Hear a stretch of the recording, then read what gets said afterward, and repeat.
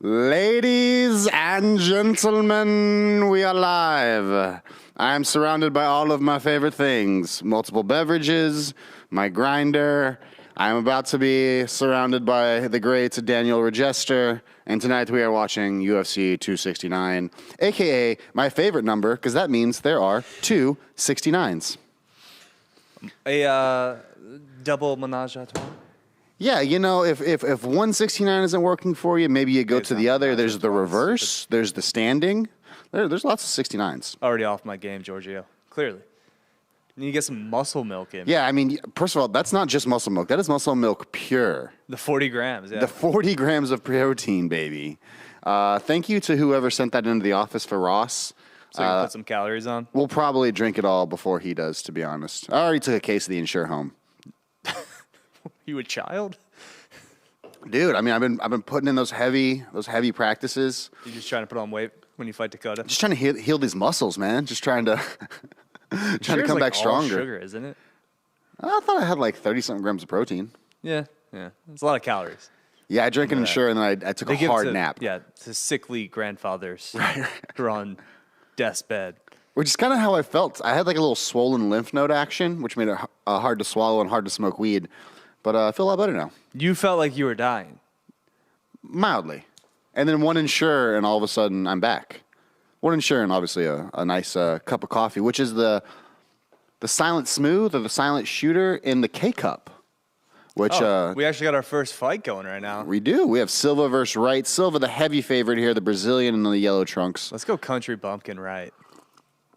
He's plus 300, and you put $100 on him right before this started, didn't you? I did. I knew exactly. Why? Stop. Why not? Because you're losing $100. That's why not. It's not on the record, right? So, like, as long as it's not on my reputation, I can take the $100 hit. Yeah, you'd much rather take the financial loss than the clout loss. The clout loss, yes, 100%. Oh, God. What's going on? Everyone's coming in. Yeah, everyone's popping in this chat right now. Davey said I look like I'm about to hit the town. You do. You've been looking good lately. You've been fading the beard in. The hair's been looking good. Oh, Wright's coming at him with a 1-2 left, swinging wildly. Now, this is a battle, ladies and gentlemen.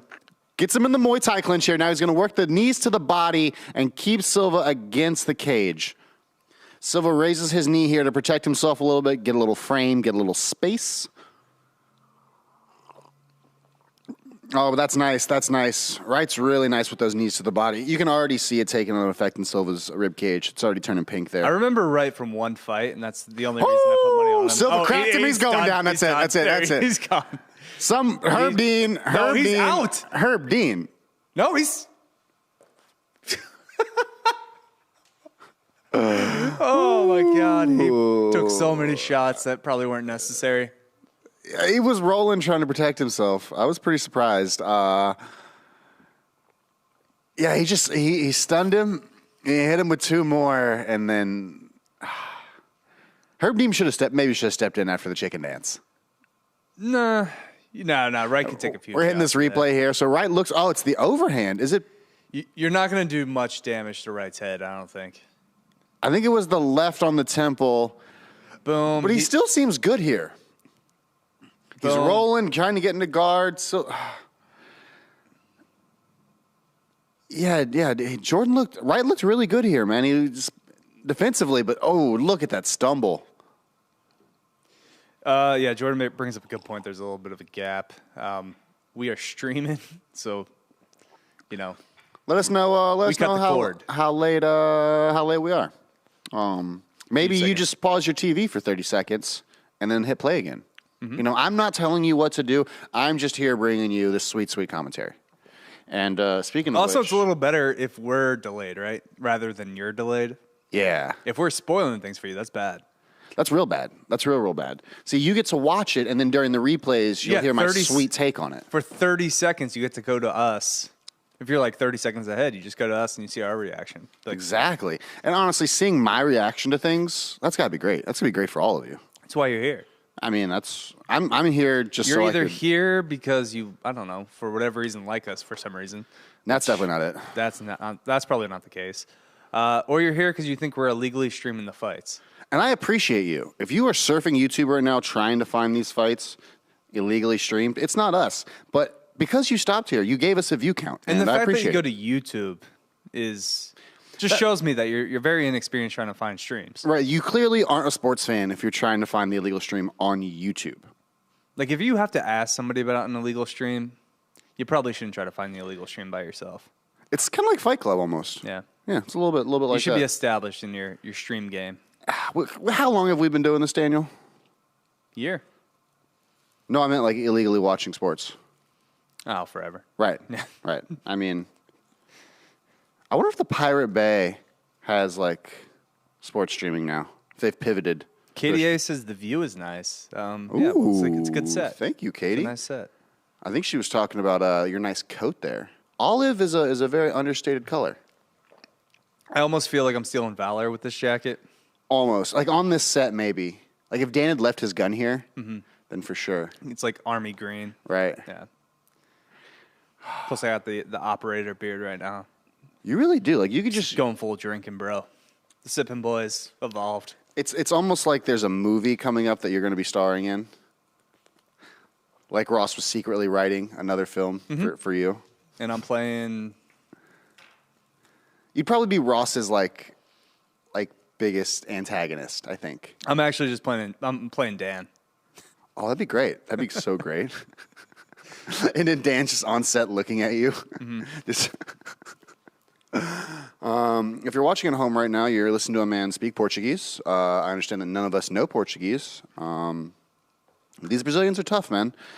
He says this is a homeless jacket from Salvation Army. Unfortunately, no. I spent $30 on this jacket from Amazon. That's a good deal. That's a good deal. That's a real good deal. Yeah, like you don't mind if it gets spoiled or like drink Yeah, spilt it's a on it? bomber jacket. I went to Universal and it rained all day. Kept me nice and dry. I thought about going to Universal, Dan. I was like making tickets to go to Universal because I don't know what to get my girlfriend for Christmas. And I was going to take her to Harry Potter World. You're going to go to Florida. Yeah. For what? Well, we're going to Puerto Rico. So I was thinking maybe we could do like a day or two in Florida in between. When are you going? 24th. Okay. Yeah. Yeah, So- I decided not the best idea to drive to Philly. Wait, why? When did you decide that? I bought tickets. I'm flying. What are you doing with Chase? I'm trying to figure that out. Okay. But I leave the 24th, come back the 2nd. That's not bad. Yeah. So I'll be if you're in the Philadelphia area, I will be there, Delaware County, December 24th, January 2nd. What are the local bars there? Like, where are you hitting anything up? Are you seeing any people from high school? Well, unfortunately, the go-to bar when around the corner from my house is Barnaby's Ridley. No longer there. That sounds like something I should know, or something from like the 20s, but I'm not really sure about Shut it. down. Then I believe Barnaby's Aston burnt to the ground. I think somebody had a loose cigarette that burnt the deck down. There's an awesome YouTube channel called Dysfuncto Land that I've been watching, and apparently Astro World was like a real place. It was like a real amusement park for people in Texas. Yes, Schlitterbahn. I'm unaware of all these things. Oh, and well, that's a very deep cut joke that you probably wouldn't get. No. But it is good if you get it. For maybe the two people at home that get it. Schlitterbahn is a water park kind of towards New Braunfels where a child was decapitated. Really? Yes. It's How not, do you as, define not as funny when you have to explain the joke. Define child. Child. Okay. Yeah. Okay. I'm drinking some Tactical Brewery over here. A little bit of their fruited sour. What part of Philly? I am from Ridley Township, so I will be at my parents' home in Folsom. I guess it's Folsom. I'm like border Folsom, Seacane. You're saying words, and I don't understand them. If you're watching at home, you're watching Sakai, who is a man who is about to get his head knocked clean off his shoulders by this man here, Tai Tuivasa. All right, so if Ty wins, do we do a shoey together? Actually, No. I'm wearing Jordans right now. I don't really want to do a shoey out of my Jordan. I mean, would you rather do a shoey out of a nice shoe or like an old workout shoe? I'd rather it taste like shit than ruin the shoe. So I'd rather do a shitty shoe. Why? Because like if I get beer on the Jordans, it's not gonna. You can get it's new gonna Jordans. fuck up the Jordans. Not so easily. You can't untaste footed sweat beer. Yes, you can. Takes about 5 minutes. You just keep drinking muscle milks. Muscle Milk is If you want to sponsor the pod, Muscle Milk, go ahead and reach out to our boy Andrew. Yeah. With all the lifting we've been doing lately, we got to get a protein sponsor. He said, so not Philly. Yeah, dude. I mean, I live 5 minutes away from the stadiums. Right down the street. Your Philly cred is being challenged right now. Delco and Philly are different. But like, it's not like I'm from Bucks County. I'm not like 45 minutes away. You're not the Dripping Springs to Austin of Philly. No. It's like, I guess the comparison would be like, yeah, from Old Torf to like Austin. Old Torf's not Austin? I thought we were like right in the middle of Austin. We are in Austin, but like downtown Austin. Like if we go to west, from like here to west, that's like the distance from me to like, I guess, South Philly. Okay. Yeah, Okay. It's not bad. Okay. You just couldn't afford to live in Philly. Like, I understand it. Like, your family worked in Philly, you know. Yeah, my mom, she would take the train to Philly every day. Yeah, you know. My family did that too. You know, we lived right outside the regional park area. Commuted in. It's okay. You get more for your money outside there. Mm-hmm. And you don't want to look at the suburbs. It's all prepackaged. You don't know who your neighbor. It's kind of the burbs. It's a little bit of the burbs. You probably got a couple acres, though. No. It's houses right on top of each other. Ah. Like, I have a house, but, like, most of my friends grew up in, like, little row homes. Very Family Matters. Oh, no. What was the other white person one with Danny Tanner? No. Okay. Dan just said no to me, which means I take a sip of this Tactical Brewery. Jacob Nichols asking if we have Cellucor, which makes C4 in Austin. Yeah, they're right around the corner. Oh, supplement company? C4. Yeah. Ever since they changed the Jacked 4D formula, I didn't trust them anymore. You can kind of get around that. Also, so there's Jacked, which people call it Jack 3D, which is funny. Mm-hmm. Then you had Old Jack, which they just redid the formula and they changed like a molecule. Then but the original Jack's got you. Old Jack was better. And then, I mean, there's different. You just got to go to the right places, like a Total Nutrition, whose sign doesn't work. Right, so they just have backstock of supplements. Yeah. And a guy just gives you something in like an unmarked Ziploc bag. I love that guy. Oh my God, the complete nutrition guy who's just like, let me go to the back and get you some free samples. And he's just like scooping pills into like little baggies like a drug dealer. And he comes out, he's like, I've got you $5,000 in free supplements. Will you be my friend? And you're like, no, you're insufferable. So we're off to a pretty good start with the prelims. Yeah. Got a nice finish. Got a first round finish. I think we're going to have a second first round finish here. The only bad part about that is you see a lot of these shitty commercials, which looks like a Taco Bell commercial. And it's ESPN Plus. They play the same 4 commercials. You're just going to watch all night. What was the printer one that we saw forever? Like the fake vampires? I don't remember what you're talking about. There's like an Epson's commercial. This is the casual man's fight companion. Yes, TJ Spartacus. I like that name. We are not we're not Bill's Mafia though. This is an OJ Simpson signed helmet. Right. And an OJ Simpson signed jersey. So Ross really takes bits too far. Yeah, he just likes to be offensive.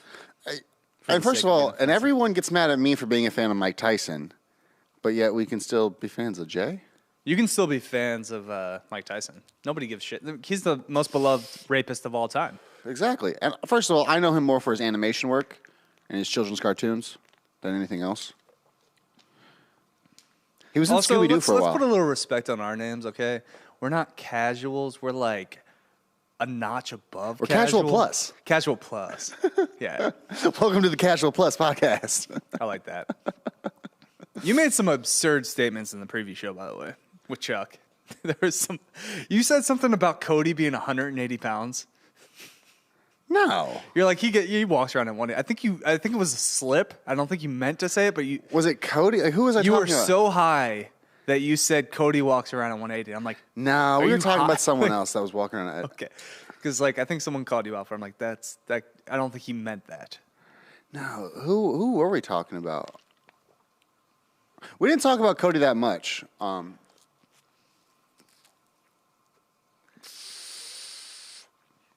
Speaking of 180. Also, you have the credentials, at least, to be a combat sports commentator.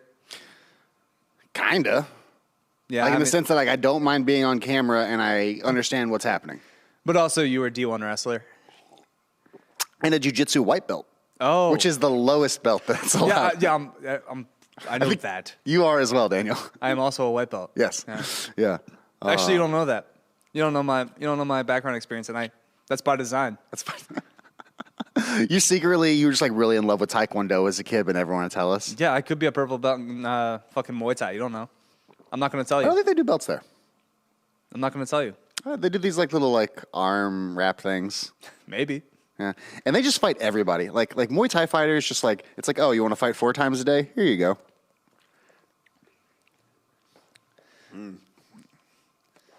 They're showing you Oliveira highlights right now. Yes, he is the best jiu-jitsu practitioner in mixed martial arts. Really? Yeah, right now. Who's better? Off the top of my head, Gilbert Burns is a name, but like who else? Gilbert Burns is a name. I'm trying to think off the top of my head. I would have given you Gilbert Burns if he would not have lost to Rafael Lovato Jr. in the last Who's Number One grappling match.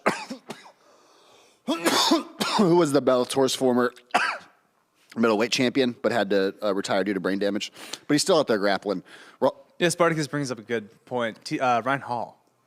Ryan Hall's good. Ryan Hall is awesome. He just won his fight today in the early prelims. Didn't submit him.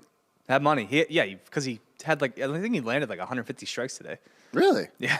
Holy shit, I gotta go back and watch that. Ryan Hall, I mean, you see him Imanari rolling to leg locks a lot. We saw that live in Vegas. Right, and we saw him get his ass knocked out. Ryan Hall, that's debatable, but not really. I think Charles has way more jiu-jitsu, has a much more complete game. I think his guard game is just phenomenal. Him and similar to Tony, I mean, they use the head position, they use it all to set up the elbows. And the elbows from your back are just nasty. Can you technically still consider? Is Damian Maia still on the roster? I think he's out now. He left when Overeem left. Okay. Yeah. No, Overeem got cut a long time ago. Maia was. Are we sure? I think Maia's cut. Yeah. Yeah, I think they got cut at the same time. And then RDA's in there. That's another statement, but he hasn't really fell in love with the hands a little bit. Jacare. Yeah, Jacare's another name. But I think Charlie has the best mixed martial arts jiu-jitsu. He doesn't have like an ADC title or anything like that. I feel like Ortega is probably underrated. Yeah, Brian Ortega. Yeah, another phenomenal jiu-jitsu practitioner. I just think this kid's got it. Maybe, I mean, if you really want to give Nate Diaz a little love. No. No? Okay. No. Do you want me to just end this podcast right now? No. TJ Spartacus said he was way obsessed with the leg locks tonight, which I'm assuming is referring to Ryan Hall. He's always obsessed with the leg locks. He's kind like of his bit. He's like the UFC's Gary Tonin, like John Anik wanted to tell us in that hotel in Vegas. I think Gary Tonin has a much more complete jiu-jitsu than Ryan Hall. He's got the leg lock. It's very dangerous, but I think the defense to it is also growing. We're seeing a lot less like leg lock dominance in grappling right now. Like New brings up a good point. Maybe we're ignoring the women here. Mackenzie Dern. I'm gonna spark this joint and let you handle that silence. Okay. That just tells me that you're a misogynist, and I respect that. Every show we talk about, I talk about the evolutions of women's MMA. Toxic masculinity. Let's bring it back. I think it's amazing what these girls are doing. Throw on some Future, spark up the J. Let's get some toxic masculinity going. We get another cup of a little Black Rifle coffee. Maybe. Did you make coffee? I did. Well, no, I did. You not hear my pitch for the K cups at the beginning of the show? Oh, can you make me a cup of coffee? I mean, I can. Okay. Would you like me to? It's as simple as putting a K cup in the Keurig machine. I know. Okay. Yeah. Yeah, for sure. I got you. Just make it. But also don't go yet. There's literally nothing happening right now. No, they're literally showing stockings with different fighters on them, which Nate maybe Diaz you can on a order. stocking. Oh, this is sad. Cowboy Cerrone, 18. Is this like finishes in the UFC or something? Submissions. Probably submissions. I think it's finishes in general. And it might have been Nick Diaz, not Nate. Maybe. Little did you know, Cowboy Cerrone next weekend is competing. Combat Jiu-Jitsu against Craig Jones. If you guys don't know who Craig Jones is probably the number 2 Jiu-Jitsu practitioner overall in the world right now. 185-pounder. It's going to be competing at 185 pounds against Donald Cerrone. Mm-hmm. Combat Jiu-Jitsu is just Jiu-Jitsu, but you also get to slap and, like, palm people. And, like, so if they're, like, defending themselves and bringing their hands up, you can kind of, like, hit them in the ribs or hit them in the face. If they're on your arm trying to pull an arm bar. I think Eddie Bravo invented it. It's pretty interesting. Rashad Evans will also be on that card against the current middleweight combat jiu-jitsu champion, whose name eludes me at this point.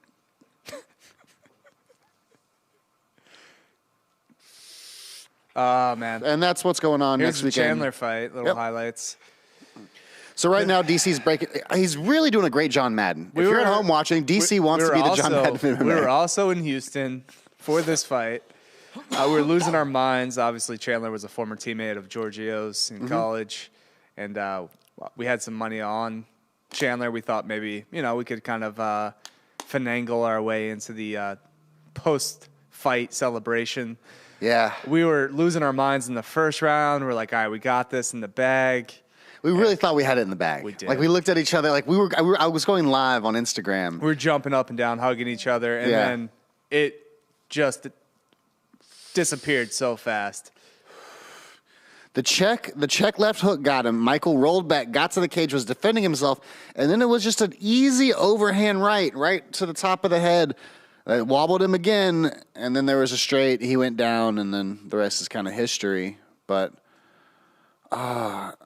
he's so long, Charles. So dangerous. This is really going to be a good fight for a title, to be honest. Yeah, it should be. Or Dustin starches them in like a round. His boxing is that good, though. Mm-hmm. Mm-hmm. Does Dustin Poirier have the best boxing in mixed martial arts? No. Okay. I just say things and then you just say no. Yeah, no. Okay. I'm a big fan of DP. I have been going back and forth on this for quite some time. Oh, yes. Now they're showing you Ty. I love how they're leaning into the shoeies over at ESPN. You never thought they'd do that. I still think probably Jan. You think Jan? Jan's probably the best. The best boxer? Yeah. Even Connor, maybe. Honestly, I'm not saying he's the best. There could be an argument about that, to be honest. For hands. Yeah. Solely boxing. Solely hands. He did win some rounds off the best boxer of all time. By design. Teddy Atlas. Obviously, Anderson Silva when he was in his prime. A lot more with the feet. Silva's super dangerous with the feet as well. He's The hands. Super dangerous now. with the elbows. He's a boxer now. He is boxing now. Just beat an actual boxer in the boxer's home country. He's gonna do a lot of that. People don't realize that he was a different kind of champion. I think his MMA career went far too long. People kind of got like a different taste of him. But I grew up watching Anderson, and like it was like watching Amanda Nunes. It was like no one's got a shot at this guy. Max for sure. Max for sure is a good boxer. Yeah. I think Max has got those hands for sure. I'm a big fan of Max Holloway. Ben Askren. Whoever said AJ Gamble said Ben Askren. That's funny. Maybe a little respect on maybe Masvidal just No. from his. No. I guess not after Usman. Yeah. No, you give him the savviness. Yeah. You give him he's like top 5 personalities in MMA of all time. Top 5 like We said media. TJ. We said Peter Yan. That was the first name we mentioned. But again, I found Peter Yan to be a way better like counter fighter. He's a boxer, He also hits you with the low calf kick. He's got a whipping low kick. but he hurts you.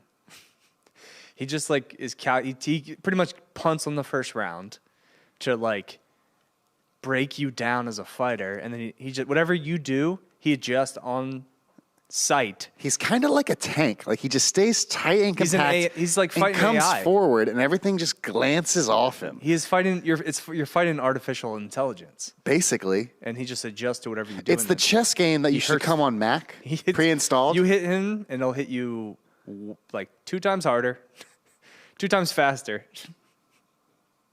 Yeah, he's a bad man. In a really good division, he's going to be a champion for a while. I don't really see anybody beating him. I don't like. Obviously, Aldo might get another shot at him. I think he does. Because like, who knows how long TJ's out? TJ will be back in. I'm telling you, like they're scheduling fights for May right now. They're announcing fights for May. Like I think they can announce a TJ fight by then. I think TJ's probably in the gym. I think TJ probably fights Aldo next. If Sterling gets that title shot, Sterling's not fighting again. To unify the belts. His neck was fused. Like I don't really think he's coming back. Tiger Woods' back was fused. He won the Masters. From my understanding, obviously that neck injury was very golf freaky. And mixed martial arts are one and the same. They really are. Yeah. Tiger looked good. Did they win that tournament? Him and his kid? Yeah. I don't know. I don't even know if there was a winner. I think it's just like play around with your kid. What? Yeah, his kid's like 12. So? You compete at 12, Dan. It might still be going. I don't know. Yeah, it's a multi-day event. There's probably a winner. Sterling. So you don't think Sterling fights again? Ever? Mm-mm. John Jones might not fight again in the UFC. Well, he probably shouldn't. He's a bad man. If they in a bad way. If they get, well, he's sober now, Dan. Oh well, we'll see how long that lasts. I think he is. I think he made it like 60-something days. I'm not because I'm drinking this Tactical Brewery fruited sour over here, cranberry and lime, and I'm sour boy. It pairs well with the coffee, to be honest. I know you don't think it will. Then they're sour. Sour. I hate sours. Jester King is a noted brewery out here. Mm-hmm. In Drippin. I think it's in Drippin. Exclusively, they like specialize in sours. Is this Shaq singing opera? If you're at home also watching this, or am I really racist?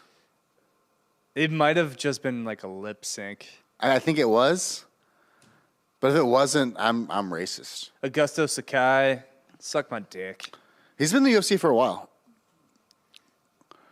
He's had a lot of fights. His last fight, Rosenstrike? He got knocked out by Rosenstrike? I think his last fight was, Rosenstrike and Overeem, and then he beat someone good. Kind of can't forget, been smoking a lot of weed. Actually not. His joint's only half done. Yeah, his last fight he got knocked out by Rosenstrike, and then it was Overeem. In the first round. With a second left, I think. Yeah. I feel like we should have watched that. Amber Van Vliet. Link to the fight. ESPN Plus. It's like $5. It's not if even. If you guys want, I will get my phone and put the camera on Instagram Live again. Let me know if you want me to do that. Crypto.com really making moves. AJ, I disagree. Cody Shin's not going to be worse at 25. Cody's going to be fine. Cody's much bigger. Wow, AJ with the hot takes with Cody? Yeah, Cody's winning this fight. I don't like Cody, but he's going to win this fight. And I have money on Cody. I think I'm more in line with AJ. I think the weight cut's going to be a lot for him. Oh, yeah, how do you look at the weigh-ins? I didn't watch the weigh-ins nor the press conference. I've been mega busy training for Dakota. So, no fight. Scott, it's ESPN Plus, my guy. I appreciate everyone who clicks on this because you think we are illegally streaming the fight. I appreciate it because your views do count. And I do appreciate that does make me happy. That you are still trying to illegally stream the prelims. Which might be free. Well, with your ESPN Plus subscription, yes. Is that $5.99 a month? It's like $7. That's not bad. Yeah, it's not bad. That's less than Netflix. It's eventually everything is just going to be put together It's going to be called Bundle. There's going to be no vowels. It's going to be BNDL. Every app that you want is going to be on Bundle, and it's just going to be cable again. It's like, remember in cable, because you could like kind of mix and match what extra channels you wanted? I never had it, but kids told me about it. You could like pick HBO, or you could make sure you got Nickelodeon. Anik just said he has to do a shoey with water. I think he just told people that. Oh, Ty looks good. Also, a big fan of his tattoos. You know, not a lot, non-traditional. He's fighting for his country, who he believes is This currently... is a Eastern Pacific battle? Yeah, I'm surprised South Pacific battle? He got out. Oh, man, yeah. All right. I follow Ty on Instagram, and he's actually quite political. Really? Yeah. I think a lot of South Pacific people are. They're like aggressively political and aggressively religious, I find. Yeah. Which is super interesting take. Ty controlling the center of the circle here. Sakai circling around. Actually, the higher ranked of the two fighters. Surprisingly enough, even though Tuivasa coming in the betting favorite. It is also the heavyweight division. I mean, is there 15 good heavyweights in the UFC right now? Maybe Sakai with a low kick. There's not. And then Tuivasa still controlling the center, working him down. Not really a punch has been thrown. One low kick. Both been kind of respecting each other's power at this point, trying to feel each other out. There we go. Ty with a left hook, puts him to the cage. Sakai counters with a left or right kick. So that's two kicks to the same leg for Sakai. Tuivasa goes back to this leg control. There he is, ladies and gentlemen, the bad boy of Tetherball Media. It's not a mullet, but it's close enough. Eli Halper is joining us tonight. It looks like he brought something in a plastic bag. Maybe it's laced with drugs. He made it just for the Tai Tuivasa fight. I'm going to bring him in beside me. You're just in time for the trash body fight. I don't know we're on air. Or you can sit in the middle, too. I'm just going to turn your mic on. Does that change things? You got to eat that whole brownie to do the show. That's what I was doing most of today. Is this being broadcasted? Yeah, we're on the sports channel. This is just a little fight companion for the people at home who like really good casual MMA fans takes.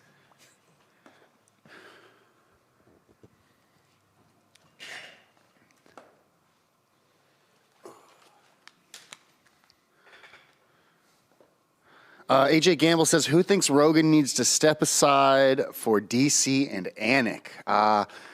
DC is the most likable guy in mixed martial arts right now. John Anik is the utmost professional when it comes to live broadcast. Yeah, Anik's great. Yeah. I could do without DC. You can do it without DC? Really? I don't think anyone breaks it down in real time quite like DC does. DC kind of rides for his boys. Maybe. He's not I could give you that. necessarily the best. Neither's Rogan, but Rogan is spread out. I mean, Spreads himself thin now. you think? I enjoy I like Rogan calling fights because it feels like a bigger fight. Yeah. You kind of know it's a big night when Rogan's there. Yeah, like he cares enough. Okay, Ty's working over I top heard he with the only does overhand right. pay-per-view now. What? I heard he only does pay-per-view now. He Yeah, doesn't so it's do. like, He doesn't even do all the pay-per-view fights. He like kind of picks and chooses now. Well, he doesn't really go to Abu Dhabi or places No. much more. He's like, I'm going to stay in the U.S. That's smart. Yeah. All right, Ty here with the underhook, pushing Sakai up to the cage. Taking a little damage from Sakai, but those head slaps aren't too much. So my coach, Cody Hofstadter at 10 Planet Austin, has a pretty big emphasis on toe pressure and hip control.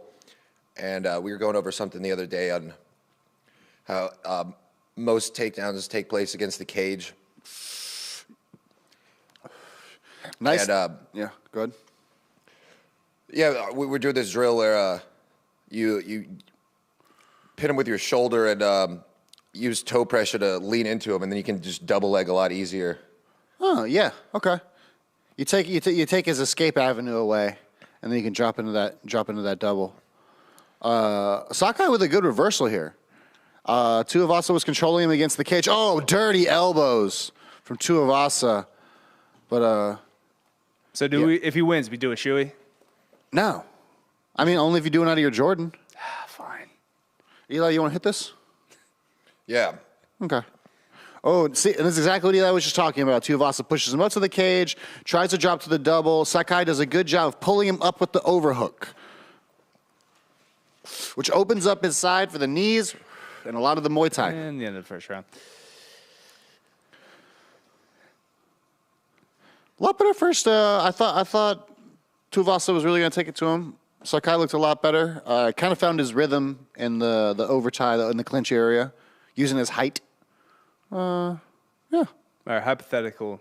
You're in the UFC, but you have to have a body like Ty. Are you game? Like that's the rest of your life. You're just gonna be a fat boy who can throw hands. You know, it's such a hard decision because, like, initially I want to say no. Like you live the rest of your life open As Ty, right? as a fat man. But do I have his swag? Yeah. Because I feel like he gets domed up proper. You know what I mean? Sakai's a different story. He's trash body and has no swag. Right, Yeah. right. He's very ooh, you know. Yeah, I feel like Tuivasa's got many bad bitches. Plus that body probably plays in like the Pacific. Right, that's what I'm saying. Like, yeah, it's like a much more established over there. Plus you're Samoan, Is he Samoan? right? No? I don't know what he is. He's got Samoan tats. Are those? Are those like Japanese Yakuza tats? Would you know, Eli? Yeah, I don't think there's Samoan tattoos. Nah, this Samoan tattoos always got like that tribal looking stuff. That's not tribal? I don't think so. Oh, he's unloaded. Wow, the Later. broadcast company left that up now. And Tuivasa's Good night. hands. That's Oh! Oh! Shoey. yeah, shoey time. So that's what I thought was going to happen There in it the is. first round. There we go. There's the shoe.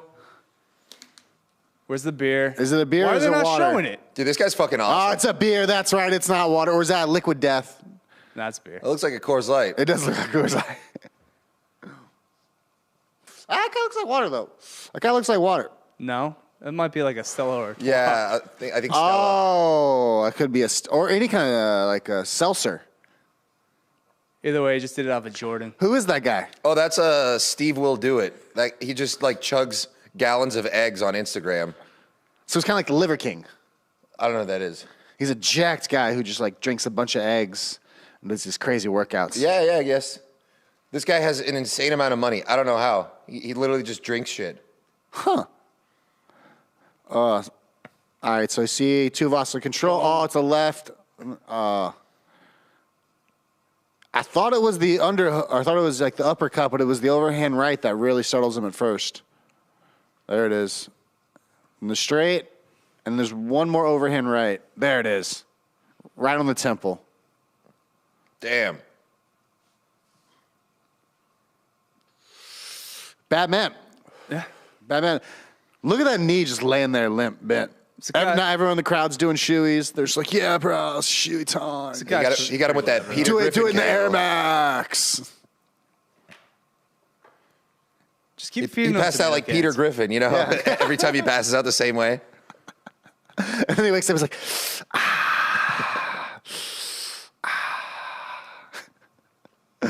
Family Guy used to be good. Preston says those are 100% Samoan tattoos. That's called pia. Damn.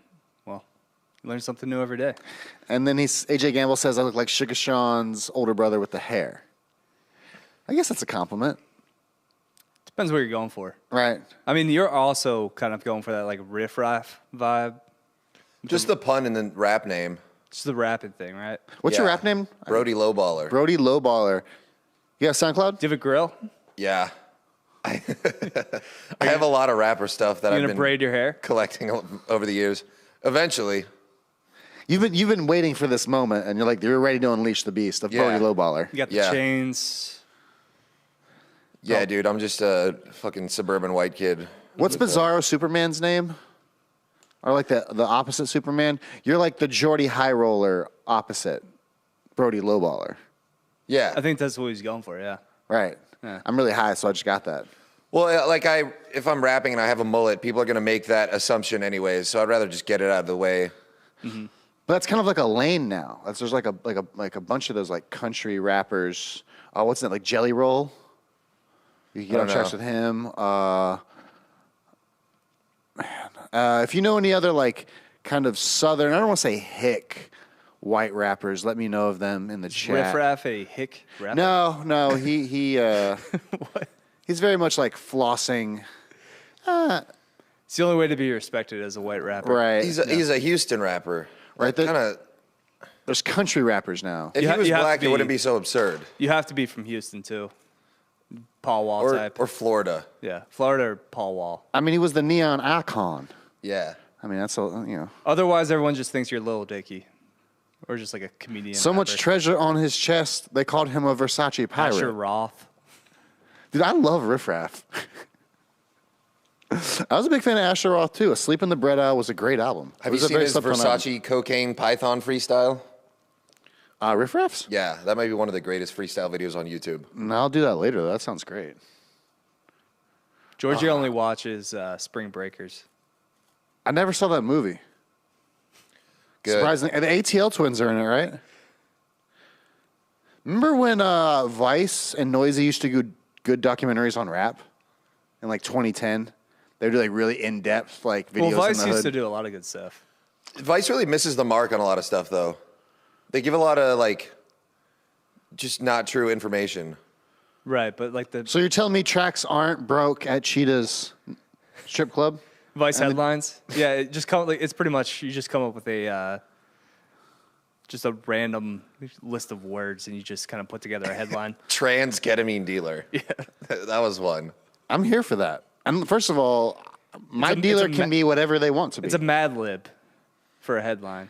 As long as you have the isomer I appreciate, then you can you can identify as whatever you want. I'm liberal, but I'm also conservative, which means I have a drug dealer, but he can't be a queer.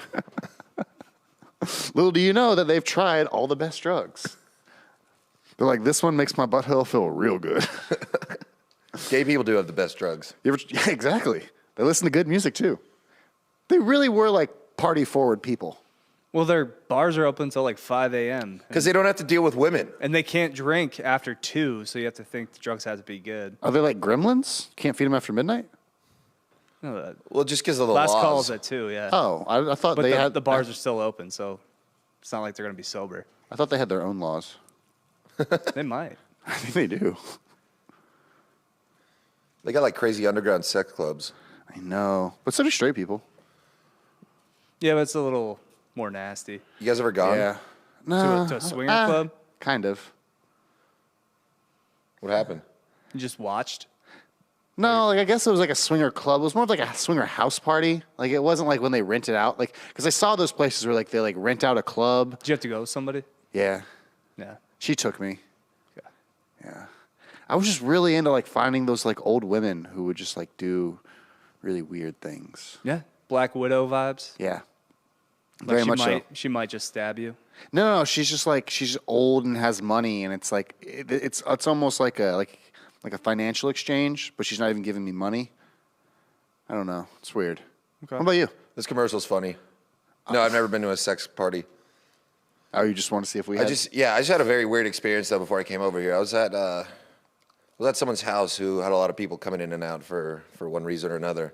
And this guy's like a real nice guy, kind of inviting, so people were overstaying their welcome. It got to the point where there's like 4 people just lingering.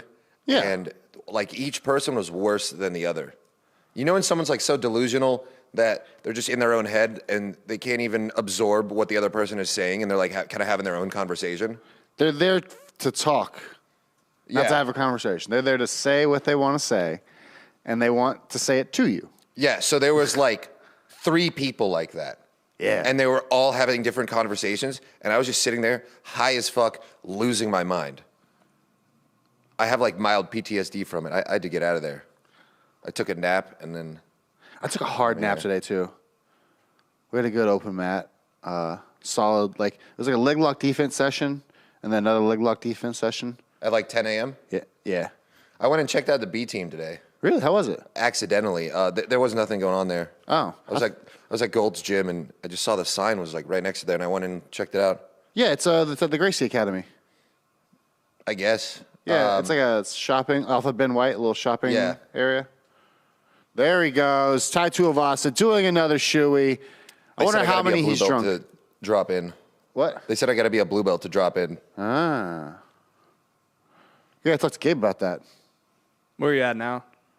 I'm white belt. Okay. So is Giorgio. Talked about that at the beginning of the broadcast. Giorgio took me down last time I saw him. I'm going to kick his ass. I mean, we weren't really like, it was more like a hug. And then we like rolled down. You just got to strike. It's a way I greet people. Tim greeted me that way. Giorgio doesn't have hands. You can just work him kind of standing up. It's true. Yeah. It's true. I have no hands. I don't know if I'm a worse boxer or basketball player. Both. Dan's just looking at me serious as fuck. You're like, no. I bet you're better at basketball than me. No, my shoulders are terrible. Like anything like this, just that's not happening. How do you shoot a basketball? Badly. 2 hands? The same way I'd like to shoot myself. Is it kind of like push?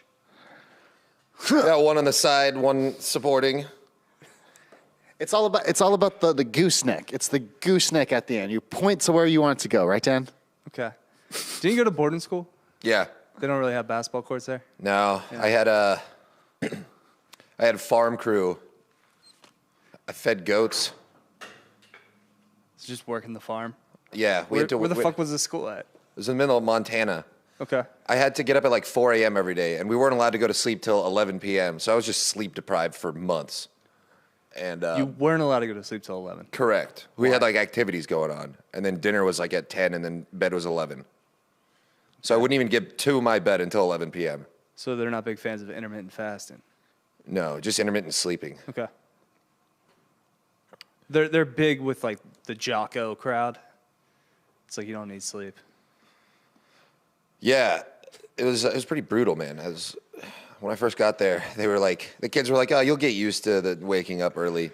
No, it didn't happen. 2 years later, I still wake up every morning. I'm like, I want to kill myself. Yeah. First thought every day. What's the first thing you would do every day? 4 a.m. Clean the shit out of my apartment or the dorms. Make your bed? Yeah, we'd have to like space the hangers 1 finger width apart. Okay. And then go feed a bunch of animals. What do you do till 11 though? Like just other activities? Other farm activities? Class, electives, more farm stuff. Those animals got to be taken care of a few times a day, you know? Yeah, there's a lot of farms. Like, how many kids were in your school? 70.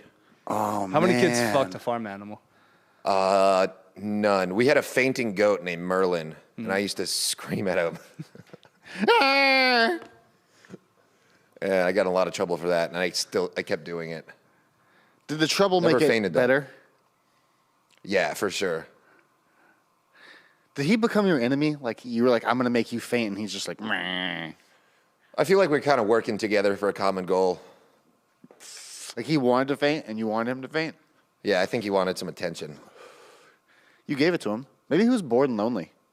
Because you know how, like, dogs like to, like, wrestle and, like, kind of, like, slight bite you when they're playing?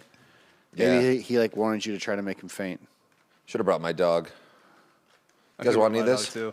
What's in it? Chocolate. And? I mean, it does look good. Did you make that yourself? Mm-mm. Who made that? I'm good for now. I gotta drive back at some point. There's pizza in the There's a shit ton of pizza. You got like 4 pizzas. I got 3. Okay. I thought Cody was coming, so I thought you might be hungry. Yeah. I invited a few people too. Yeah. I mean, the main card's still here. If you're in the Austin area, if you're cool, stop by. You know who you are if you're cool. Dustin Poirier with a shaved head just looked odd. You think he needs hair? Yeah, he definitely needs hair. Okay. That's a good brownie. It's a weed brownie. Is it? Yeah. Yeah. I'm smoking weed, so. Yeah, it affects you 0. I'll make a cup of coffee, though. Oh, I made it for you. When he comes back. It's being poured. Oh, it is? Yeah. Okay. That's what I left to do. Well, thank you. Yeah, I'm a good friend. Thank you for looking out. Yeah, I'm here. God, Shale's lips look red. Look at his neck. What's going on with his neck? Looks good on that TV, though. Does it? His neck looks like somebody was strangling him. Probably was. It's probably getting those jits in, man. Yeah. Shale's a All right. notorious jiu-jitsu guy. So this is the first fight I'm on. Is Munhoz. Oh. Officially, I guess. Yeah, I'm just not a Dominick Cruz fan. Everyone talks about his footwork, like it's so good, but yeah, see, we're gonna crush them all. Also got the pizza. Ensure. There we go. Somebody sent him in for Ross because he's Tiny. very small. Yeah, Now I feel serious. like a dick. No, small don't be. man. We're gonna drink them all. I already drank a muscle milk. Yeah, me so- too. He took all the chocolates, so thank you, Gigi.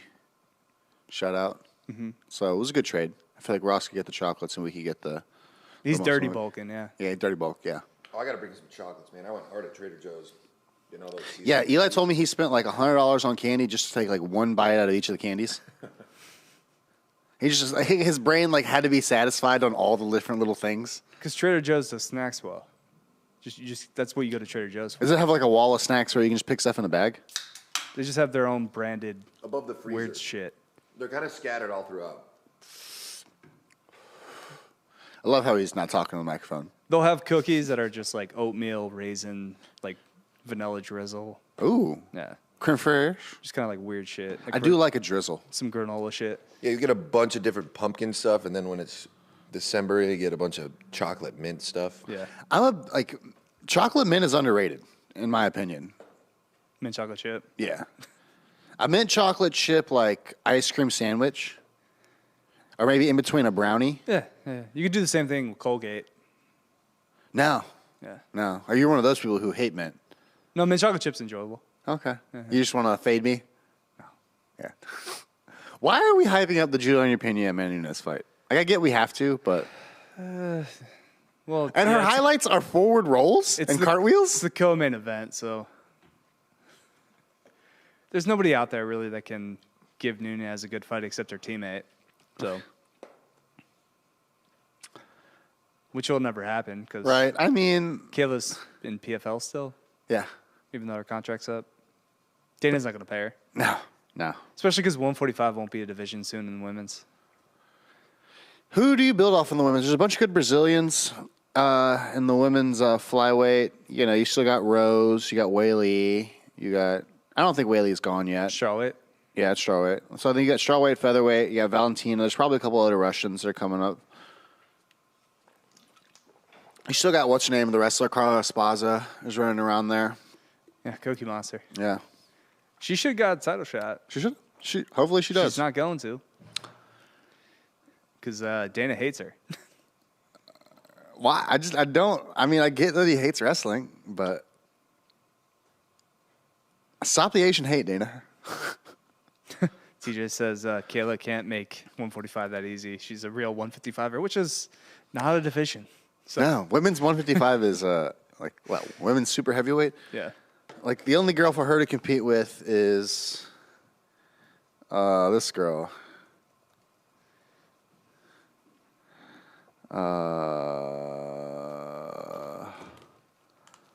Gabby Garcia, who's like the multi-time ADDC women's champion at like 150-something pounds.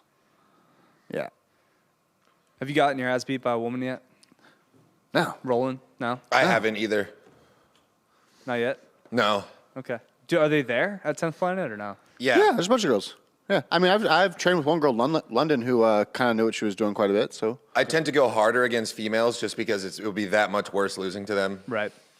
You just squash the bug while you can. I was just practicing whether it wasn't like a. If you like got a choked roll. out by her, I don't know if you recover. Can you go back? Yeah.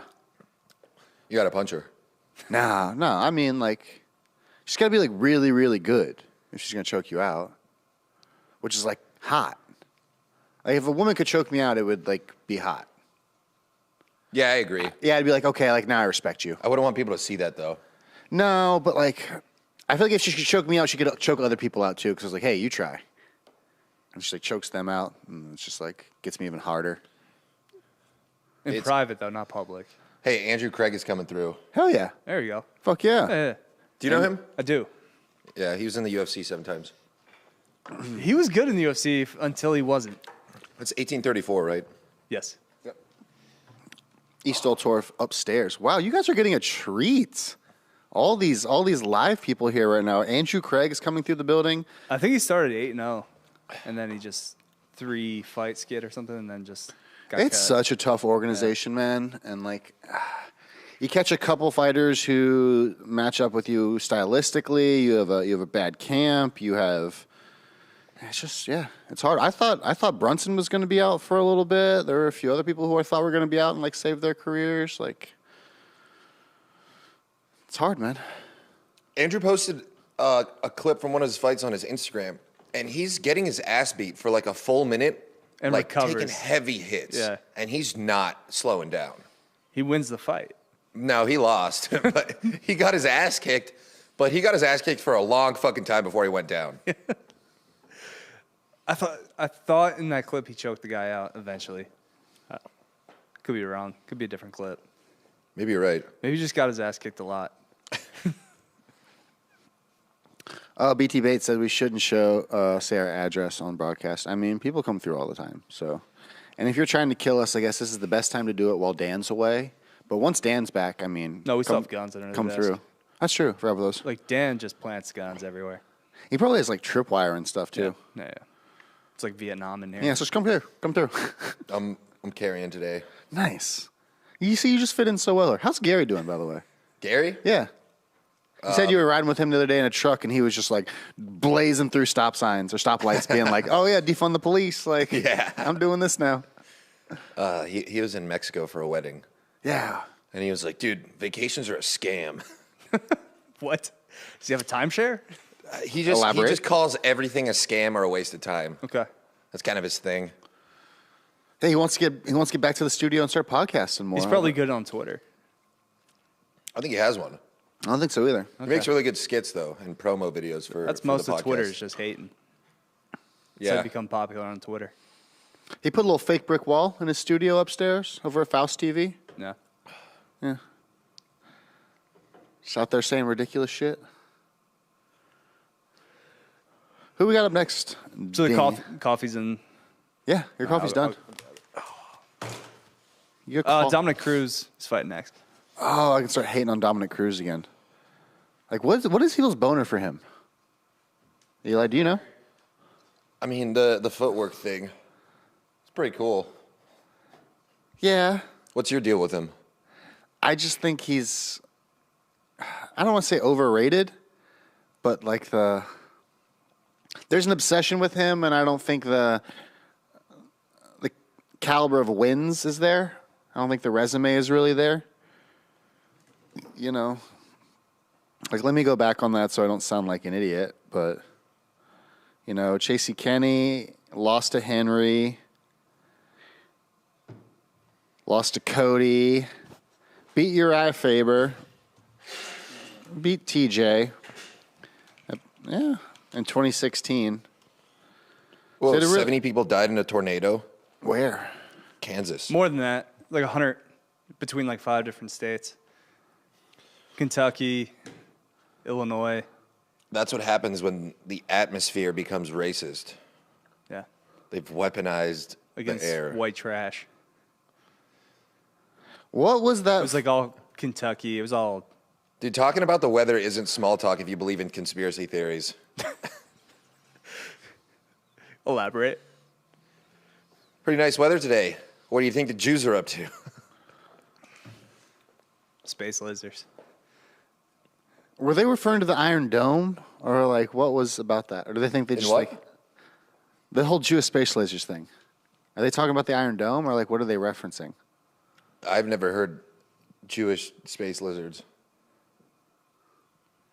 Dan? Is the Iron Dome just getting head with the girl with the helmet? No, that's the missile defense system that Israel has. That if anything comes close, no. they can. Okay, Oh, I thought it was that gold temple in Jerusalem. that's Trump Tower. Yeah, that's Trump Tower. Yeah. How do you feel about Mark Goddard as a referee? It's fine. You're supposed to hate on every referee, right? No, man, you love it. Like the whole point of a referee is to get so big that you then become a celebrity and start a podcast. Like everyone hates Herb Dean now. No, everyone loves Herb Dean. The goal is to get a podcast. Yeah, with another former MMA fighter, and it's called Weighing In with Big John McCarthy. And all right, so here's the footwork that we talked about. Dominick Cruz, very rhythmic, side to side, 1-2 and out. Munhoz with a So what's causing Low all the kick starting California off. fires? What? What's causing all the California fires? I think it's just atmosphere. Atmosphere. It's been happening every year for a while. I didn't even know there were any right now. So it's not global warming. It's It's definitely global warming. it's control. It's You should control. combat it by eating crickets. Go to goldencricket.com for 20% off. Shameless plug. Isn't just everyone throwing cigarette butts out their car? Notice how he gets his head offline as he throws jabs. Yeah. That way he doesn't get hit when he's coming in? Yeah, it's ever so slight, but it's pretty effective. Or if he does get hit, it's not getting hit square? Yeah. Oh. Yeah, it looks like a reaching overhand right, but he seems to be protected with it. It's kind of like a slip as he jabs. Yeah, So like, he's like a level change. defending as he's on offense. There you go. Tries with the ankle pick, knee pick. DC talked about this in the pre-fight when Dominic insinuated that he did not do his homework. DC says Munhoz honestly looks like Dominick Cruz cardboard cutout that was left out in the rain. Kinda. Or like one of those pills you drop in the water and he didn't like fully inflate. Right. Yeah. A little bit shorter, a little bit stockier. Not as good looking. No, but it's hard. Dominick Cruz is a good-looking dude.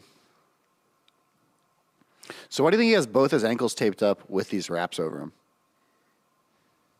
You don't see that much. It's very like Fragile Muay ankles. Thai-esque. I don't know. Just interesting. And Munhoz cracks him hard. Almost stopped him.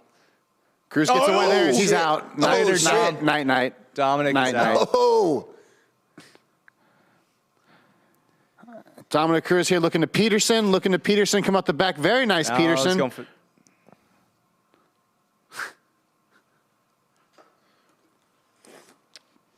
All right. Is he a So 10 planet now- guy? Who?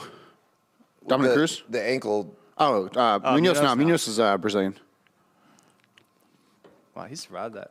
Looked like he was pulling some rubber guard. Did not expect that. That was crazy. He went out for a second. He did. I am very impressed with Dominick Cruz's chin here. I thought he was out. He might have been. Munhoz needs to just settle in here, go back to what he was doing, light pressure on him, get back to the jab. Don't let Dominick Cruz breathe here. Well, now he's just taking shots. Yeah, that's straight and then the right hook.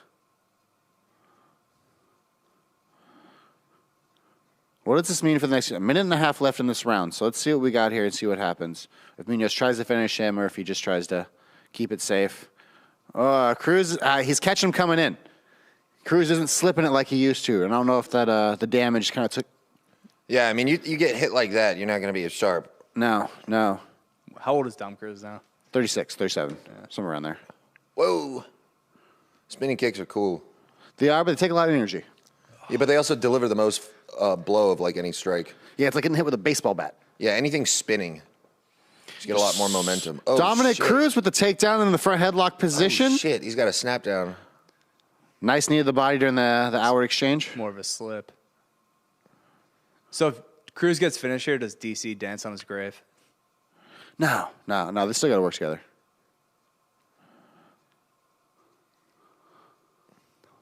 Yeah, you'll see DC do a lot of the how tough he was, the heart of a warrior after that first that damage in the first. AJ says we're about a 90-second delay, which is good for you guys. Yeah, really? 90? Yeah. Yeah. It's a lot. Yeah. It's like a different time zone. It's better to be behind. And guys, just pause your TV because you can do this, and then wait 90 seconds. That is my recommendation. Probably more than 90 seconds. Oh, fuck. Oh, Munhoz with the I'll go make sure that we're live on our stream as well during this break. Oh.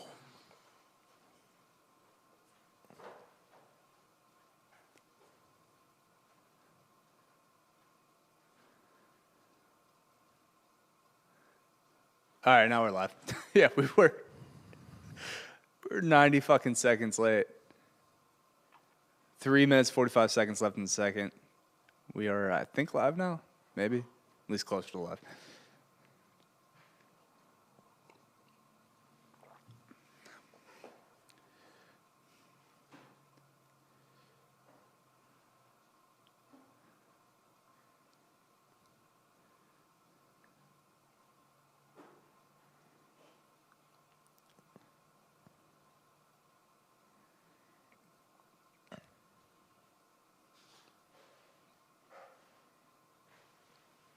So how many, like, actual fights have you had so far? I've had 3 jiu-jitsu tournaments and 2 kickboxing or Muay Thai fights. So you went to Costa Rica to train for, like, 2 weeks? Yeah, I just got my ass kicked by a bunch of black belts the whole time. And I came back and Are you better? started tapping a bunch of white belts. Yeah, I learned some great stuff.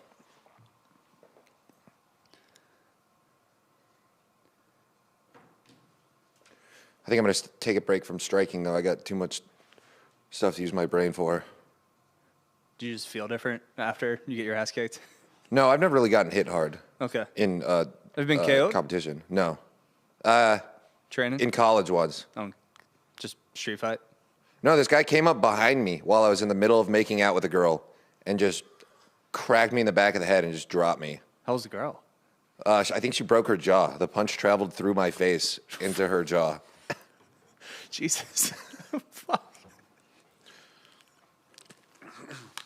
Yeah, I was, and then my head hit the pavement. I was out for like a minute. All right, so what have I missed in this second round? Munhoz is looking good here. Close high kick.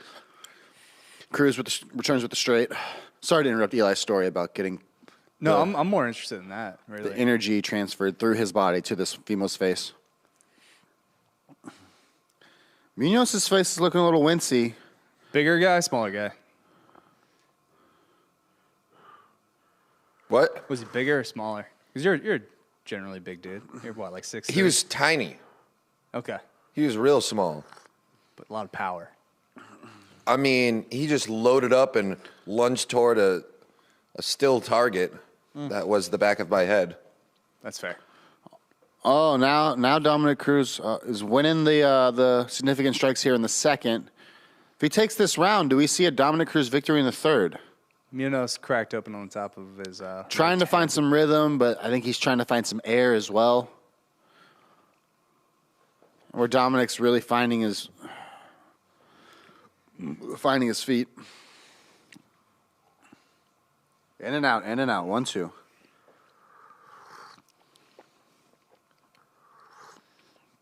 Munhoz really swinging for the fences, trying to catch him here.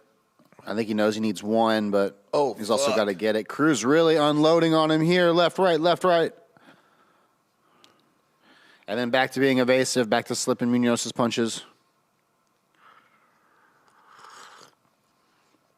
Yeah, DC is just waxing him right now. Taking the high road. Just Killing him with kindness. a little bit of that slurpy slurp. Some ASMR. For the people. Ooh, Don Cruz coming with some fire. Got some power at the end of the second. Yeah, I mean, I definitely give the second round to Cruz. So 1-1. Between the number 8 and the number 9th ranked fighters in the world. Giorgio, how many times have you been knocked out in your life? Knocked out? Yeah. How much CTE do you have? I've been choked out countless amounts of times. Does that really count, though? Does that do much to your brain? So here's what happens is like you don't know it because we should do this jokingly in wrestling is just go rear naked each other all the time. Mm-hmm. And it's like a calming and then your tongue feels fat and you just see stars and you're just like, and it's pretty fun. Right. Like, it's not a terrible experience. Right. You're strangle baiting. Kinda. Like I'm not jerking off and there's someone else there. But you still got off. If it's the muscle too, and it's like a really good blood choke, like on the carotid artery, you don't feel any pain. So like I feel like a rope or something like that would be like kind of annoying. But this is just that sweet, smooth, good night. Mm-hmm. And then you're just like seeing stars, and you're just like, ah. So I hope that makes sense. Yeah, it sounds pleasant. All right, here we go. Round 3. Dominick Cruz looks like he's about to come on here and take this. Do you think that suicide... Munoz looks ready, though. That suicide pod does that? I hope so. That suicide pod sends you into outer space or, like, is draining That's your what body. I think. I don't think it actually kills you. I think it kind of just... it freezes you. They send you to space. It just becomes that Jennifer Lawrence, Chris Pratt movie. Exactly. You get woken up, you're like, shit. Yeah. It's like we're 300 years away from being on the fucking planet. Yeah, no. I think it does more of like it hooks your body up and like drains you of your nutrients. You become like a human battery. Oh, Dominick Cruz meth? catches the kick. No, these suicide pods that You are done illegal meth? now. Yeah. It's like super Adderall, right? It's very productive. I recommend it, honestly. Okay. Just microdosing? Yeah. It's like a party drug? No. You do Study it- drug. you do it I alone? can't imagine being addicted to it. Just wasn't fun? No, it's miserable. But you get shit done. Okay. You just get absolute tunnel vision on whatever you're working on. This guy who used to traffic drugs and build grow-ups with, we're prescribed 330s of Adderall a day, of the big ones. I was prescribed 230s a day. Yeah, I didn't take them, but... I'm glad. Those things are like intense. And 2 milligrams of Xanax today. From the same doctor. That's a good doctor. I was 18. That's a great doctor.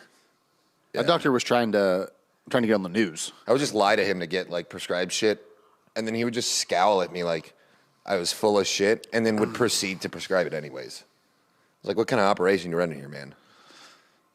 I mean, this is how you get repeat customers, but Clearly, and just a drain on the insurance. Worst drug you've done? crack for sure. You like crack? No, there's absolutely no reason to try that. Super addictive? Yeah, it feels like a super hot girl just manifests on your dick, and then you're like, oh shit, and then she's like, yeah, you like that, and then she just disappears, and you're like, wait, come back. So it's a strip club. The strip club of drugs. No, they don't touch your dick at the strip club. No, but they make you want it, and you make you think that they want it. I think that allure leaves once you date a stripper, though. Vegas strip clubs will touch your dick. Yeah. That allure left me once I got in a relationship. With a stripper? Or just No. in general? I mean, they're all strippers pretty much. Yes. This is the toxic masculinity we need for this podcast. I agree. Let me tell you something about women. They're all whores. They're prostitutes in one way or another. How many views is this going to get? We got 50 people watching it right now. It kind of rotates in and out because people think we're live streaming the fights. Yeah, which is really great. I gotta tell you guys a story later. Okay.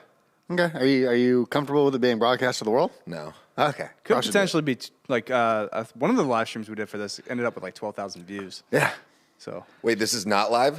No, it's live. it is live, but like it's multiple hours, so people come in and out. Dominick Cruz coming off with this exchange. A minute and a half left in this round. I think either man can take it, to be honest. Neither one has done any significant strikes to note. Both of them look like they got a little win left. One last go in them. Let's see who wins this. Dominick Cruz with the takedown attempt stuffed by Munhoz. Dom Cruz might just win off legacy. There's absolutely nothing more exhausting than doing MMA. No, it is the most tiring. You're fighting a man. And you can't leave. Yeah, like in jiu-jitsu, you can like hold position and like chill for a second. You pause in MMA, you get fucking cracked. I would like to get that thought process out of jiu-jitsu. Really pushing the pace on people. What, no breaks? Shot clocks? No. Just on the head, passing guard. If you can't pass guard, you're covering their mouth, you're stomping. Dominick Cruz with a single leg push attempt. He won this round. Dominick Cruz, enjoy your win. Fuck.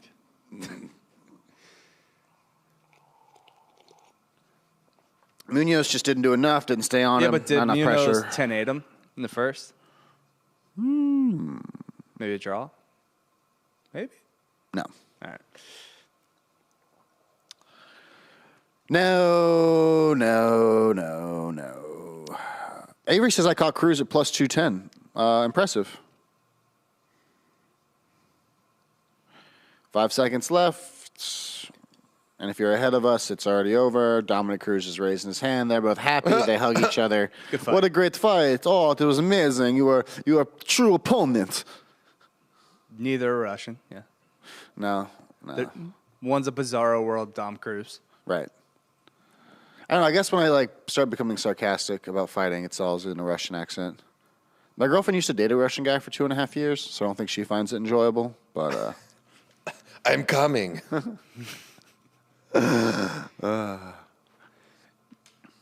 Imagine a girl screaming. no, I don't do that anymore. Nikolov. Did this guy in this commercial plays the same guy in every movie? He does. I forget his name I though. do him, like though. that, though. I think it's like Brett Gelman. You get typecasted, and it's hard to shake. But if you're really good at it, don't you owe it to the world to be that character? And I feel like the less you got to act, the better. It's less work. Yeah. Do you watch Succession? No. Okay. Do you know who Kieran Culkin is? No. Macaulay Culkin's brother. Huh. He's in the show. He's a complete wild card and I don't think he's acting. I think he's just being himself.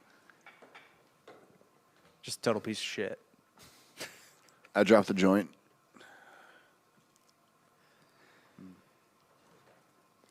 Some good CBD. Derek Lewis is fighting Dukakis? I think someone in chat said Dukakis is from Delco, too. I respect that. I don't hate him, man. We've signed a couple of his fights in a row. We liked him so much, we thought the 85-pound Dukakis might be legit as well. You guys going to see the new Matrix?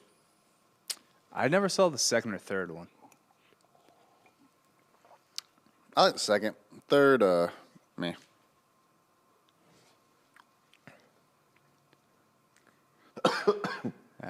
Tom Cruise won. Dominick Cruz. Fuck. Yeah, so, that happened. I don't want to say called it, but You didn't. You were hating on Dominick Cruz before the fight. yeah. That's why I don't want to say I called it. That's big of you. Not going to lie, Dan.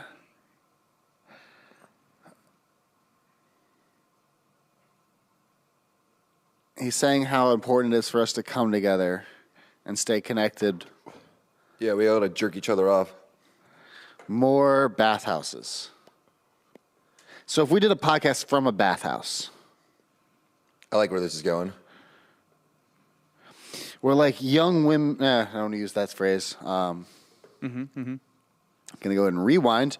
Of legal age, people come to learn how to massage.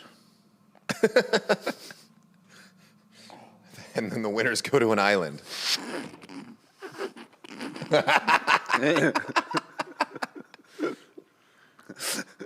And they compete. We live stream it. God, this is fucked up. Free Ghislaine, believe all women. By the way, when we were texting today, I was going to text you. I was like, you're now my new friend who I text fucked up shit to. Like the stuff I can't say to other people, I'm just going to say to you. Yeah, I'm that guy for a lot of people. It's probably not healthy for you. No. It is wild the amount of notable names just have a photo with Epstein Yeah. and Maxwell. And she got the heavies. She got some bags. Yeah. that's Dude, what I'm pretty sure she saying. got those fake tits within the last year. I hope so. Really? She was just like, I'm going to go to prison. I'm going to get fake tits. I think she's just saying fuck you to the world. Because that photo came out with her and the owner of the Atlantic. Yes, and the white bikini, and she was in the pink one. I Yeah, believe. those tits look nice. Those are some good knockers. Yeah, that's what I'm saying. Did you see the picture of her being drawn by the sketch artist? And she's drawing the sketch artist looking directly at her? That was cartoonish. Like nobody. No, that was real. Yeah, I know, but like, why in this court case, like, nobody draws court sketches like that. Yeah, they're all like that. They're not all like that, are they? I'm gonna look Like, this the up. Rittenhouse photos aren't like that. Well, because they had actual photos. I know, They're not allowing any cameras into the Ghislaine trial. right? Because it's federal. Yeah. But Fucking bullshit. even like any I've seen courtyard or courtroom sketches that are never that cartoonish. Oh, this is great. Does she have a mask on? Well, it just looked absurd Sketching. because it was a drawing of her her doing a drawing. drawing. Right. Is this one? Yeah. Yeah. Fucking creepy, huh? I kind of like it. In like a super weird dystopian world way. Because everyone's wearing masks. I can get Dan Ige even money right now. Dude, you don't even have to be that good at fighting if you're that fucking big. You just got to land one hit. I mean, I think you still need to be good. That's why I'm trying to lose a bunch of weight. I don't want to fight someone my size. You're what, 205 now? Yeah, exactly. How did you know that? Because you posted on Instagram. Oh, yeah. That's a weight class though in a lot of stuff. 205. Right? Yeah. Yeah. Not a weight class I want to fight. Why not? Because they got heavier punches. So you want 185? That's what you're Yeah. going for? Okay. We going Emmett or Ige here? Giorgio. Let me put money on it. That guy has cool fucking tattoos on the left. That guy. He does. He does. They both have surprisingly good tattoos. The green, it's a good, what's that? New school tattoo with the neon colors, I think it's called. I have no take in this fight, to be honest. Dan Ige, that's probably who I'm going to take. I'll take the dog in this one. I'm going to go with Emmett. That's where you should probably put money on. Emmett's probably, what, minus 125? Minus 125 right now. Oh, God. Just called that without even thinking.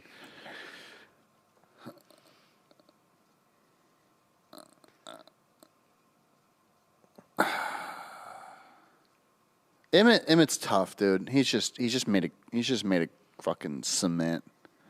He's one of those guys you hit and it kind of like hurts your hand. Like he's just so tight, just a ball of muscle. Yeah, I wonder how many of those tattoos on Emmett are just problematic. They all just seem like they all could be like monster fan art. Or like AJ Gamble says in the chat, like American History X vibes. That's just his haircut. Being bald. Yes. Yeah. think I used even- to shave my head in college. Do you know this girl? I don't. She's hot. She is. Who? Oh.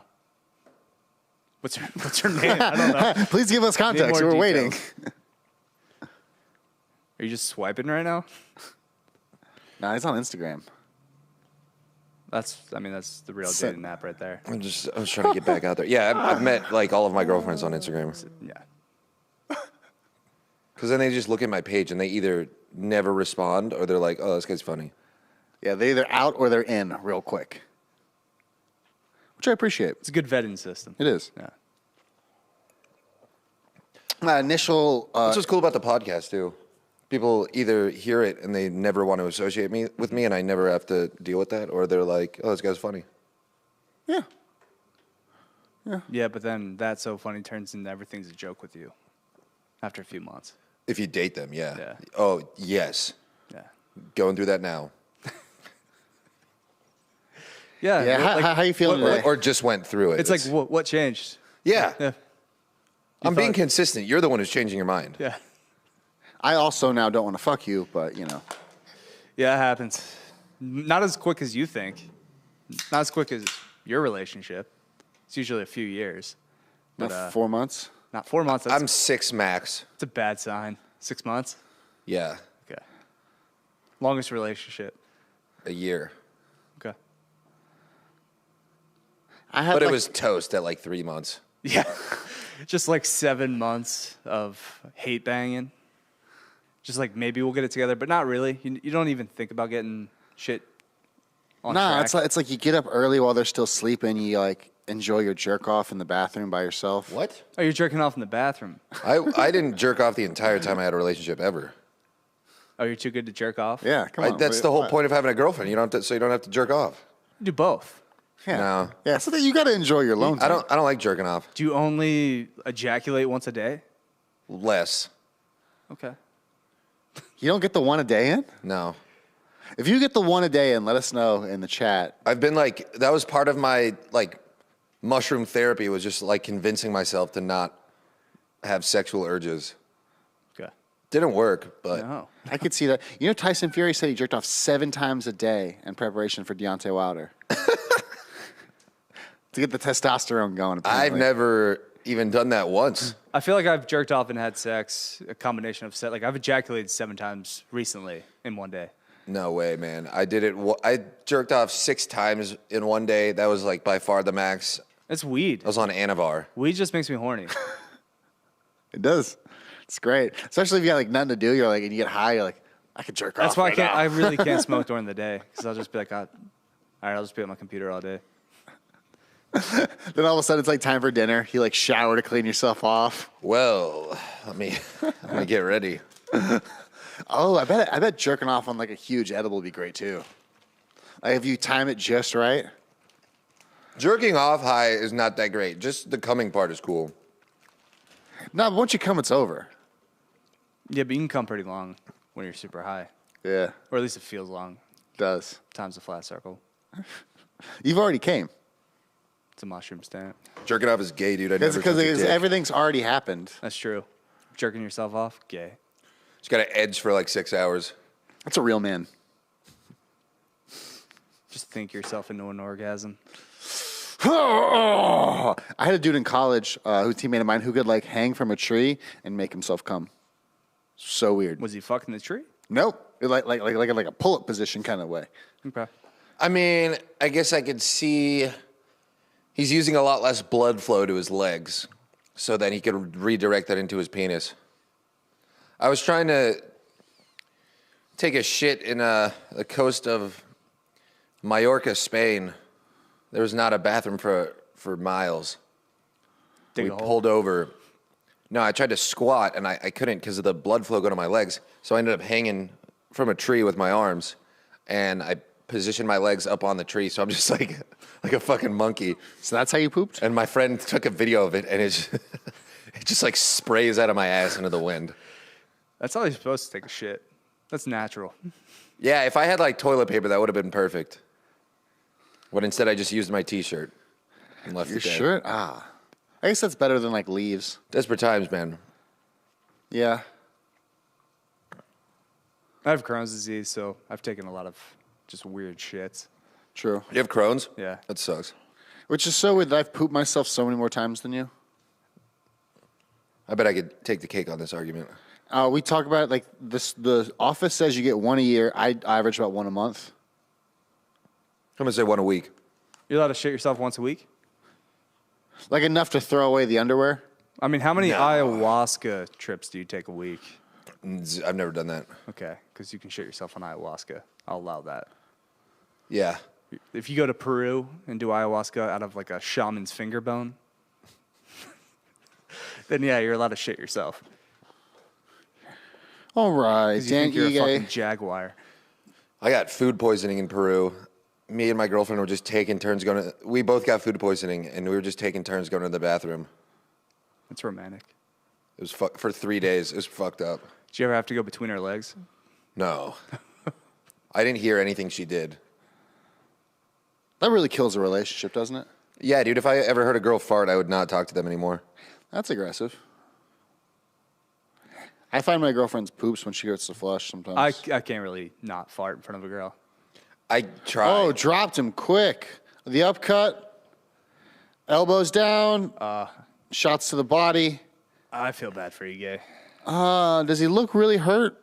Or does he look just like shocked? He doesn't have that much posture, and He doesn't have control of the hips either. Nope, nice. Gets against the cage. Does he reverse it? He does reverse it. Gets the Turk in. Kind of gets into a cradle position. Emmett trying to pass and sweep. That was a Nice little sweep. Yep. Ige taking the back. Little gift wrap action. No, he's got his hands locked. He's got a seatbelt. Yeah, he's got a seatbelt.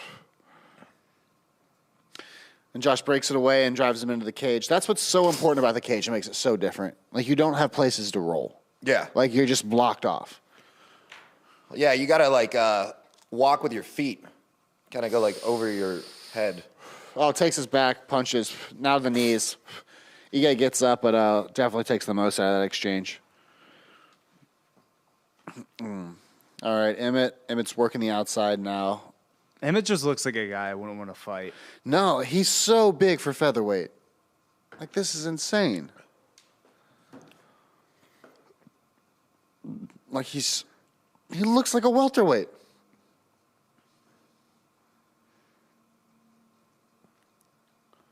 Wide chest. But probably could use some hair, to be honest. All right, little bounce in his step, in and out. Nothing from either man. I think Emmett's kind of worried about getting caught coming in.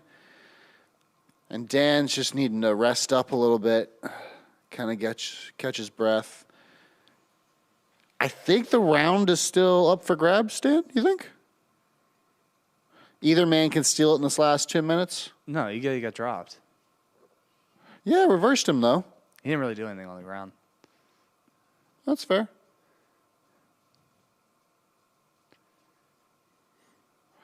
Davey says, my delay is so bad, at least I know what to expect. Oh, so Davey, you're really behind us. It's unfortunate because some people are ahead of us. We're trying to make this work. This is where I really wish we had picture-in-picture, but we can hope one day. Ige nice with a couple jabs right away. I think if he goes to that more, double up, triple up with the jab, then work the leg kick, then look the takedown. That opens up the big overhand right. Like, and I think they'll stop Emmett from coming in as well. If he just peppers him, that jab. 1 minute and 15 seconds on the clock right now. I'm going to start calling out the time so you guys know where we're at through these fights. Last minutes, I really think either man could take this round with a good minute here, but probably going to go to Emmett, to be honest, 10-9 at this point. AJ Gamble, yes, I was a big Nipsey Hussle fan. R.I.P. Nipsey. Hustle was my last name. Killers are still in the loose. Hustle. I just saw a wild-ass video. About? This car All right. nails this woman into another car. Then someone walks up to the car and socks the driver in the face. So we follow these guys. Live reaction from Giorgio. Huh. It's eventful. So these two former, I think vice There's writers the clapper. that we had on the Underground podcast. I follow them on Twitter, and they'll just post dudes getting murked. Yeah. Just videos of guys getting shot Yeah. in the streets. Yeah. Well, you don't know if they die, but No, they do. Oh, okay. They're dead. They're all gang related, so I guess that's what makes it cool. But there's a Puerto Rico shooting that they posted 2 days ago of dudes just driving by and just they get shot. They all fall. The guys come out of the car with their assault rifles and just light them up like 100 times. I think they're dead. Context clues. Yeah, I didn't know you could post that on Twitter. Have you ever heard of Salil al-Sawarim? No, who's that? It was a ISIS propaganda video that was like circulating back in like 2014, 2015. And it was on Live Leak and a couple sites like that. Okay, Live Leak is And it was like fun videos where it was like 4K quality. Like crystal clear picture of like a difference of like cameras following ISIS guys around and like GoPros mounted on rifles and just them just killing people for like an hour and a half. And it was trying to get people to join ISIS. Honestly, might have worked on me. fuck. It was so cool. It was just fucking GTA. All right, ladies and gentlemen, back to the fight, and not Eli is Why indoctrination Eli video. wants to be an ISIS? No, don't join ISIS. I'm just saying it was cool. I'm going to give that first round to Emmett. Both men come out in a nice little boxing. Emmett's pretty interesting, almost in like a wrestling stance. Pretty wide, very similar to Tyron Woodley would fight. Giving himself some reach. Nice little snap kick there. Yes. Oh, IE with a good combination coming through to the body, uppercuts, and then right hook.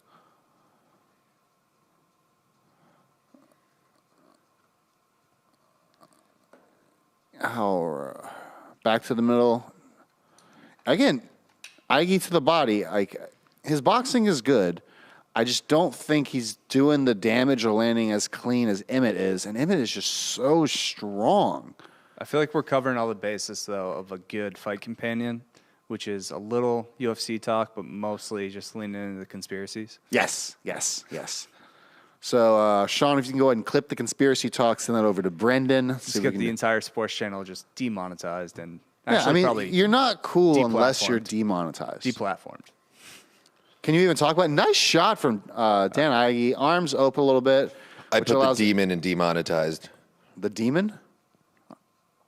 In demonetized. Hilarious. I'm a demon. Do you believe in the demon conspiracies of Astro World? Nice overhand left from Dan Yeah. Ige. Kind of rocks Emmett for a second. Emmett stays on his feet. And Ige doesn't quite pressure him enough. He's still on skates, to be honest. He looks like a gargoyle. He does. He very much does. Yeah, you're not fighting a human. Punch to shot. Good sprawl by Emmett. Now, if Ige can work the underhook, can jack him up here, push him to the cage, secure a takedown, I think he can win this round. Oh, no, nope. Let's Emmett elbow and get out of the underhook. And now he's back to that squatted wide stance, leading long with the jab, kind of protected with the shoulders and the hands in front. Leaving the body open, but not taking too much damage. Ige's kind of working the outside, trying to cut some angles, trying to get in, trying to slip. I really think he should go back to the jab, though. I think he should go back to the 1-2-3. I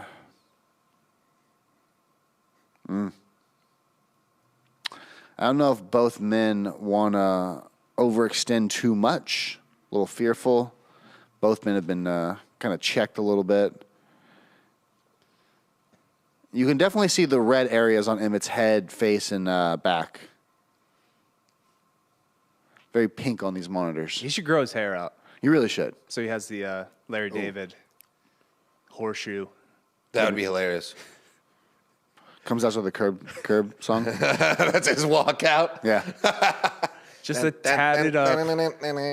AJ Gamble says Emmett is a White Walker. I'd agree with that. Can he have that tattoo, or is that cultural appropriation? Is that a tiki? Looks very. Looks like a mutant tiki head. Yeah. Or SpongeBob's house. I mean, Squidward. Yes, you're exactly right. All right, Emmett with a couple combination. I don't think Ige understands that he really needs to take these rounds. He can't afford to lose this one because he lost the first. That's what makes 3-round fights so... you got to have strategy coming into these.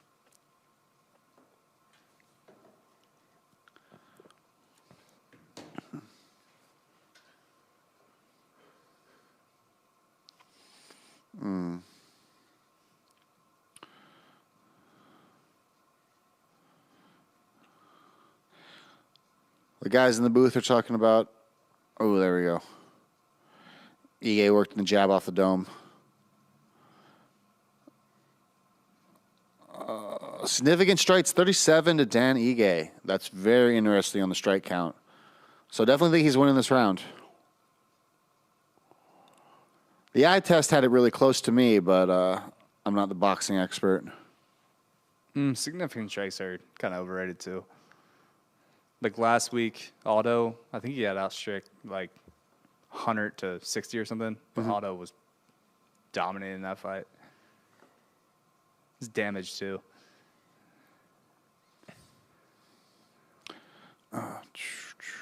Oh, nice crack from Ige at the very end of the round. And there's the bell. I think it's 1-1 though.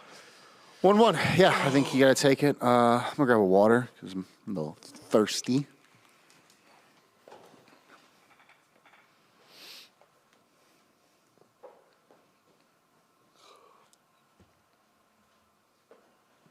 I'm insanely high.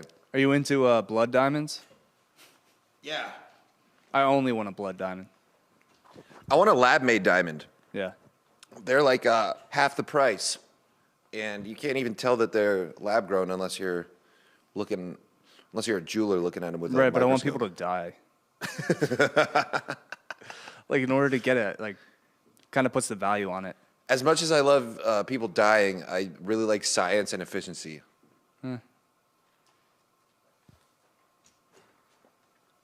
Did you ask him if he likes blood diamonds? Yeah.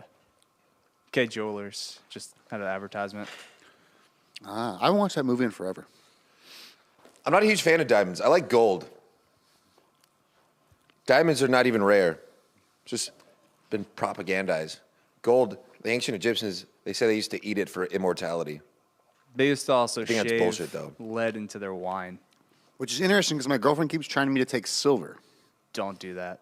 Please do Yeah, not mead follow. is just metal and lead mixed together. Yeah. Please do not follow the advice of your girlfriend who doesn't believe in Western medicine. Wait, what? She's a naturopath, Yeah. like a health practitioner of natural medicine. How's that going? Told her to put some eucalyptus on her yeast infection. She has to treat her house for mold for that. Really? That's why, that's why it's yeasty right now. Like her house particles are just floating in her vagina? I think it's like ingesting it, and that's causing like a certain reaction in her body. Why is she eating mold? I don't think she wants to.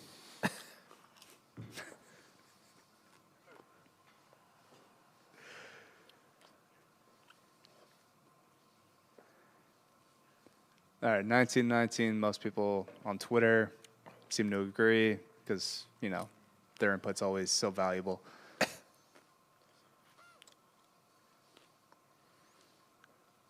What are you guys think into this in this third? Hopefully, Emmett.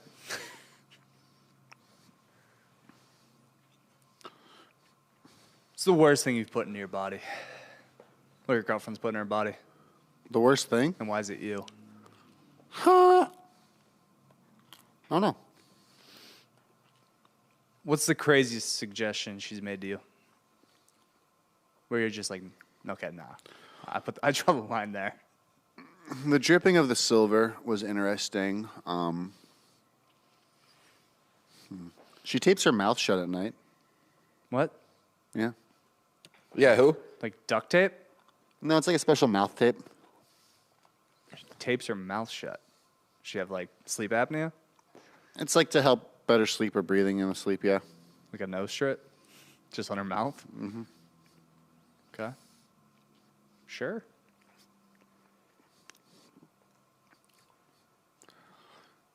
She thinks there's like a spot on her heel that I can rub to like induce her period. So like an Achilles type situation, but you don't die. Right, you should have your period. You just have your period. You do bleed. Yes. I'm not making this up. All right. Things seem to be going well. I care for her deeply. Do you? I do. Andrew's on his way. Nice. Oh yeah. He's gonna come in for the main card. I should get Micah to come. Micah's our old producer at Grandex that Andrew trained Oh, hilarious. to fight a Bellator fighter. That's great. You should bring that up definitely when Andrew gets here. I want to know. Oh, yeah, I wanna he know knows. You guys have no idea what's happening this third, do you? Emmett's winning right now. You think? Yeah. He's landing more shots. He's landed more powerful shots. I mean, look at Iggy's face. Yep.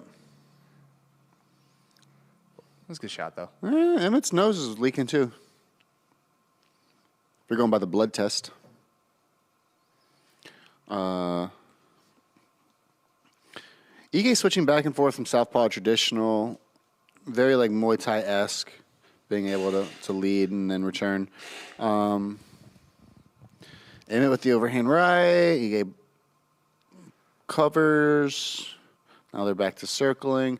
Takes a shot. All right, let's see what happens here. 17 to 15 on significant strikes, so it looks even there. Stuffs the takedown. I don't know if stuffing the takedown really rewards you any points. But, yeah, 1 minute left. I think either man can steal this round. Yeah. It's pretty even. So both fighters, what are you thinking here? Oh. I don't know if Emmett was like trying to low single there. It was a slip.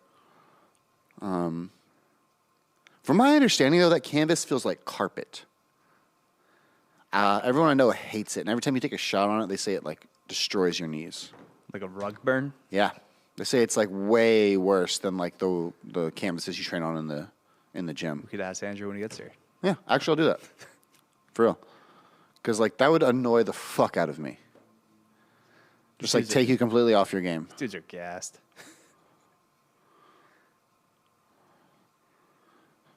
Oh, Dan Ige with the uppercut. And 10 There's the seconds. clapper. He launches a wild overhand right.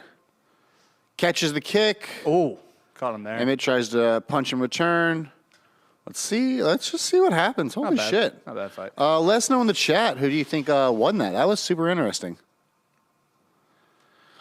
BT Bates asked why it wouldn't be the same in training. I don't really know. I thought it would be too, but TJ Dillashaw spoke on this in one of the Calabasas fight companions. And yeah, he was like, it just tears your knees to pieces. And I was just like, really? So yeah, I feel like I'd ask about that. This is like a thicker canvas. Which is interesting because like I thought all wrestling mats were the same growing up as a kid too. But in international competition, it's like a tarp. They just like stretch over all these mats and then like tied down at the end, so like little parts of it bubble up. It's really lame. Or like American wrestling mats have it like printed on the mat itself when you roll it out. Dude, I just got a bunch of mats. For your house? Yeah. Fuck yeah, I was thinking about the same thing. I'm going to lay them down and we can fight each other. I like that. Just put on some tutorials and roll. Yeah.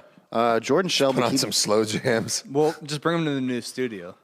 Yeah, we're gonna build a little area in the new studio. Oh, no way. Yeah, I'm like for the opening of the new studio, I'm fighting Dakota in a jiu-jitsu match. So like he's best friends with Jocko and Tim Kennedy, and like they bring him over to Gracie Baja, and that's where he trains out of a little bit. He also has about 100 pounds on Giorgio. Yeah, and has killed a guy with a rock, but I think I can take him.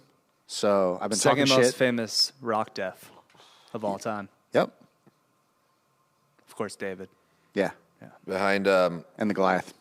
God damn it, there's a really good joke to make here. Oh, The wait. Chevy to the levee, but the levee was dry. Who was that? They died in a plane crash. That was a rock death because they're a rock band. Would have been hilarious if I got the reference. American Pie was the Bye name of Bye, that Miss song, American right? Pie. Yeah. Emmett won. Let's go. All right. Did you hear the scores on that? No. Me either. But Josh Emmett won. Yeah. Unanimous decision from Anik because he's a professional and lets me know what's going on. Yeah, he just looked. Skinner is the band, though. No. Does Plane Andrew have crash. headphones? Yeah, we can give no. him headphones. We can just give him Dan's. Yeah. Dan's pretty good without them. Skinner, though, is the band that had like 3 people die in a plane crash. That's right. And Def Leppard had the one with one arm, right? Skinner had also had the album where the fire was over the 3 guys who died in the plane crash, and they had to take that off the shelves. Say that again? So Leonard Skinner, a bunch of their band members died in a plane crash, and on the album before that, there was like fire above each guy that died. So it was like eerie, so they took that shit off the shelves. Really? Yeah. Something happened with the forecasting? Beatles like that too. On Abbey Road, what they were dressed as was supposed to be symbolic of like there's like a coroner and a. Yeah, no, I've Ambulance heard guy. something. Oh, we about should go buy them in album card too. cover, yeah. We'll grab more coffee. Where are you going? Oh, yeah, we got to do that. Forgot we got to switch over. Which is the opening fight, Cody? I think Cody is. I should probably stay here since everyone's leaving.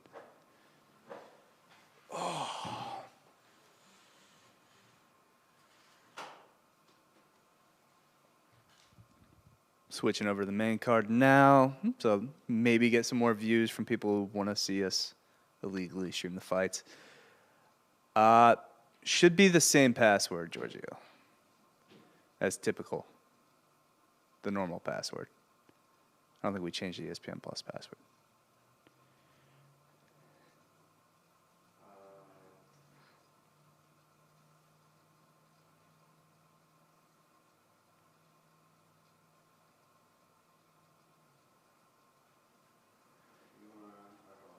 I can do it. I think I know the password.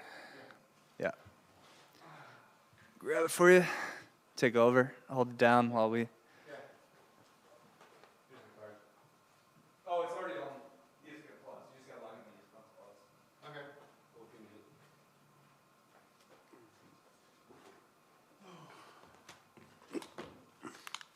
Oh, sorry about that, ladies and gentlemen. We are the best producers ever. But you at home have to switch over and buy that as well. So, yeah, that's pretty great. I wonder if this credit card gets declined because it might be the old one. Oh, no, it doesn't. Cool. A little burp action for me. Sugar Sean O'Malley is your first fight. I think he's going to lose. Paya just looked super, super nasty. Did not want to quit. Yeah, I'm having a fun time tonight. Hope you are at home. Eli's gun's on the table now. Glad that he's strapped. It's pretty cool. Gonna keep that face that way.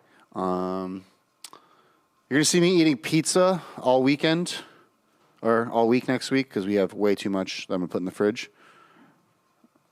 BT Bates says, I don't find any Brennan Schaub things funny. Go watch his... This Is Not Happening. Go Brennan Schaub, This Is Not Happening. And he tells the story about his fight with Ben Brown. And it's a really funny take on the story. Like, you may not find his like sets funny and everything, but that's a really good story. Ari Shaffir used to host that show on Comedy Central, but it's This Is Not Happening. We got Register back. That was fast. Yeah, I don't think O'Malley's the first fight, is it? I think it's Cody. No? No. Cody was second. I'll look that up. Right. But they might have switched. I think it goes Sugar Sean O'Malley versus Paya, Cody versus Kai Car France. And then Ponzinibbio, Jeff Neal. Yeah. Not for Neal. Yep. Yes, yes, yes. Right now. We got about like 20 minutes of hype, videos, commentary. They really do that. Like, UFC is better than boxing, but... Just getting people in the door. Yeah, they just really air it out. Also, Crypto.com. Are they going to be the big exchange? They own everything. They're a Singaporean-owned bank. Their mother company is called like F something. It starts with an F. And if you look them up, they don't have really any information on them. But and then they came out with this crypto called CRO. That's their coin. Their shell company? No. Yeah. Every exchange basically has a coin, too. Pretty much. Like, there's a Not Binance all of coin, them, but- there's a Gemini coin, there's not a... I think Binance is on the Bitcoin network and CRO is on the Ethereum network. yeah, But what they did is they released this Visa debit card that gives you a percentage back in crypto, up to 2%. Okay. And you have to stake a certain amount of CRO. And it's been growing pretty steadily. And then the entire market just crashed by like 30%. Yeah, it's time to buy right now. It's regaining. Yeah, it's on sale. Yeah. Most of my favorite cryptos, like Algorand is like $1.50 right now. Ethereum's Cardano's over down. 4 again, so that's nice. Oh, Mana? What? No, I don't have any mana. Mana's the future. You like Mana? That's the crypto of Decentraland. And with the metaverse blowing up, Decentraland is like the Bitcoin of the metaverse. That's the metaverse that's really big right now, Decentraland. That's the one that like people are buying all the digital property on and stuff. I don't think there's NFTs on there yet. No, I'm not sure. I in the haven't sense checked. of like there's it was the Adidas and someone else partnered. Is it Square Sandbox? It was like Adidas, Sandbox, and Coinbase all partnered to have like a digital Adidas store in one of the metaverses where they do like the digital Adidas drops. I think that was in the metaverse. Okay. I don't know when it's coming out. Did you see the metaverse, the commercial where they're like looking into a painting And then there's all these creepy animals that are like outside of the uncanny valley, just like dancing around. Yeah, I'm tired of the fucking commercial. That commercial alone makes me want to destroy the metaverse. It's so uncomfortable to watch. I hate it. Is that a Louis Vuitton notebook? It's a passport holder. Can I see that? Yeah. Passport holder? It's fake. Where are you trying to go? I got it when I was in Thailand. Yeah, I also had like the oversized duffel. I just got Louis Vuitton everything because I got it for like $20. It's fake. Yeah. And then everyone has a back door in Thailand. Like they'll like have the front shop and like, oh, you want to see the good stuff? And like pull a With curtain the fake back. watches? Yeah, and they'll take you to like a back room and like, no, here's like the good fake stuff. How many ladyboy stories do you have? None. I didn't get a chance. Personally? I got a few. Yeah? But they all would touch me. So like I was in Phuket, and Bangla Road is like their 6th Street, where like you can walk on the street and stuff and do whatever. And like every other girl, so about 50% of the girls are lady You boys. say Bing Bong Road? Bangla. Not Bing Bong.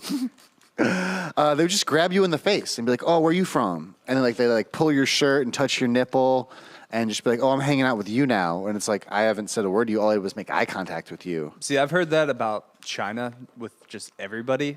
Not necessarily just ladyboys, but Chinese people. When you're white and you go to China. Oh, how's it going? Look they who will just start came in the they'll just building. treat you like a pet.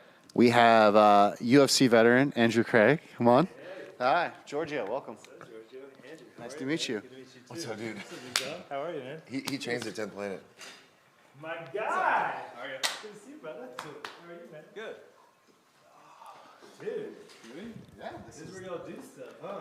yeah, we talk shit here a lot and try to make some sense. Watch some fights live. Give some bullshit My commentary. studio's around the corner. Yours is?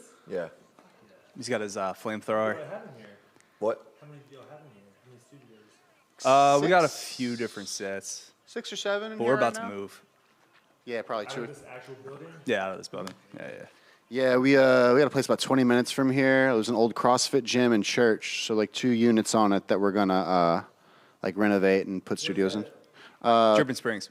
Yeah. Like outside Dripping Springs. Yeah. So we'll see. Our boss lives out there and just loves it, so Makes it more convenient for him. right.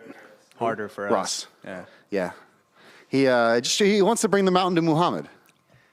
It's gonna be harder to do 10th Planet in the mornings for you. I'm just gonna be late to everything. Yeah. Yeah. Yeah. The 10 a.m. Wrestling and the 11 jiu-jitsu like work out great for me because like usually we start at noon, so I'm just like rolling last minute to get in. You been training with Colin? Yeah, he's super great. Yeah, he wrestled at Minnesota for a little bit, and this Lucas comes in and Dylan. Yeah, I don't know if you want to be on the mic or not. Yeah, bar behind you and bar in the kitchen. Obviously, everything's Everything's up open. for grabs. I'll grab him. Thing work? No, we want to get it we to never work. set that up, Yeah, unfortunately. but yeah, all the beers and stuff are in the fridge. Woodrow's and Mary was, she dropped a little bit of Molly on the table. Or no, not Molly, acid. So I'll take that. I appreciate that. Yeah. I haven't done acid in a while. Yeah. Down there and to the right. All the way down to the right. Yeah. And on your left side, you'll see my studio. Juliana Pena doing her walk-in right now. Yeah, this is going to be a good little main card for you guys. You guys will have a treat. Hammered. We're on acid. I think the latter. We're both. Good times. Good times. All right, so again, we got about 15 to 20 minutes of just hype videos. Go ahead and get your questions. If you have any questions for Andrew in the chat, get things going. There's a Go Puff download QR code on the screen. It was very interesting. Not really sure what that was about. What is that? I don't know. They just dropped a QR code. The broadcast team here has been a little sketch. TBH. Go Puff. There it is. There it is again. Go Puff. I think that's a delivery service now. What are they delivering? I think it's just like snacks. Okay. Yeah. Okay. Oh, who was that? DoorDash has this new thing where it's like a 10 to 15 minute delivery. Where you're supposed to be able to like have these like little compound storage places where people can pick up like items that you need. Yeah. Like deodorant, and it's like can get it to you super quick, or like shampoo. It's not really food related, but more like non-perishables. I guess every fucking food delivery app, it's like you're just scraping the bottom of the barrel. Amanda Nunes is minus 1,000. Yeah, Sean O'Malley's minus 350. Dustin Poirier is minus 150. Just parlay all three of those. Yeah, Anik is talking about a parlay between all three of them. Not O'Malley. Yeah, no. O'Malley's what's going to bust that parlay. Paeva's going to win that. It's plus 270 right now. Yeah, Paeva's better. The $100 pays $5,800. I would take Paiva, Oliveira, and you just don't take Newt. You take a different fight. Don't take Pena, yeah. Yeah, you don't take Pena. Plus 270 for that's. I can't still be where it's at. It is because Sean O'Malley's a name. Nobody knows who the fuck Paeva is. Look how happy DC looks. It's with Joe. Yeah, he's Dude, so I'm happy. fucking Dominic baked. won too. Boys. Now everyone can just be happy. I feel like DC wanted Dom Cruz to lose at that point. Really? Probably. Nah. I don't think he had like skin in the game. It wasn't someone he knew. It wasn't like Cruz was fighting one of his boys. True. Yeah. But Cruz was talking shit about him earlier, so. Yeah, but Those like headphones, I think. Cruz studies more than anyone else. Like that's like his thing. It's like he knows the ins and outs. So it's like, okay, like he doesn't study as much as the guy who studies the most of anyone else. Oh, let me go turn his mic on. You coming from Woodrow's? Yeah. Yeah. Yeah. They show It was packed, man. I got, You're on. now it's on. Yeah. Well, now I can't say all the things I wanted to say. No, you can. We promise it's not live. Yeah, we were at Woodrow's. Good time, good crowd. We had a lot of 10P people were there. Eli, we had like Sean, Mary, Ben Eddy, Jason Rivera, just all the cats over there. Cheeto Vera's in town, actually. Really? Yeah, he hit me up earlier. I think I don't know what he's in town for. I think maybe just a trip with the wife, but they trained with Donaher earlier. Okay. Might try to get a little train with him tomorrow. Are they coming in using the cage a little bit? I know he's been using it for Gary. Gary's been using it. No, I mean, Cheeto lives out in California. He's got a perfect setup, I'm sure. You know, he trains at like Ruka with Jason Perillo. They got a cool setup there. Okay. I think he trains at 10th Planet Vegas as well. I know he works with those guys. But I think he was just in town, like wanted to get a workout, and he took advantage of being around Donaher.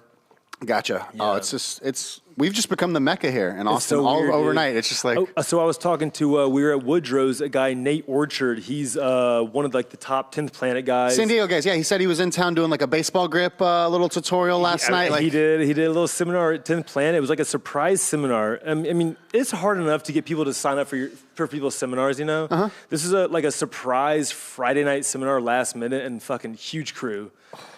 Which just goes to show you like, well, not only like how big martial arts is right now, but the kind of culture that 10th Planet like I hate saying, the culture they cultivate sounds funky, right? Mm-hmm. Stupid, right, Dan? Yeah. Yeah, it doesn't make sense. Anyway, the culture that we have established at 10th Planet is conducive to like a last-minute seminar with one of the biggest names in the sport. But like, I mean, it's jiu-jitsu. Like, for instance, like unless you're a total jiu-jitsu, like inundated with jiu-jitsu, you know, you probably won't know who Nate Orchard is. No. Even though he's a huge fucking name within that world. Right. Yeah. So anyway, it's cool. I mean, fucking mecca. Like, so I was the whole point of that. I was telling Nate Orchard, because we were talking about his seminar. I was like, dude, I went to UT here 04 to 08.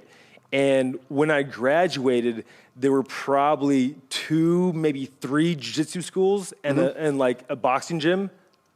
And now they're fucking like, now everybody's here. we have Checkmat here. We have Gracie. Which is now Donaher because they're in the same, basically the same place. We've had a ton of fucking Gracie Bajas already just because the way they franchise those already, right? We've got Gracie Humaida, which is one of the top schools in Austin, has been for a while. Tim Caney trains out of there. Kane's out of there. A bunch of bad motherfuckers. Now, 10th Planet, the Renzo Gracie. Now, the offset of the Renzo Gracie, the B team. Yep. Like you said, Checkmat. And now, let's add one more. Shanji Ribeiro, Six Blades Jiu-Jitsu. Shanji is, he's a multiple-time ADCC champion, one of the best guys ever. He's been in San Diego the past, 20 years, 15 years. I don't know what it is. He's here now too. So he moved to Austin? He's in Cedar so Park, now we have another multiple-time ADC champion. Yeah. So like, if you guys don't know us out there, ADCC is the Olympics of grappling. It's Abu Dhabi combat. The rules are a little bit different, but it's what everyone trains for. It's what you get the big name on. Coming up this year, we have the super fight between Gordon Wright and Gal. Finally, yeah. Which I think, like, Galvao's that dude's bad, but Gordon has just, like, reached this next level where, like, the way he handled Buchecha in the last one, Buchecha is like, he was like the shoe-in every IBJJF absolute. Yep. This guy's going to win heavyweight and absolute. And now that he's not doing that, actually, that, like, kind of leaves, like, leaves like a vacuum in that area right there. But anyway, yeah, I think Gordon will run through. In the gi, you mean? In the gi. Oh, yes, sir. Yeah. Yeah, I don't know who's really controlling the heavyweight in the gi. I know I was just watching the Brown Belt Worlds, and the Rotolo brothers were in the finals. They came back to compete for They're so Atmos. nasty, yeah.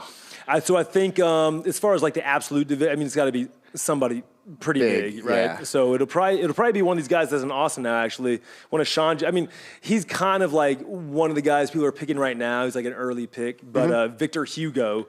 He's this black belt who's like 280 pounds and moves like he's like one of those guys. Moves smoother than I do, and I'm like barely 190. Just like one of these like he's like a guy that if he was born in the States, he'd be playing like DN for the Giants or something. Gotcha, freak athlete. Yep. With the size. Speaking of freak athletes, Nicky Rod, Gordon both get to compete in the plus 99.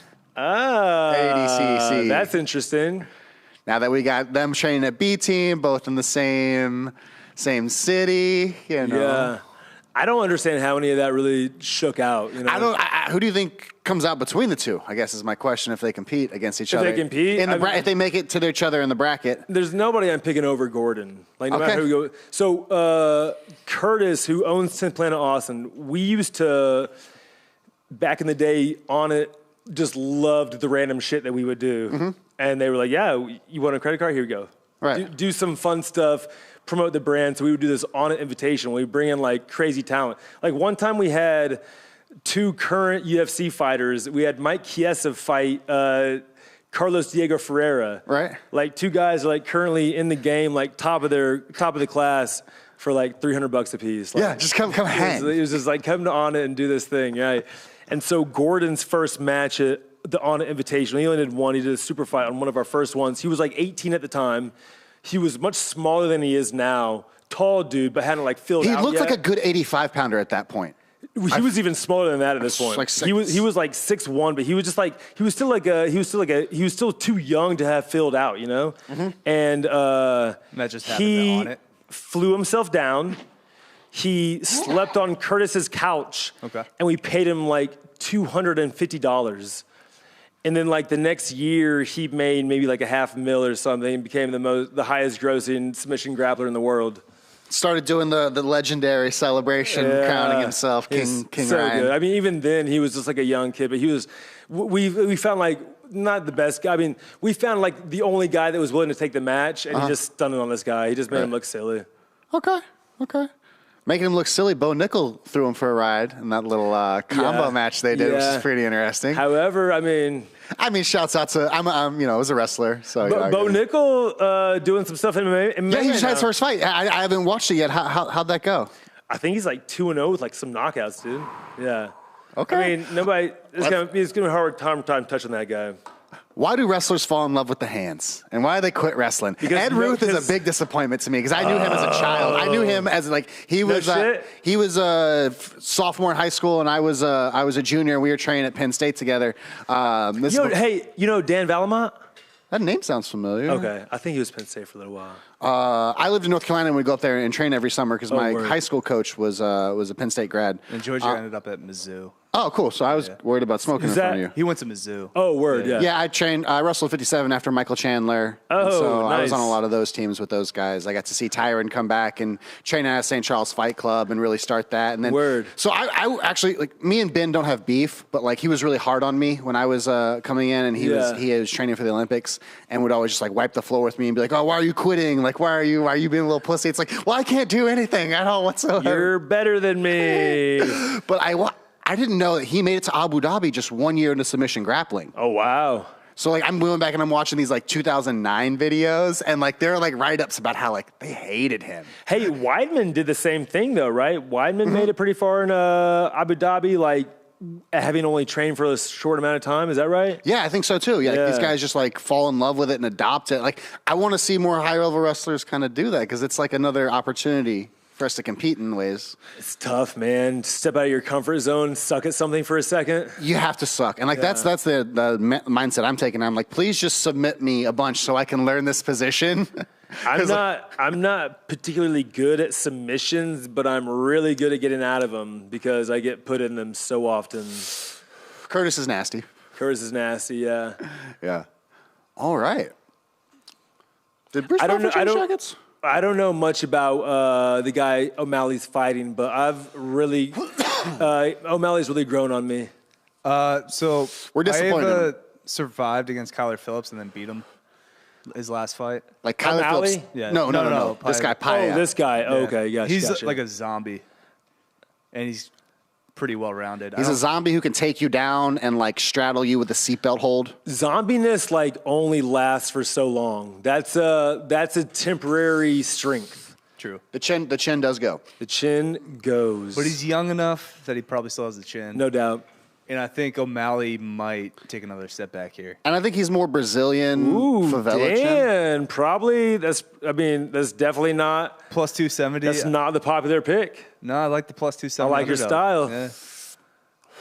I mean, if I were just to bet on most fights, I would just bet on the underdog just because fights are so unpredictable. I would throw like $10 on whoever, on like Juliana Pena, you know? Just like, guys. I'll just put on underdog just Like because. stupid. In Yeah, case, the odds are always so crazy in fighting. in case Amanda just blows out her ACL walking to the ring. Like, That's I don't want to Does sound like the disrespectful. Tito Ortiz like jump before the fight and then like comes down like boom, MCL sprained. You think he took a dive against Anderson? Who's that? You think Tito took a dive? Did you watch that boxing match against Anderson? Tito No, just I think Tito doesn't have hands. I think Anderson just fucked him up.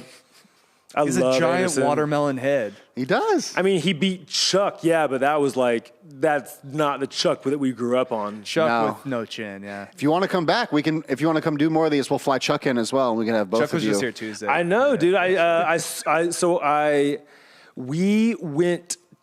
We met Ari the other night. Yeah. We met Ari and Ross. I think, Ross and Dan, yeah. And Oh, Chuck nice. and Chuck was there for a moment, and then I thought we were about to kick it with Chuck, but I think he took met off. GSP. I saw that. Yeah. Never mind. All at VY Steakhouse too. Yes. Vince Young continues to be a legend. All right, O'Malley working the outside here, looking for that oblique kick that John Jones kind of made famous now. It looks like. Just watching this fight so far, the first thing I think is when I did cornrows, I wish I had done cool coloring. Like that looks awesome. It really does. It looks but you can't get- looks fantastic. You can't get KO'd with that. Yeah, that's a great point, Dan. You know, I didn't ever want to lose in cornrows in general. No, and like, cornrows are a weapon. Like if you're on the ground and you rub those in someone's face, like you'll cut them up with the rope. No, it's not effective. I tried. However, I did take like a punch or something on top of a cornrow, and it like busted it out of my head. Really? And I was like, it didn't hurt my head. I think I had to get. You know what? I might have to get stitches there actually. Oh, because it was so tight it pulled the skin. No. Maybe you just cut me anyway. Anyway, the big thing I didn't like about it was it fucked up my hairstyle. Oh, okay, yeah. Yeah, the cornrows. Ooh. I like referee Kicked him in Jason the gut. Herzog. He's a good ref. My last fight against Lyman Good, he broke it at the perfect time. Like I rewatched it, and a lot of times guys are like, oh, he should let me go. Oh, dude, toes in the gut. That was not in the nads. That guy is just hurt. Oh, wait. no. I Maybe- take that back. On the second angle, Andrew is wrong. It kind of came God, coming in and then flicked it Eli's down. got a strut to him, huh? He does, and that mullet looks so the way good. he walks in here just owns the room. The mullet's outstanding. It really is. It is. I was telling him he has to go cornrows, especially for Brody Lowballer. Well, Yeah, that's in the back is long. You know, the party in the back is long enough. The business in the front, I don't know if that's long enough to row up. No, yeah, that's kind of short right here. Yeah. I'm glad you guys are saying ROW as well. I get a lot of people who are not familiar and say, they're talking about corn rolls. Corn robes. You should go single cornrow though. Just like one down the middle. All right, O'Malley's doing a lot of those. O'Malley's doing a lot of front kicks to the body. I wouldn't be surprised if that's he's setting something up. Maybe He's almost got it caught twice coming in though. He has. But so you got to imagine the next time he throws it, it'll be a little different. So that was like a little stomp kick on the calf. Mm-hmm. I wouldn't be surprised for a Superman, maybe a what do you call that? Question mark kick. A lot of outside stuff. A lot of like keeping his range, keeping his distance where he can't be touched. Correct. I like also as you throw that kick a lot and people start to react to it, you can kind of just lift that leg and step into There's something that almost else. Superman you were just talking about. Just called. Yep. He didn't really get off the ground that much, but yeah. Yeah, no, and I think that's a big misconception with the Superman. I think a lot of people think like, I got to fucking jump high and look cool, and that's really not the case. I mean, it's a very abbreviated punch. If we want to take it real far back, we'll go. It was Houston Alexander against James Irvin. I was a senior in college, and James Irvin did like a miniature Superman punch and knocked him out. It's so beautiful when that comes off too. It's so cool. Yeah. Sean really not wanting to engage outside of that range much. No, he's not. Which is okay for him because I feel like with nice. That jab comes through real fast. It comes from low too. Yeah, it does. He's stinging him. You want some brownie? What's in that brownie? You know. Chocolate? NyQuil. CBD. Do you feel like you have to chase him after you get tagged with the jab? Like you have to go make up those points you just lost? Always. You don't have to, but that's the feeling that you have. Right. Is immediate, like you busted my nose. I got to show you that it didn't hurt me, and I got to get you with one. And they want that coming in because then they tag you with the uppercut or slide out the way. Usually, a lot of time you can almost play this like monkey see, monkey do game in fighting, whereas I hit you with a jab, they're going to try to come back with something big, probably start with the jab. I hit a low kick, they want to get another low kick on you. A lot of time you throw a switch kick to their body, they're like, oh, you hit me with the switch kick, I'll throw a switch as well. Yeah, you told me if I get a hard body shot to just throw a triple jab. Triple jab. And that's always Oh, dropped him there. Ooh. Pies. Yeah, that might be it. We criticized Sean for not putting people away before, and he is staying on him now, and they stopped the fight. Yeah. And with the dribble, the fadeaway jumper, Well done. Sean O'Malley. Dana might give him a top 15 guy now. Well, it's the money. He doesn't want to fight a top 15 guy unless they pay him. But he will be ranked now. That was good stuff. Yeah, no, he's better than I thought he would be. He's quick. It's snappy. It's real snappy. And it's hard. And again, you just got that swagger with that multicolored cornrows. Ooh. Puts him on He's skates. so long. He's so smooth. And he does both stances really well. Throws great combination with the hands. Comfortable, too. Yeah. I mean, the guy shines under the pressure, which is the hardest thing about fighting in the UFC, especially on a card like this. Not being the guy who folds when the lights are on. When, like, it gives you that extra 10% instead of taking it away. Correct. Yeah. It's almost not fair. Well, I mean, like, you find so many guys, you always hear about this guys that are, they're just the best guy in the gym. And I've met those guys. I've trained with those guys in Houston. They were some of my best sparring partners who couldn't put it together, under the bright lights. Couldn't be the star then. It's okay. It just triggered me a little bit. No big deal. What's that? I was one of those guys. Oh, no.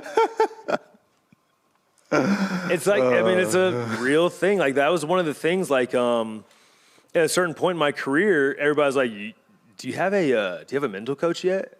Do you have like a sports psychologist? Like, that was like That was one extra thing you're always like looking to get up on now. I was like, okay, I got my new strength and conditioning guy. I got my new boxing coach. I got this. All right. Let me find my fucking mental, like my sports psychologist as well. And during the best times I had was when I was like seeing that guy a lot or going in, you know, once every couple of weeks. And yeah. My best was when I didn't think it was necessary. Yeah, I was just fucking fighting. I was doing great. And then all of a sudden, like, I lost, like, oh, I better fucking talk to a mental coach.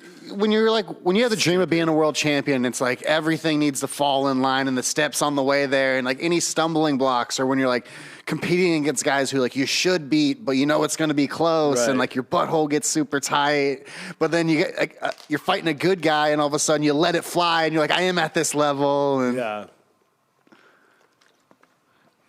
We got Joe and him with here now in the cage. Time to cut a promo, call somebody out. Who's he call out? Rob Fawnigan? Jose? Jan.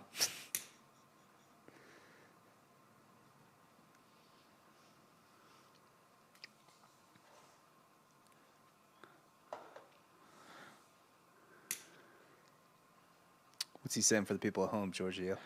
He's saying when he lands those big shots, he's putting people away. And he says that this is one of the toughest fighters he's had so far.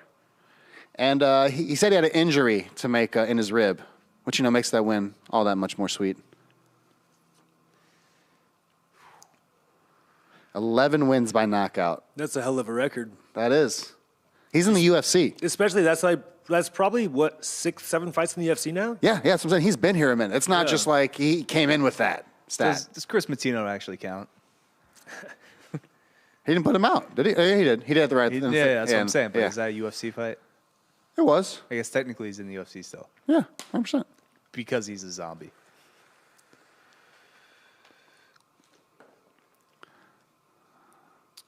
And now we're chasing. Is that Jake Gyllenhaal with the hood on behind him, getting amped up in the crowd? It might be. It looks like it, right?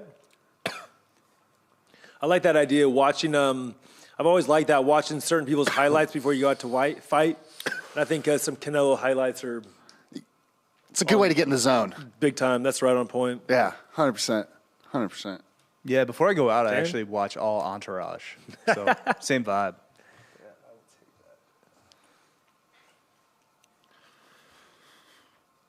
I'm too high. I got to get out of here. No, you got to start saying weird shit. That's why you're here. We got to get into Eli, you actually you invited me. You haven't reptilians. said anything on the mic yet. I'm not qualified to comment on any of this. I don't follow fighting. You're the second most trained striker sitting down. You're in the top 50% trained strikers on this podcast. That's true. I could just parrot you stuff that Andrew and Cody have told me. I would like to hear that. Yeah, yeah. All right. Probably It's warm his essentially a heart human knowing that you listen. retweet. God, Sean looks good. I love those gimbals. It's a good Yeah, shot no, here. those are great. I had a hot take that Sterling was never going to fight in the UFC again. Just never coming back from that injury. I think it's worse than people are hearing. All right, so we're chasing. Next fight is Cody Garbrandt. And Kai We got some France. Tommy Kai Lee in France. the house. Ooh. do you like Cody going to 125? I do, yeah. I mean, he's been talking about it for a long time now. He used to, you know, On It used to sponsor him, and Yeah. he would always be in, and like he was always like almost on weight already. So it makes a lot of sense for him to go down there. I think his speed will transfer down there as well. I think he'll be fine with that, and the power as well. He's a lot I bigger. think it's a good move. Yeah. Yeah. I mean, the only thing that's made him lose in the past is just him Getting- seeing red. The firefights. Yeah. Yeah. Like, I mean, how good does he does when he's smooth and he's like the way he stunted on Dom, or like certain moments in the TJ fight, or the Hector Munoz, like, right? That was when they just got in that slugfest throwing right hands. Yeah. Yeah. I mean, guy's got all the skills in the world. Just needs to chill. Just needs to chill out a little bit. Well, when big boy Randy Rodriguez smoked Tuna Tataki in the 2018 finals, and he hit him with that reverse tsunami, that was a real game changer. No, that's what I was about to actually bring up. I'm glad you brought that up first. Would you explain that reverse tsunami, just the way that move works? I'm always intrigued by like. It's a very It's a very Achilles-centric move. Yeah, no, for sure.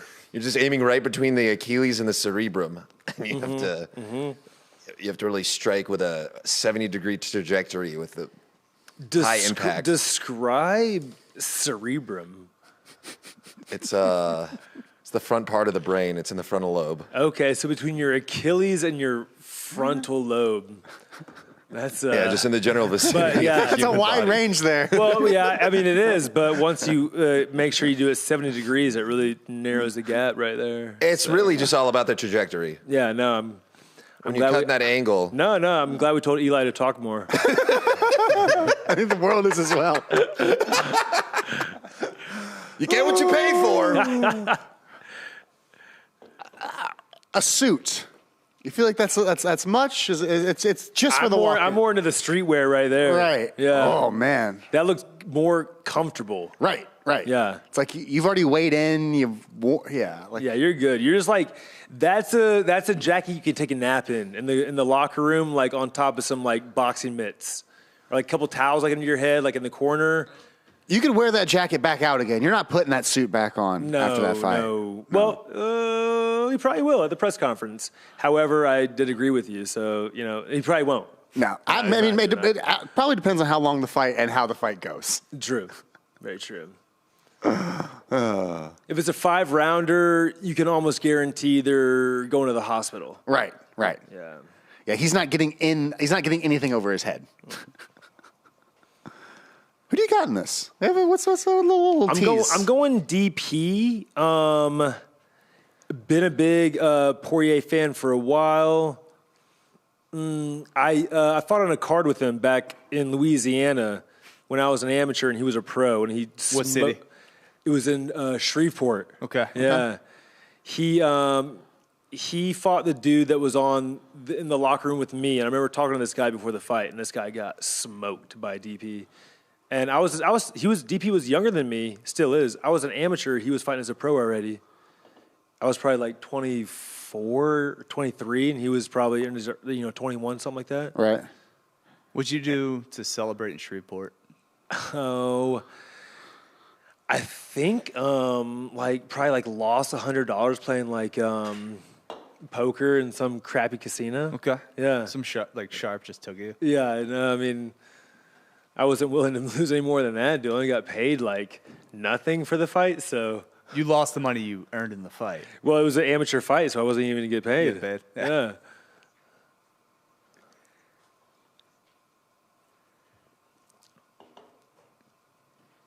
Yeah, this will be interesting to see Cody at 125. Man.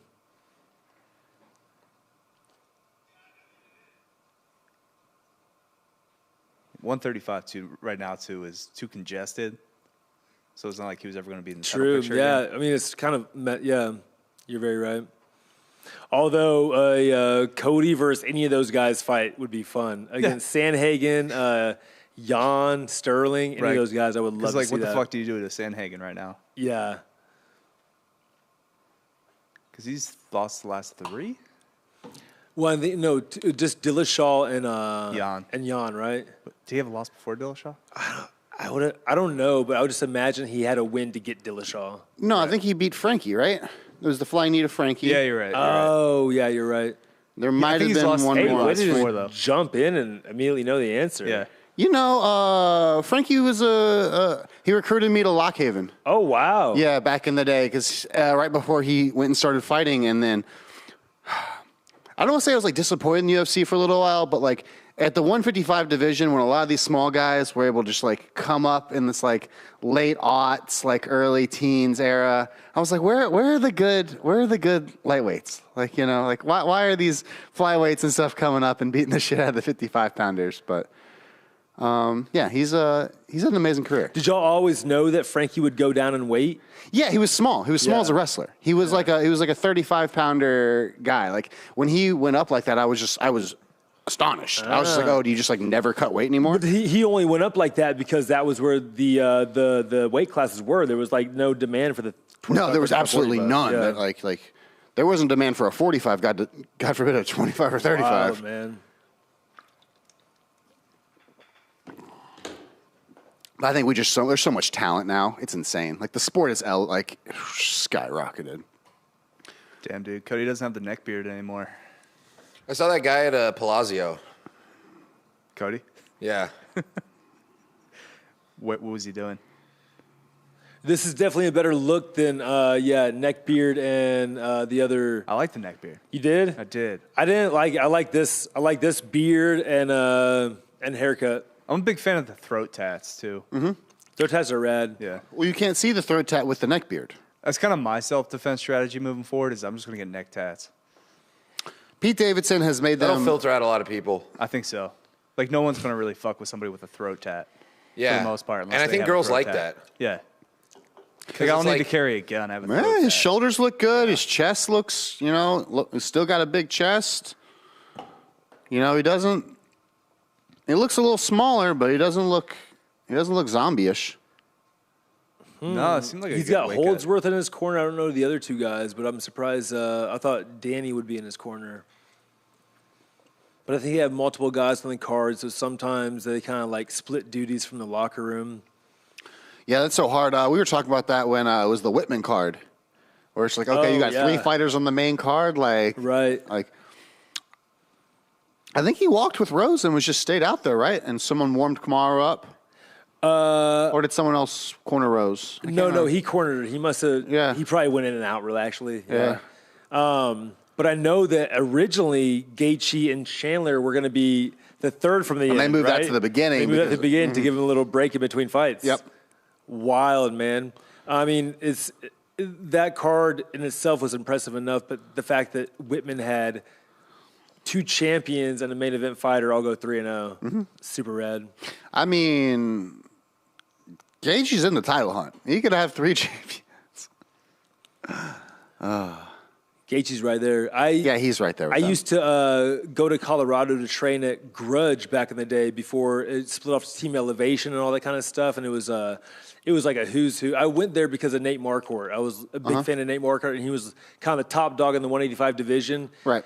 And so I would go there and train. It was him and Elliot Marshall and Brandon Thatch and Gaethje was just like up and comer, but he was still I remember he taught me some wrestling stuff. I remember we did some kickboxing rounds, and he really went after my body. I remember the next year that I went there, I was looking forward to train with him again, and he was out for the week. He had been, I think Marquardt was getting ready for Woodley and had smoked him. Yeah, and he was kind of had to chill for a second. Yeah, a little beat up. Yeah. Giving you those tough sparring rounds before you go in there against a... Yeah, exactly. Yeah. He's another one of those wrestlers who just quit Dan wrestling. Hooker. Yeah. Did you say Dan Hooker's out there? It looks Yeah, like Dan Hooker is right there. Oh, yeah, another New Zealander.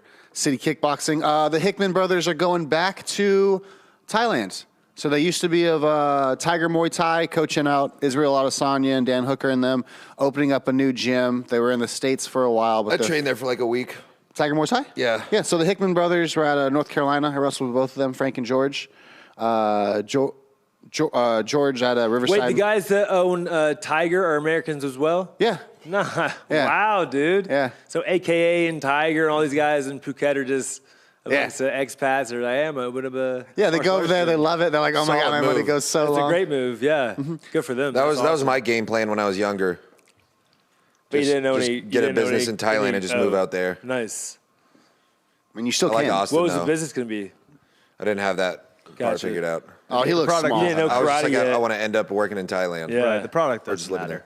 there. Yeah. It's just running a factory in Thailand. Yeah, I mean, if you have like $1,000 in startup costs, you can start pretty much anything you want over there. So were those guys, the city kickboxing guys, moving back to Thailand, or who is? I think so. I think maybe they can come back and forth because I know Hooker had stayed in the States for a while, and they were doing the Tough Enough as well because Volkanovski was one of the coach on Tough, so they were there with him as well. Did you teach MMA Friday night? No, we did it Thursday night instead. I thought it was Friday at 8. Yeah, you didn't get the memo? No. Changed again? It changed again. Yeah, we did it Thursday night at 10 p.m. maybe. They had like the peak people coming in and filming stuff? Yeah. I held like 8 rounds of 1 minute of pads, and then we all got interviewed. And Emilio's interview could use some work. Andrew's interview could use some work. Yeah, that makes Mo's sense. interview was good, and Dallas's was good. Yeah. And Cody and I did well as well. And the pads were cool as well. Yeah, it was it took like 45 minutes, and it was on Thursday night, and it was a big curveball or change-up. Change-up, that's the word I'm looking for. Nice. What It's days nice did to you get- do Did you see Dallas's pre-fight interview? Yeah, well, I watched like some of his Instagram live, and like my thing is like I like him talking shit, but I almost don't like him talking shit because I feel like he's way sharper than all these guys he's fighting. Yeah. And I feel like he's gonna get in their head too much, and they're like not gonna show up to the fight. He's super condescending. He is. He's just like, yeah, I'm sure you're good, but we'll see. Yeah, no, it's super hilarious. I love his style of trash talk. However, I see his guys get really flustered. He'll be like, yeah, I mean, you're doing great, but like, I'm gonna kick your ass. Yeah, no, his opponents get flustered, and at the amateur level, there's like guys can drop out, and it's like they never fucking tried. It's like it was never a thing. They're not losing any money. It's just like it is no longer my thing. I'm no longer into fighting. I didn't do this fight. So I'm gonna find another passion. yeah, I like his trash talk because I think like it's gonna get into all his opponents' head. I'm just afraid that we're gonna find some really weak minds. They're gonna find a way to drop out of the fight beforehand. And unfortunate. did you see Christian Ammons as well? I didn't see his. No. Oh, he was straight up trash talking. He was like, nah, you suck. Like, that kind of vibe. Nice little cat. After I watched it, I was like, God damn it! I wish you told me about this. I wanted to write jokes for you. Like, just be like, who taught you how to punch? Your husband? So Cody wins here. He gets the title shot immediately at 125. That's what he said so many I times. bet it's true. No. He's a name. There's a Dagestani there who deserves it, who's 14-0-1. Cody gets Who's the Dagestani? It's like Akar. I gotta look his name up. Marino's fighting palate. Figgy for a But third he's time? undefeated in the UFC. I think so. Oh, look at that was little cool. sweep He's kick. undefeated and had a draw with Moreno, the current champion. Okay. Yeah, Well, yeah, so we got Figueiredo versus Moreno soon. Third fight. the third one. I think Moreno takes the third one. I think we learned in the second fight that he's much better. Yeah. Yeah. That was cool though. We were there in Arizona, where it was like 90% Mexican fans. Oh, they just wow, the roof just erupted. His biggest pop of the night. Yeah, I mean, if that's the case, I'd like to see a title. I mean, getting way ahead of myself, but a title eliminator between Cody and the Dagestani. Yeah, that'd be nice. I'll give him that. But with the skid that he's been on, just to fall into a towel shot, it feels very Connor-esque. You just print something? Yeah, Okay. got to print stuff for my girlfriend. 'Cause I'm a good boyfriend. Oh, they got a crypto Visa. Cody's definitely being more patient here. Cody looks way bigger. Kai France looks tiny. Yeah, he is way bigger. Ooh. He's just gonna land one shot. And knock. Man, he's so fast. Whenever anybody tries to do anything, he just steps on that right hand, left hook. And you I just, think you that's don't what he want to you don't want to feel it. We're getting a knockout here. Cody's gonna knock him out. Second round. 2 minutes left. I mean, he's so talented. I think the fight that proved it to me was that Thomas Almeida fight. Where Thomas Almeida at the time was just starching dudes. I mean, Sean O'Malley recently beat Thomas Almeida, and that was an impressive fight, but Almeida's been on a skid. Yeah. But this one, Almeida was at his peak, and Cody made it look easy. Oh! What? Wow. This man fancies himself a striker. Oh no, Cody! Wow. Cody wants it. No. I don't want him to do that thing that he don't do does. this. Yeah. I Now like he the goes for- wrestling, though. I do like that Oh. double leg. Wow. Lock those hands. That's Take a that mature back. Cody. Ooh, Matt return. Oh, no lift and Cody's return. That's disappointing. Still hurt. He's got to still be hurt. That second one caught him, too. Yep. Taking shots. I hope he starts wrestling again. His chin might just be gone. Yeah, if he could have kept him down, he could have got a little breather up against the I'd like to cage. see him change levels again right here. Another jab to a single leg or something. He was looking so good. Anything, just close that space and get out of his boxing range. Get your, back off the fence. Man. He's just waiting to eat those. Oh, there it is. Oh, There. no. No. Oh, it's over. Oh, break it up. Oh, shit. Damn. God. I hate to see it. My favorite pastime, losing money on Cody. You do it a lot. All the time. I can never not. You complain about it every time, too. Every time. I've lost. Wow. Cody owes me a lot of money.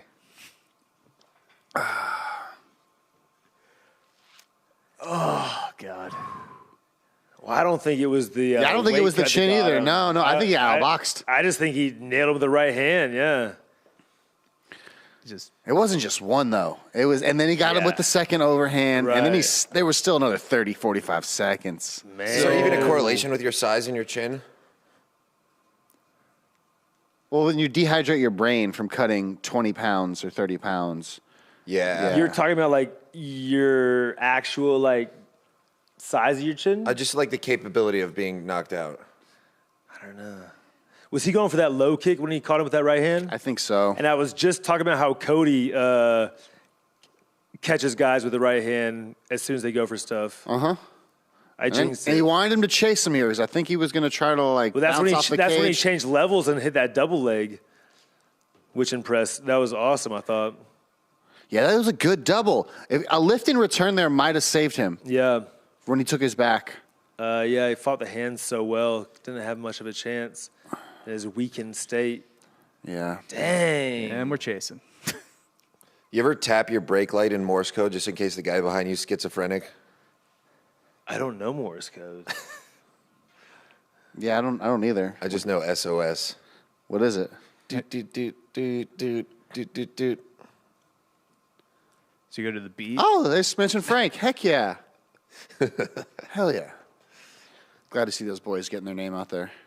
God, he's just so much tinier. Man. He just got Tight, though. Tight. I don't know what the fuck Cody does from here.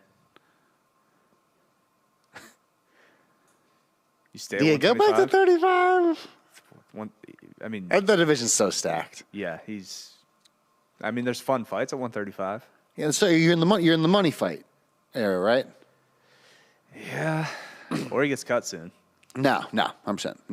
No, he gets a Nate Diaz treatment.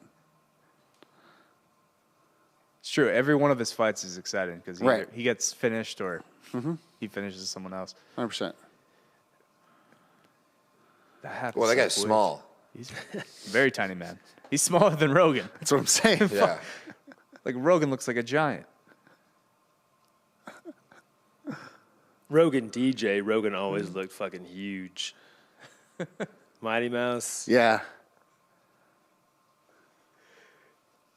How's he doing? He came back after that head kick, right? Or that knee to from the ground? Yeah, he's supposed to have a fight with like what's the guy named Rod Tang? Oh, we're to the kickboxing guy. The super, They have a mixed rules fight. So they have 4 rounds. It's a Muay Thai, MMA, Muay Thai, MMA. Yep. Little gloves, 5 minutes. Is it 5 minutes or 3 minutes? I don't know. In any case, I think it's a really tough way to do it by starting the first round of the fight is Muay Thai. Because that guy is so nasty. Yeah. Yeah. He's like the Muay Thai guy. He's like the Muay Thai guy, yeah.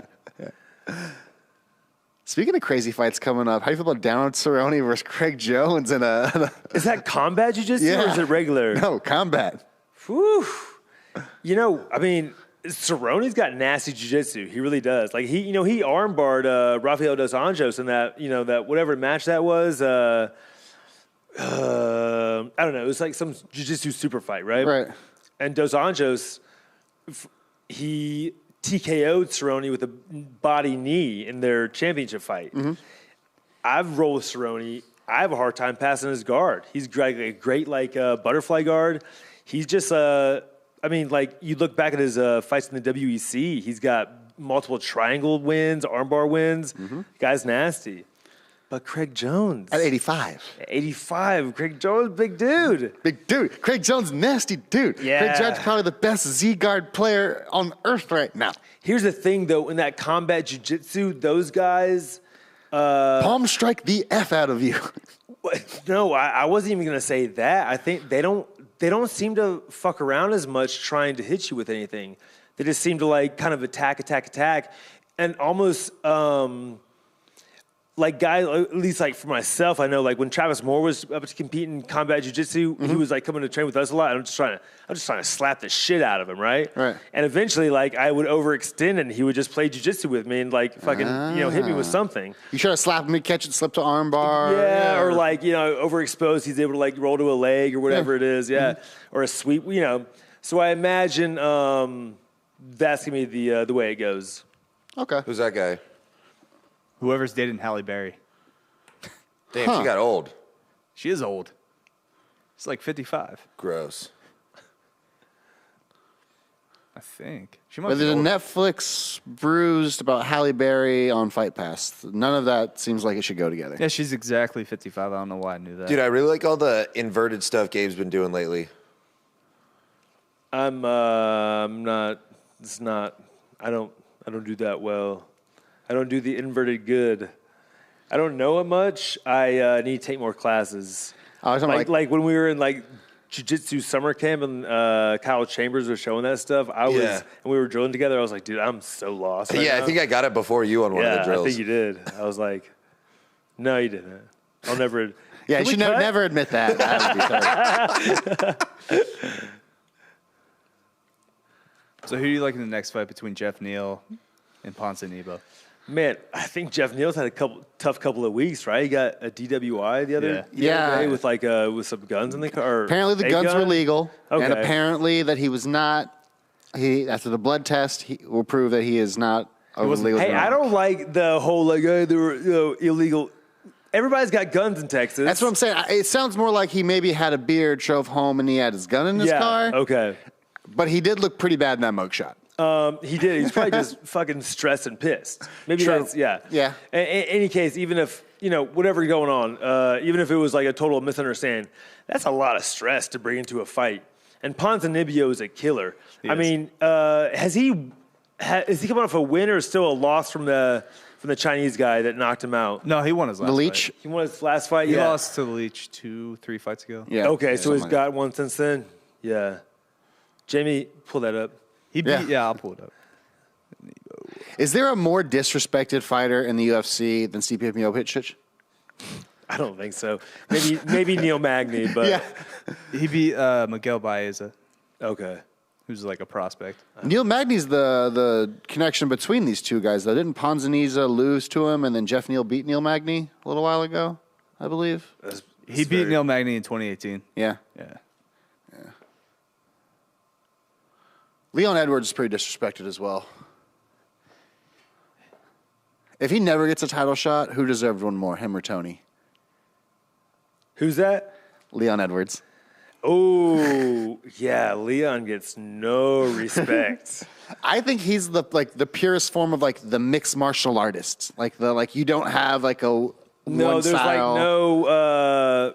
there's no break between his game, right? Yeah.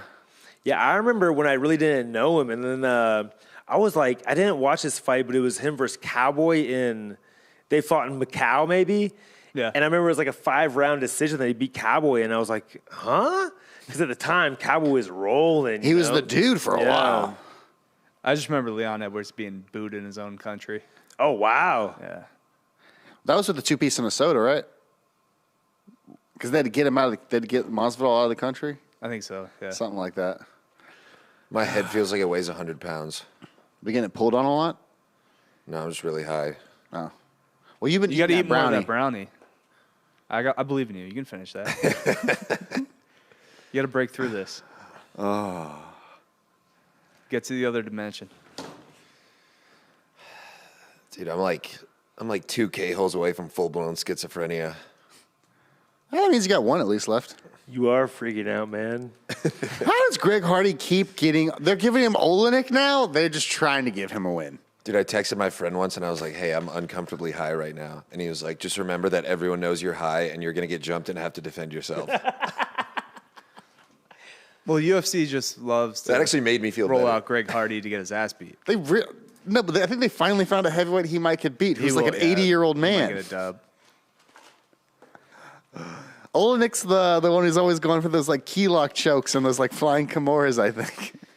Yeah. He doesn't sub you in the first 15 I mean, if Greg seconds he Hardy's loses. still doing the damn thing here, I'm pretty sure John Jones is going to fight again. You think John Jones comes back, Andrew? Yeah, mouthful of brownie. He can't tell you, world. He is mute on the subject of John Jones. Oh. Dude, I'm telling you right now, I'm going to get really good at inverted shit. I got long-ass legs, and they're flexible. What do you mean, just like on your head? Like getting in the legs like, from on your head? Like half gravity Yeah, pretty stuff? much that. Just like, I really like that and truck stuff. So truck is just a crossbody. It's a and leg crossbody locks. leg ride, which is just like the shit in wrestling. So teaching all these jiu-jitsu guys wrestling, and it's just I'm like, yeah, they're just like, oh, they're like, yeah, this is just that, and they get like super horny for it, which is pretty cool. But yeah, you can just. I got a few Crush people there. Americanas with my leg on 10-round Tuesday. Well, you just like if you get a leg in, like you should never like lose the position. Like once you get that leg in and get it locked with the other leg, and you're on top, you've either got like guillotines, you got power halves, you got banana splits, and they really should never be able to get up or get away. Like, Yeah. You should be able to belly them out. Like they'll be trying to like get hip down and like get to their back, and then you can kind of cross face or seatbelt or just like smush. But yeah, like Every time I learn a new move, I'm just like, whoa, cool. there's just so much. It's just like an insane amount of moves. Man, I really should have went with Ponzinibbio on this one. You did, didn't you, Dan? I did, but I'm chasing right now. I just lost a lot of money on Cody. Oh yeah, I knew that. I don't know why. I kept telling you not to bet on him. Like it's just the money was not worth it there. Just so much bigger. Can people hear this audio from the TV? No, it's only in our ears. Yeah, we cannot do that. Yeah, then we would. This would have been taken down a long time ago. That makes sense. Yeah, that's why you can't get like caught up into like just listening because you know it's quiet air. for the people Dead air. at home. Stipe versus Jones is the one I want to see, is what Tyler says. Yeah, I think it'd be a good fight. I don't think that's the money fight though, because no one likes Stipe. Does Stipe fight in the UFC again? Can someone just like can like ONE FC just pay Stipe? They probably will I think that's the move. eventually. Eli is currently writing a note to himself, and I'm talking to make sure you guys What, can't what are hear you it. trying to tell us? You probably should just write. You should just text that. If you have to move your mic away to make sure that the people can't hear you, type a Siri note. I think you just. I don't know how to set reminders without talking to it. What's the reminder? I have to email Wayfair. Okay. Yep. We're at 2 hours to email Wayfair. You can get through this couch. Yeah. You. The kid was too old. I just hope you're not ordering any Look, lockers. or I'm anything. returning the kid. I'll keep the couch. How would you ship a kid in a couch? You just put him in there. What do you mean? Yeah. Like that episode of Always Sunny where Frank climbs out of the couch? Hey, you just poke a hole at the bottom of the couch. I guess that's fair. A lot of couch is kind of hollow.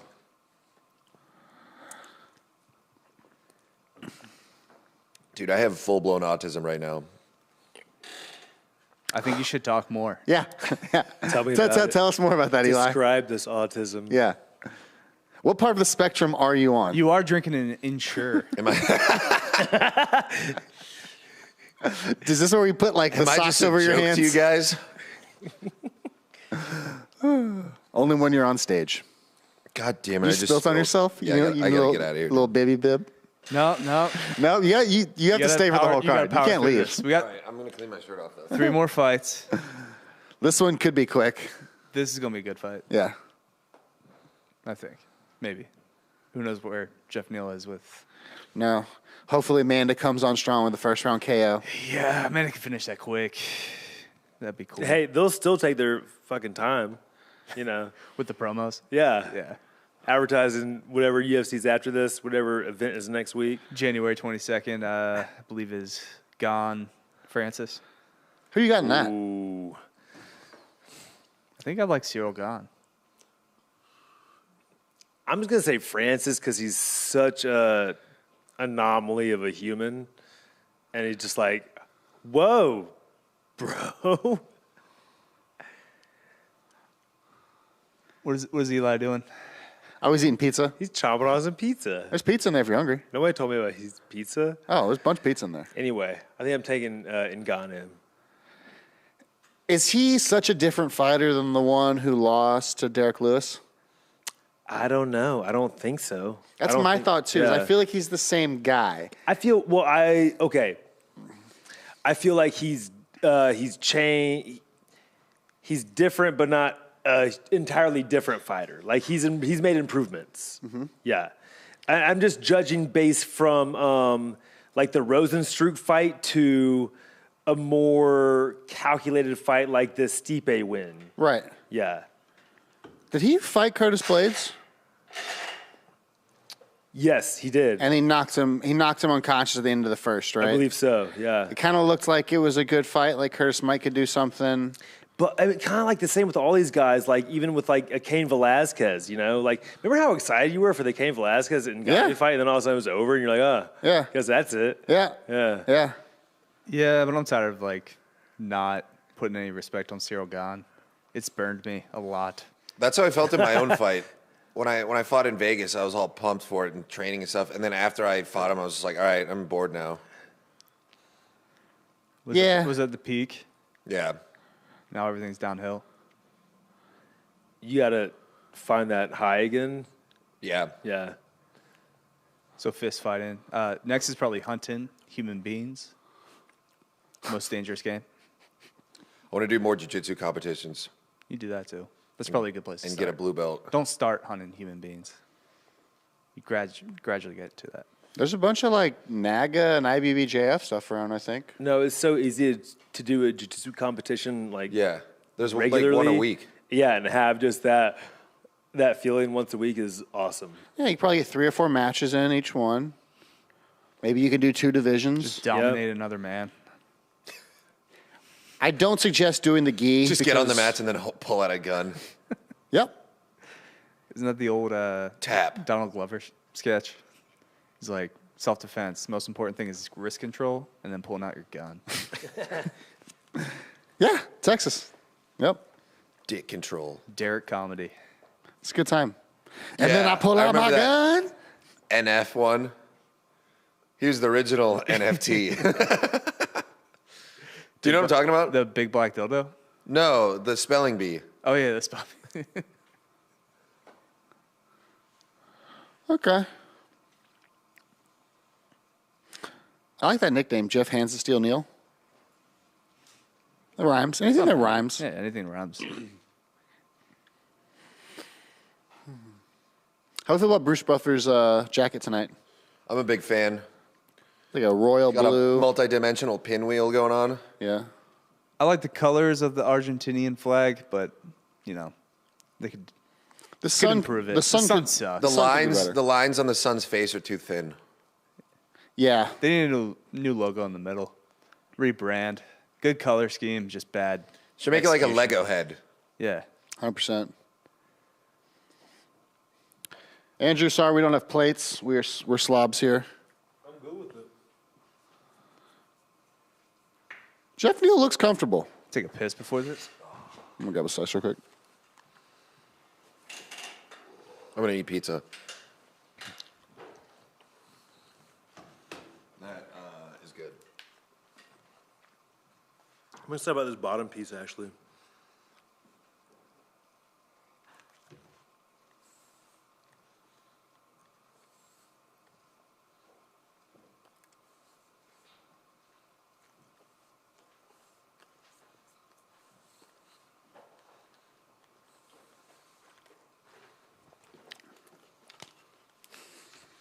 What? All right, round 1. Ponzinibbio immediately takes the center of the octagon. Jeff Neal light on his feet, circling. So I remember Jeff Neal back in the day. He was way pre-UFC. He might have been fighting for Legacy at the time. I was maybe like 1 or 2 fights deep in the UFC. And I remember he was coming by Team Took, my cousin's spot, to train with us. And, you know, nobody knew really who he was at this point, but we knew he was good. I remember going with him, and he just kept on tagging me with that straight left, man. His straight left every time seemed to come out from, like, nowhere, and it was so fast. And he was just such a good southpaw that super impressed with him. And I remember he kept on doing that. So, you know what? I'm going to show this new buck that, like, I'm still, like, top dog in the gym. I got this. And I think I went for a takedown. And then we just, got into, like, this huge wrestling match. And I was like, okay, this guy's for sure going to the next level.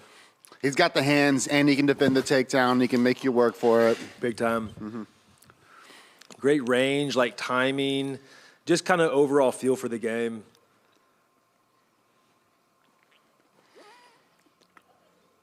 All right, so what's happened so far? Not much. Just feeling each other out. Mm-hmm. Poke him in the eye. Yeah.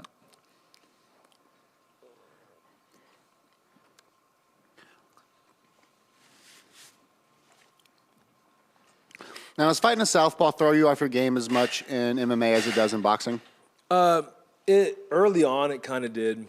I started fighting these southpaws, and I started bringing in more southpaws from different gyms, just like guys that were like local fighters that were southpaws to come spar with me. And at the time, it would like mess me up a little bit. However, now, after doing it for so long, you figure out like all the weapons that southpaws like to throw at you, and all the ways to defend them, and all the like a move like that. Jeff Neal kind of threw a left hand, and he threw a left kick behind it. Right, it's really easy to do that to the opposite stance because that open stance right there. Whereas if you did it on the other side, it'd be much easier to catch the kick or block the kick or whatever that is. So you learn a lot of these techniques that are just almost exclusively for the opposite stance. Wow, Jeff Neal looked good. He's doing a little cross hook and a little cross jab. He is looking really good here. Looks really comfortable, settled in his striking. Well, he's great at staying in the pocket and not bouncing out too much, so he can still counter and just doing, parries and slips. Nothing too big, keeping it really simple.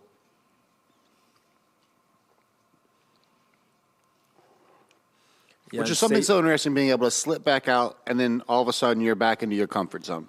Right, absolutely. Well, I mean, a lot of guys, myself included, there were several times in fights where somebody throws something at you, you get all the way out. If you're all the way out, it's hard to get all the way back in to hit him with something. Mm-hmm. Which then leads to those boring fights, but you feel safe, or then the kind of like, who's going to throw first or pull the trigger first and get countered? You're waiting for your next chance, and the next chance is always there, and then you miss it.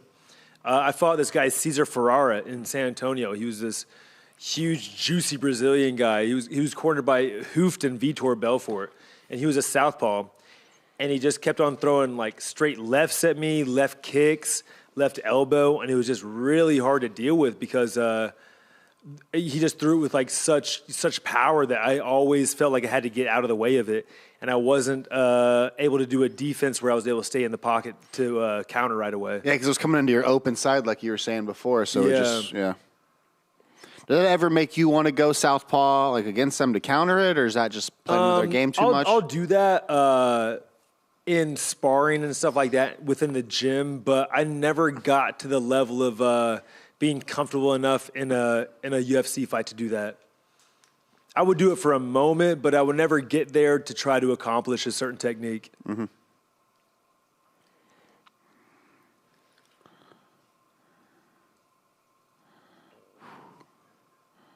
Close first round, but probably going to go to Neal.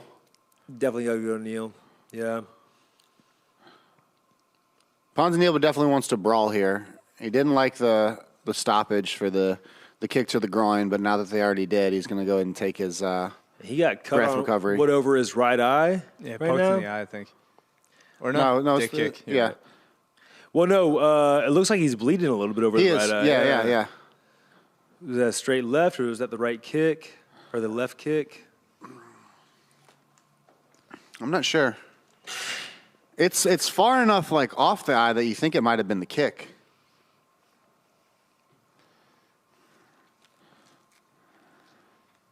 Do you feel that bad with the cup on? It smashes. Yeah. Yeah, like I don't like wearing a cup personally because I feel like it restricts my movement too much. But I don't do any I striking. hated wearing a cup. Just in anything. Andrew, you could speak on this more than we could, but I feel like you're still like in the gut, like the force is still going up through there. Your testicles aren't being like actually smashed. Nice inside low kick and he tries to come with overhand right.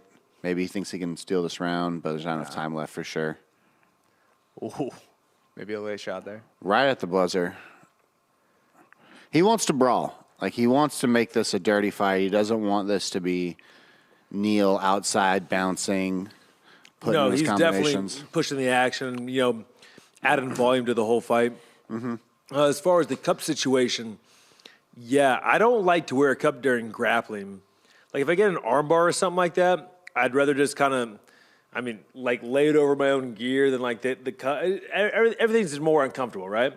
I wear the cup when I do any sort of mixed martial arts or kickboxing because there's just dire consequences. If somebody just throws a sloppy kick and you're not able to, deflect the kick or whatever, and you get hit in the, in the beans, like, I don't want a ruptured testicle just because I was a little, careless when I went to spar. And it was like, I didn't have my cup, but I'm just going to still move around. Nah. That hasn't happened to me. You haven't forgotten your cup? I've forgot a cup many times, but I've never been, like, nailed in the balls. See, if I forget my cup, I'm out. I'm not doing it.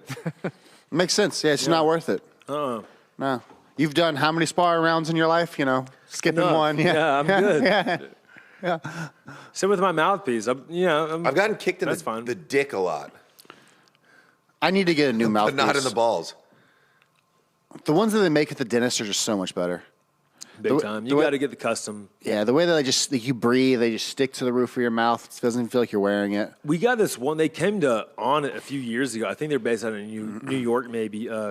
Guard Lab. They did like the 3D print inside your mouth, which is super cool. So I've got I've got like a thicker mouthpiece from them and a thinner. I never even wear the thicker anymore. The thinner is just like, it feels like a bleaching tray or something, a little thicker than that, but it's just super comfortable. I wear that for all my sessions. Say what? I like the Sisu mouth guard. I like forget that thing's in. It's so thin and light. Oh, nice. Where is that, store bought or what? No, it's on sisu.com, SISU. It's like $30. What's the code, Eli? Code Eli? I don't have a use code Golden Cricket. That'll be dope. I'm going to hit him up. Yeah, no, I just agree. Especially because it doesn't cut your gums or anything either when it's molded to your mouth the right way. Ponzinibbio still controlling Eli, the center. How many companies are you a part of? Ooh, these guys are throwing heat. What are you, the IRS?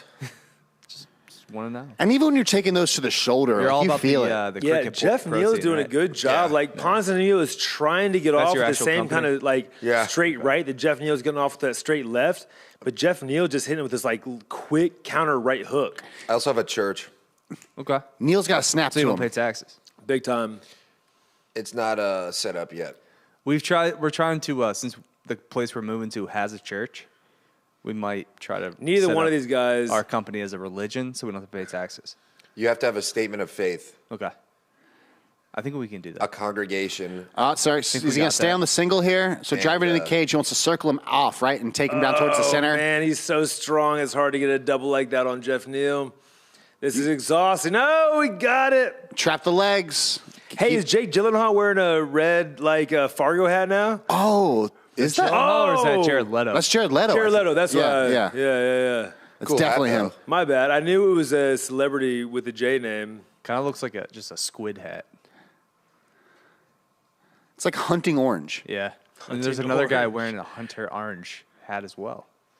Yep, Two of them. with the sea captain. With Man. Halle Berry. Yeah. I don't know if that was worth it for Ponzinibbio. Nah, so much Seems energy. gassed. Yeah, Does that takedown give him this round, though, if the striking is equal? I don't think so. I don't think it was effective. I don't think he got anything done from it. And I think they've made a point on that now that a takedown alone will not just add points to your round. I think it's got to, there's got to be some effectiveness with it. Now he was in on that. fun. He was in on that head inside single and pushed him up to the cage. It looked like he was going to run the pipe and try to sit him to his butt. Do you want to push towards the cage there, or do you want to double off back towards the center of the? I mean, it's a good question. I think it's preference. Like, I think some guys feel really comfortable going for that double in the center of the cage. If they don't hit the double, maybe they can hit a duck under, or just continue, even if it's a sprawl, maybe the sit out, or just keep driving in Areas to work, open space. Exactly.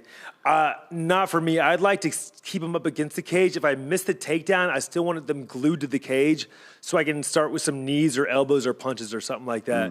But I want them to stay there. I'm not a good enough wrestler to try. I want to take them out to the center of the cage and play that game. Okay, so you want to restrict movement. Correct. Get it to catch you. I like grabbing that single like he did, kind of bringing it around perpendicular to his other, or like even with his other leg, pulling out from the cage and kind of trying to collapse those legs together. Like Habib is amazing at that. They Correct. get both up tied together. Very, just like that. I do it just not near as well. No, I was trying that today. I had an arm figure four on Colin, and I got them together and was trying to scoot up to get my legs to figure four and hold him there, but I couldn't quite get it over his knee line. It restricts their movement, keeps their hips from Big time. Yeah. It's a claustrophobic position to be put into. If you get put into that position and then maybe they trap a wrist and collapse outside of, then it's no fun. Yeah, the anxiety builds inside you. You know you're about to get smashed. Ooh. Ponzinibbio might win this round, actually. He has to. If he doesn't, he loses the fight. I mean, he's outstriking Neil right now. DC agrees with you, Dan. Oh, turn the audio off, my guy. Was it on? Yeah, someone's audio's on. Oh, it's Eli's pocket. It's Eli's pocket. I just did a crime. Did you do a crime? Just a little echo. No, I think you were just... Yeah, I think it's 1-1 right now. Takedown, outstruck Jeff Neal. Jeff Neal's corner says he needs to let the hands go. They told him he won this round, which is very dangerous to do as a corner because we have no idea what's going through Neal's head at the end of this round. Ponzinibbio seems to have not anything left in the tank, though. That takedown took a lot out of him. People don't realize how tiring that is. We also get really tired missing punches, so... Getting punched in the face also very tiring. For you, yes, as the receiver of said punch. Actually, to land a punch is probably the least tiring action you can do in a fight. Can we translate 33-22? 33-22, 30. That's what Safe kept on saying to Jeff Neal just now? 30? Yeah, I heard that. Yeah. Anyway, I don't know what that means. Safe was super intense with Jeff right there. Even though he said he won that round, which almost gives him some, hey, you can almost, it doesn't, It's exactly what he's saying is I don't think Correct. he can do that this round. However, he came on so hard after he said that, I don't think that's the impression that Jeff Neal got. Live odds right now have Ponzinibbio minus 130, favored. Then Jeff Neal really needs to let it fly. His corner told him that, but... Yeah, I think Safe was pretty clear, hey, don't dap this guy up, don't low five him, get after his ass. Right. Put him away. Yeah.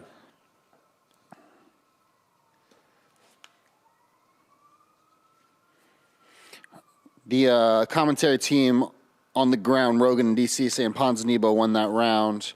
Jeff Neal tagged him up really nice with that overhand right. Pushed him to the cage. Ponzinibbio was a good job circling out.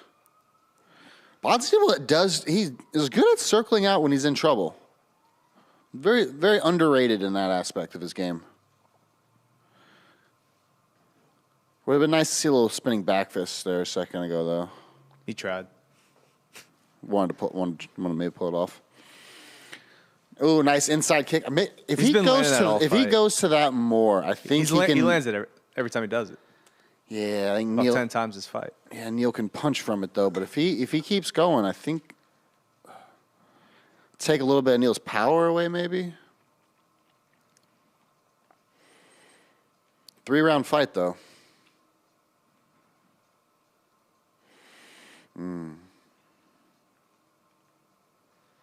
I don't think Jeff's throwing a strike in about a minute. Very interesting. Little push straight from him, but there we go. Now he's coming. Attempt of a high kick. Ponzinibbio kind of backs away. Doesn't take too much.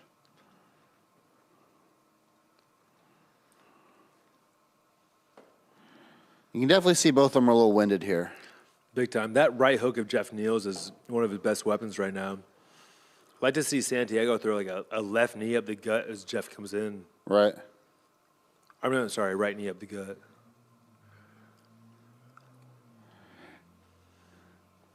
Yeah, I feel like that hook's there. Now that you said that.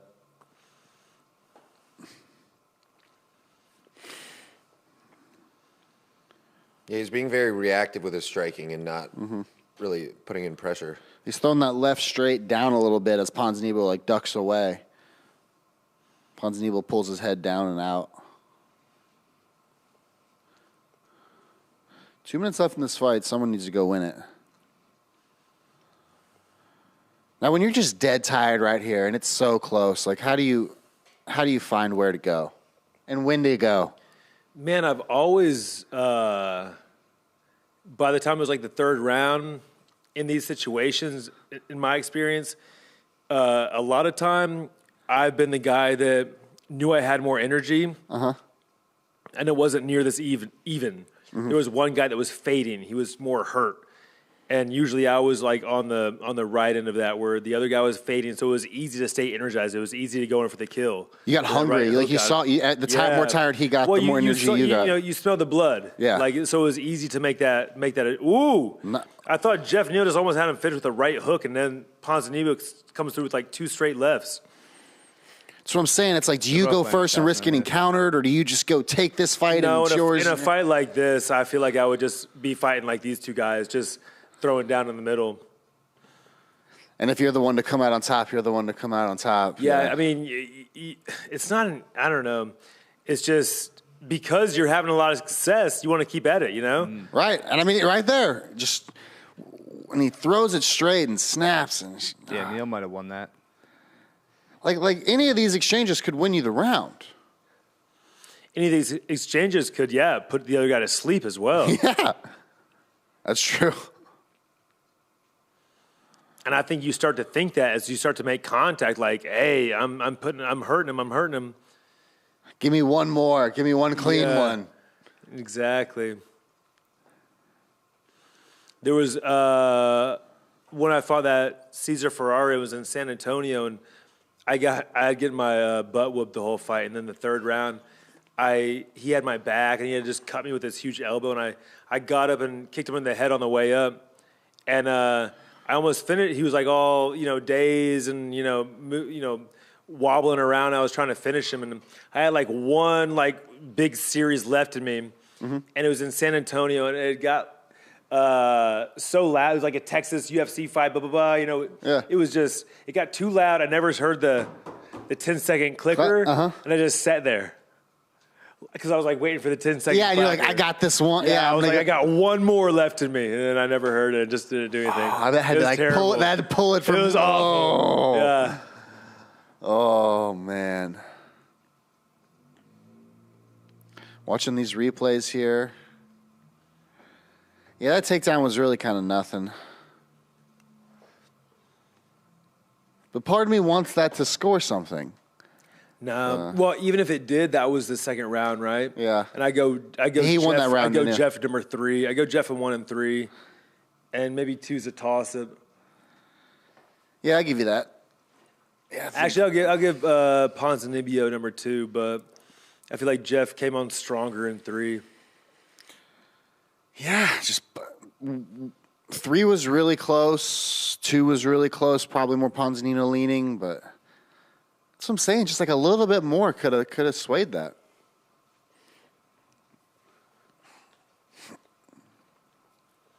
I mean, look at Jeff. He looks pretty darn good right now. He does. Looks great. Did more damage. Yeah, I love judging a face for a fight. Why not? It's literally the whole point, right? Like, go mess that face up. Yeah. All right, so the strikes were even in the first round. That's wild. And then Jeff came on in that third, yeah. Yeah, big time. Yeah, so you gotta give, yeah. Man, good for Jeff, because that's got to be stressful if he had happened that ticket and a lost fight. Uh-huh. No fun. Maybe Dana's nice and throws him a little bonus there. Hey, man, that could have been a performance of Wasn't this night? fight of the night style, you Yeah, know? that's what I'm saying. Like a good, solid. Maybe that Hector, though, Dom fight probably had a little more... That's true. You're right. the more drama than this. Dude, I need to go to sleep. Okay. I mean, there's 2 fights left, but we understand. It's 10:30. Wait, what are they saying right now? Split decision? I'm surprised they scored at Ponzinibbio in the first place. Okay. Eli. Dude, there's like 20 minutes left of fights. That's like nothing. The best fights. Yeah, it'll take a second. It'll be fine. It'll be good. It'll be cool. Dude, if you can take a little, close your eyes, take a little power nap. Yeah, dude. We got your back. Yeah, that's what your friends are here for. Maybe go make a coffee? I want to wear sunglasses. There's Ooh, that's a good sunglasses. call. There's somewhere around here.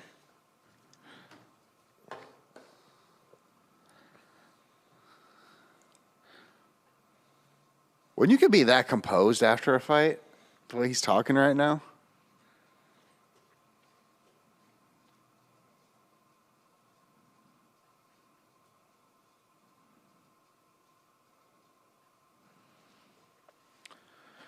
Very humble Jeff Neal, saying it's his first ranked win. You got to call somebody out, as Shale always says. You got to set up your next fight after this fight.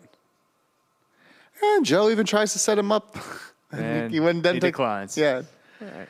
Yeah, you got to. Good for him, man. That's awesome. It really is good for him. Good for the state of Texas. I bought.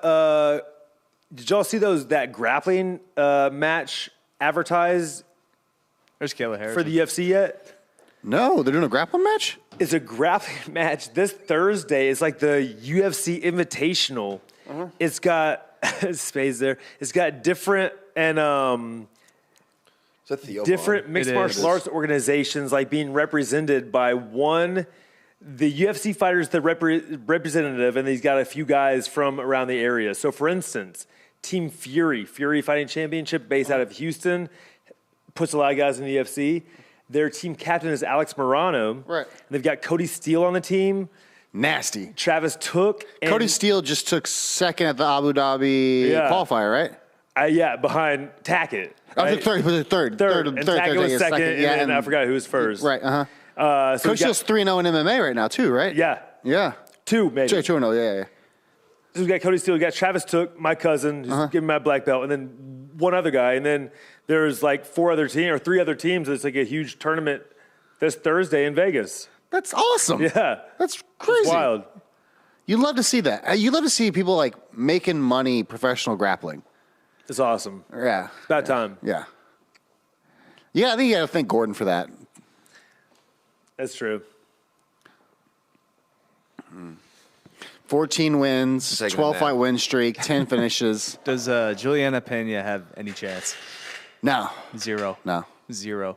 Zero chancelone. Does Amanda Nunes have to be knocked out by like She just got A her beer hands are can? too good. from the stands? Maybe she Maybe. Or Flying maybe object. like a wet floor sign wasn't put out. slips. Yeah. I'm just gonna I'm gonna put it out there. It seems like one of those moments where everybody is such a foregone conclusion, and I know it is every time, but this one, for whatever reason, it gives me that feeling, like it could be the moment where we see the upset. See, to me, this feels even more like the foregone conclusion than any of the others because she's quoting, like, it's just an honor to be in the ring with her. Oh. Like, it's just like, it's an accomplishment to be fighting Amanda Yeah. Nunes, and I will graciously take my loss to her. And if I can get a punch in, I'll replay that. See, that's not the impression I've got from the press conferences so far. I think what I saw was Juliana Pena was talking about how she had beat somebody who had beaten Amanda Nunes. So in any case, maybe I just want to see some drama. I don't know. Yeah, I would love to see it. But that's not to say that I don't like Amanda Nunes a lot. She seems pretty awesome. She's the pinnacle of women's mixed martial arts right now. I wish we could have seen a trilogy with her versus Cyborg. Like seeing Cyborg retool after that loss, because she hadn't been tested in so long. Like I could have. I like seeing Cyborg do her thing in Bellator and just run the whole. There's promotion. there's just nothing. Yeah. There's no one. Good for her. Yeah. AJ McKee, super nice to see that kid too. Oh, man. Dan's a big fan of him. I can't. Would he beat Darian? I mean, who did all he beat in that lead up to Darian Caldwell? I mean, First of all, if you don't know who Darian Caldwell is, go watch his old NC State highlights. He was power bombing people, squirring people in NCAA finals. This guy was a animal of a wrestler and a freak athlete. Who's he fighting again though? Like Pitbull rematch? I think the company's going to move away from Pitbull. Do you know anything about AJ McKee's next fight, Andrew? No, about I mean Darian AJ. Caldwell's or Pitbull's? Either one. Any I'm of saying them. AJ's probably. I don't know. I fighting know Pitbull again. that the other Pitbull, Patricky? they fought, Peter Quayle, and KO'd him after Quayle had finished him in that previous fight. I have a pit bull. His name's Pablo Escobar.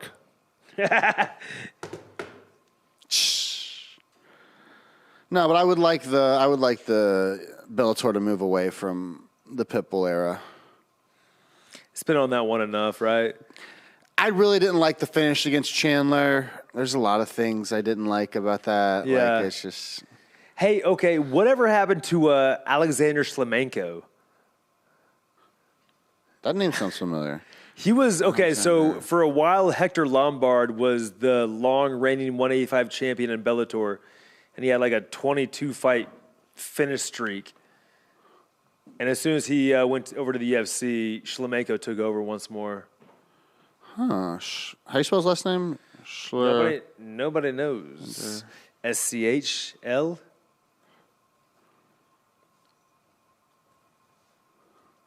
Oh, this guy, the middleweight guy, right? Yeah. Yeah.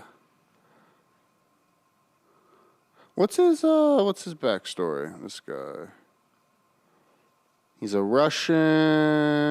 How old is he? He's 37.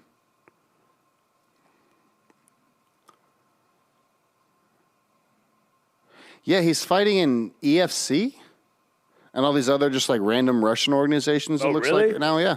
Yeah, he had some fights in 2021. He had 2 fights, one in October. Getting paid by the Kremlin. Yeah. Good for him. He's 61-13 right now. Oh, my God. That's where the money's really at. And Mola. Wow. I'd fight for Putin. Fight for that Putin money. Yeah. Putin He takes money, care. He Putin takes women. care of his athletes. Yeah.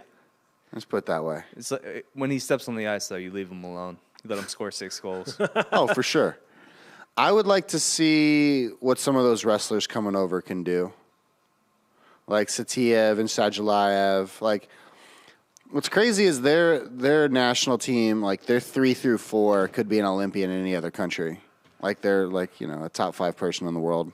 You know, what's interesting is with the UFC, I'm not sure if they're always interested in signing those guys. They're not at all. That's why you see a lot of those dudes over the PFL or something like that, because they're so good.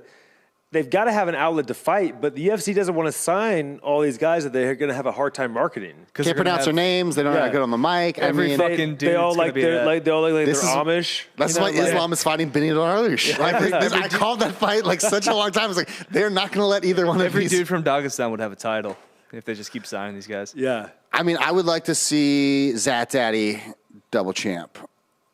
I think he. Nobody wants to see that. Who's that? Hamzat Chimaev. Oh. Watching him wrestle Jack Hermanson and then man. like, Hamzat, yeah. That overhook outside trip, like kind of throw. and how saucy he looked against Oh, the light man. heavyweight, being Yeah. a freaking 170 pounder. I think Fuck maybe. it, Roman, he can fight Usman right now. I think he gets one. I think Usman has 1 or 2 more title defenses and maybe gets out. Tries to do that Canelo thing. Avoids him. Yeah. Yeah. I think there's a little best. passing of the guard before that. In the same way they don't give Nate Diaz him right now.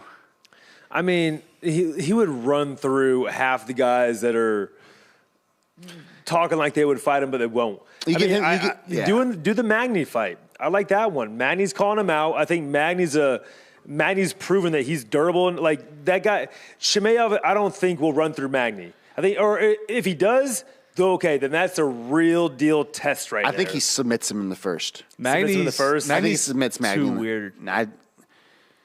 He's that Russian level. Like, he's comfortable in every position. Like, you're not doing anything to him, so just give me this. Yeah. He picked up the leech and just walked over to the Dana, looked at him, Puts him down and then wild. and just gets his back so easy. Well, watching guys fight like that, it makes me uncomfortable. They're not afraid of the stand-up. Because I've experienced that top pressure. Because when I watch that, you see certain types of grapplers do that. Guys that are not interested in falling back on an armbar or a guillotine. They're going to stay on top of you as long as they have to until you make something super easy for them. And Khabib does that, and Shemaev does that, and my pal Tim Kennedy does that. Yeah. And Tim likes to submit you by putting his chest on your face and just rubbing it against you. Leche de Madre? Yeah, Tim. Is that what he calls that? He does. Yeah. Yeah, his nipples sweat. Yeah. Exact. Is that style of he like motorboat you? making you so just uncomfortable that you're going to give something up. And yeah, they're so good at it. So I think he runs through Magny.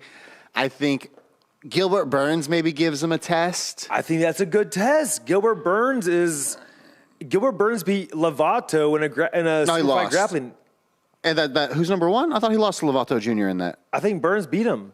Huh. I was just talking about that before you came, and I was saying he lost to Lovato. Word. I could be wrong. I'm pretty sure he took Lovato in that one. I mean, it was a It decision. was right after the Usman fight. Correct. Yes. Yeah. You might. Burns I would could be wrong. good because he's already done the title shot, so derailing him wouldn't be that bad. Yeah. I don't want him fighting Luque. Because I want Luque in the picture. He's not though. Luque is just like, I don't know. He's super good. I don't think he can beat Usman. I don't think any of those guys can beat Usman besides Chimaev. Eli, did you have a What good about nap? Leon? No. No. That's good. Glad to hear that.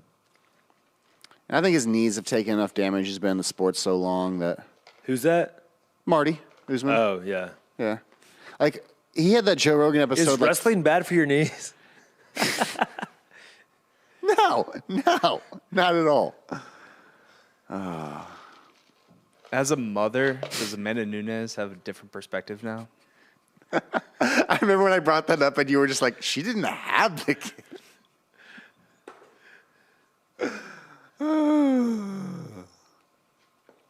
And Anik is commenting on that right now.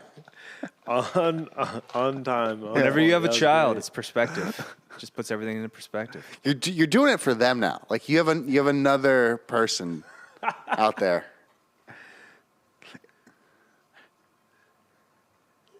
It's a seventh gear.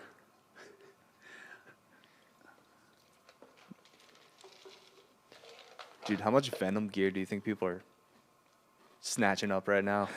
Now, my question is the old Reebok gear worth more now? Because it's classic. They just rebranded it. It's the same stuff. Switch Yeah. the logo. Yeah. Just switch it out. Maybe. I don't wonder even know who where- actually makes that Where do you stuff even now. buy Venom? Online, I guess. Is it an athletic company? Is there a brick and mortar that just carries Venom? I have yet to see Venom at Academy. I don't think it's there. I don't think it's at Dick's. I think it's probably, have you fought in the UFC? You get some Venom. Other than that, it's non-existent. Makes sense. Don't understand why they would want to advertise a product that doesn't exist. brand establishment. They don't make anything else. They're literally not an apparel company. They had to go find another company to make the apparel. I think it's fictional. Hey, do y'all know if there was a bare knuckle fighting event tonight with Alan Belcher? Maybe, but they keep canceling those and starting those. Oh, okay. They're the only company who's been really cool, and maybe you'd be interested in this, allow us to do picture-in-picture commentary where we can watch the fights and stream them to our audience, as well as do our own commentary over that. And they've been pretty open to doing more of that. We did so that's that something with- interesting in the That's real future. cool. We did that with the Paige Van Zant fight. Yeah, we I did like that. Well, I just saw Mike Perry. He was commentating on the other night and got in a fight with Julian Lane why he was in the commentary booth. I mean, it looked very pro wrestling, but Mike Perry, it was just Well, Mike Perry. he just won his triad combat fight. Hey, by the way, I bought that and I watched the card. It was a good card, dude. Frank Mir got knocked out standing up. Frank Mir got smoked. Mitch Rion looked good, I thought. Who was Brian Vera versus Derek? Fought in Bellator quite a bit. Derek Krantz. Mm-hmm. No, that wasn't it. Anyway, Vera's an Austin guy. Brian Vera's an Austin. Ooh, 33 versus 32, 5'8", 5'6". Virtually identical. Yeah. Except for the two straps the one woman is holding. And Pena's like on a 1-win fight streak. You should have an abortion clinic where you get to keep the fetus in a jar. Nothing to do with what we were talking about, Eli. Yeah, I mean, when you have a pregnancy, you get to keep the placenta. You do whatever you want with it. I think they're selling it on the black market. For stem cells? Yeah. Yeah, probably. You could. I think you just eat it Yeah, I want those stem cells. whole. Yeah. Live forever. Tucking the braids into the back of the shirt. Dude, somebody cut off Eli's 4 Waterloos deep. And a Topo Chico and an Ensure and whatever was in that ghost bed cup. And he's still got a quarter of the brownie left. Because he doesn't drink anymore, right? No. I go through phases like that. Drinking just makes you fat and it costs It does. money. It makes me hungover, and it completely removes my filter that's already pretty loose. Yeah, it's a thin veil there. That's kind of dangerous for you, Eli. You're already very offensive. Brian Schultz in the chat says Venom has been around for over a decade. They have been around so long, sometimes I feel like you guys have no idea about MMA. Thank you. You know what? Actually, Yeah, Andrew, do you know anything We currently have a former Fuck you, man. Thank you. I wore Venom shorts in 2013, so I don't really know what I was talking about. Yeah, they've been around. My bad, guys. Never apologize to the audience. No, Cage. July 2013 in the UFC, I was sponsored by Venom. Dope stuff. Founded in 2005. It's all over early UFC, by the way. In 2011 and 12, I was ask where wearing to find Cage it. Fighter. Those were who was making our shorts for us. Oh yeah, I liked those shorts a lot. They gave us one pair of Mizzou ones each year, and I sold them to a kid at camp for like $200. I was so poor. dude. That stuff's valuable though, man. Some actual like college wear, you know? Yeah. Yeah, because they only made so much of them for Yeah, I liked it. I liked the strap in the front. It was cool. No, I trained in the gi over Thanksgiving, and I was digging through my closet for my gi, and I found my Reebok stuff. I only did one UFC fight in the Reebok stuff, and I guess I was so depressed, I just threw it in the bottom of a bag afterward, and I recovered it, and it was. So I washed it, and I was hanging it, and I still probably won't ever touch it, but it was good to recover it. Yeah. It's all too big for me now. Yeah. But I plan to sell it when I come across some hard times. You know what's there? Yeah. I sold my college Letterman jacket one time on eBay. No. Yeah. I never wore it once. I was like, this just sits here. Like, part of me didn't want to move it from house Is that to when house you were anymore. dealing drugs at Mizzou? No, this was years after that. Okay. Yeah. For wrestling? What was the Letterman jacket for? Yeah. No, fucking theater. What's your question? I don't know. Is You strawberry your guys are the favorite ones flavor? that want me to keep talking. We are. And the people in the chat. They really like you. Strawberry, though. You got bad taste. We have bad taste or they have bad taste? Everyone who enjoys what I'm saying. Oh, don't be self-deprecating. That's true. Do you think about that with the women you're with? It's like you question their judgment because they're with you.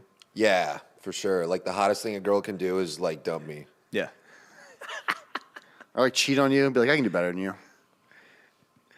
Or just say it to your face that I'm better than you. Oh, I like that whole Gone Girl thing where she's like, I make you a better person. You don't deserve me. Right? Yeah. Yeah, All right. my first girlfriend used to be like, well, how come you can do this and I can't do that? And then I just be like, because I'm more important. Nope. Wow. her Early with a calf calf took her down. Went right back to Is this it. when the oh shit sits in? You know, when I was talking about the whole thing, like this might be the fight, I was totally joking about it. Guys. I was like, dude, I was trying to get y'all to bite, and you didn't. Congratulations. That leg, I sense that, yeah. Leg's already done. that leg has to be jacked. That's 2 on the outside, 1 on the inside. Her range is so good. See how she bounced out right there? I mean, just nothing's touching her. Look at her front leg shaking. Amanda doesn't look as thick as she normally does. Like, and I like her a little bit leaner. Ooh. Because this is 135, isn't it? Yeah. All she's really thrown so far is the biggest thing is 4 low kicks. Yeah. Oh. Yeah, it's going to Puts her down again. I think she was like minus 1,000. Still At the end, safest yeah. money you could have had.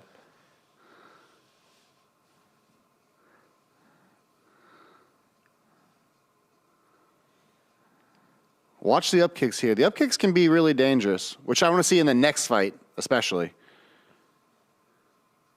Okay, getting in on the single. Let's see what she's got. Can she get her head across? Wrestling too. She beat women's in her last fight. Juliana Pena beat a women's Olympic silver medalist in Athens. Oh wow! So she can wrestle with the best of them. That little overhook trip though. Mm-hmm. Such good defense when somebody starts to get that good body lock on you. People say the overhook is a disadvantaged position, but, you know, I don't know. No, look at like a guy like John Jones who does double overhook, you know, lat drops. Yeah. He just gets you extended. I mean, definitely have to know how to use them. I don't. Giorgio, she wrecks you. What? Amanda Nunes, she wrecks you. There she goes. Pena was looking for a Kimura sweep, but Yeah, she still got the Kimura locked in, but her back's taken. Amanda's got the hook in. you can only really get like a little straight armbar from right here, and it's not kind under of the neck, but- we call that like an old man like jiu-jitsu submission. feel like Like she should guys hip that in. like don't have like a super great game, but they'll like get you in something tricky like this. Like a little wrist lock down there, Yeah, something. like that, and she's gonna wear out. I think. Yeah, look at Amanda. It's just not gonna happen. She's reaching for the shoulder. Oh, now she's going to open up that chin with pepper her up. As long as she's got that leg tied. So that's a really great position I was just talking about. Amanda had the leg in, and Pena got to her back right away and easily got that leg out. Pena, I mean, great scrambler. Yeah. I see. Into the guillotine, though. Yeah, no, I mean, she's already looking to fight the hands, looking to go like a deep half guard maybe, or keep coming around the outside. Yeah. A lot of time, I'll get like really deep on that half guard with people, and they aren't able to choke. But there is certain people that are just too good with the head and arm. They can hit a guillotine or an arm in from almost anywhere, and you got to know when you're going with those type of people.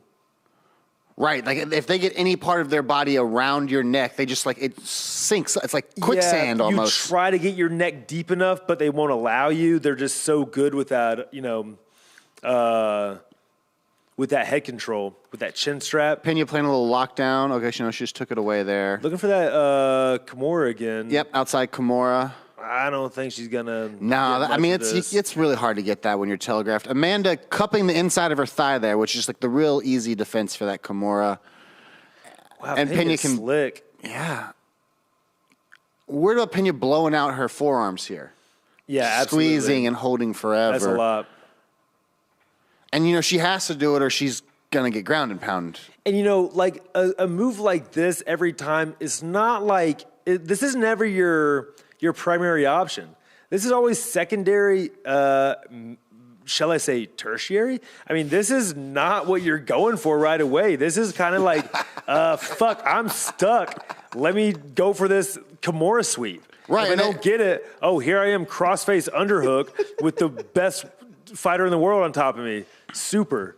You got to make them respect the Kimura to move to something. Like, it's just there to Biggest keep word I've ever the heard you use. Is that again? That was the biggest word I've ever heard you use. tertiary. Oh, my God. Do you know what that means, Eli? He went there. Yeah, secondary or outer layer. Third. When are you coming to class next? I can't wait to punch you in the face. No, that was good. Thanks, man. Actually, you know what? Just to be transparent, I was copying Tim Kennedy talking about like more serious stuff. primary, secondary, tertiary. Yeah. He's got a plan for everything, you know? Yeah. He's going to tell you about that plan. Yeah. Yeah. He's going to show you the workout he did that day. Probably some sort of whiteboard photo. I've been on those. They're no fun. I do not enjoy them. I think they were doing the rowing machines recently. I should probably get hydrated for this next fight. Crypto.com, fastest growing platform in the world. Do White Claws hydrate you? I think so. They're pretty much water. Yeah. Yeah, I'd agree with that. Grab a seltzer though. Little seltzer action. I think 35 really is the best weight for Amanda, to be honest, too. I think her performances are better there. Let me grab a White Claw and sober up. We mix the lemon and the lime together, and we call it Sprite Claw.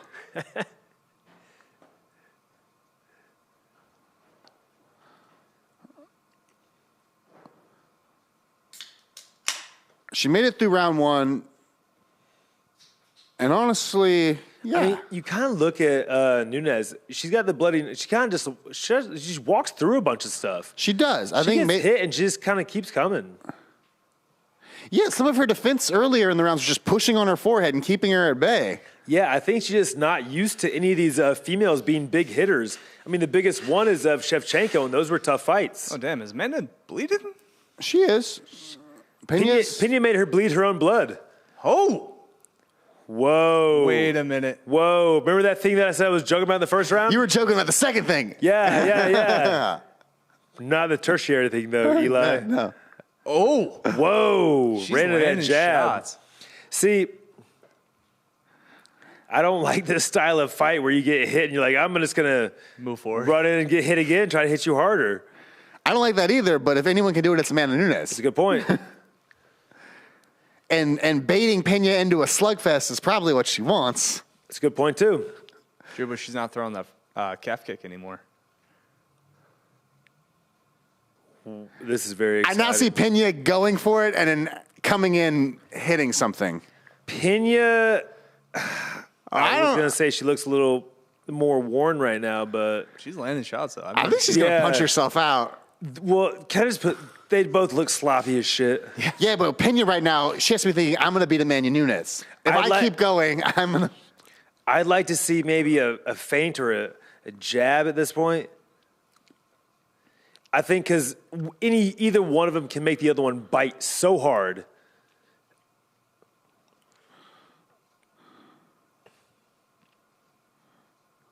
This is awesome. Now Amanda's What did like... you say? I said this is awesome. No, what did Rogan say? Oh, She hurt her. She said Pena hurt her.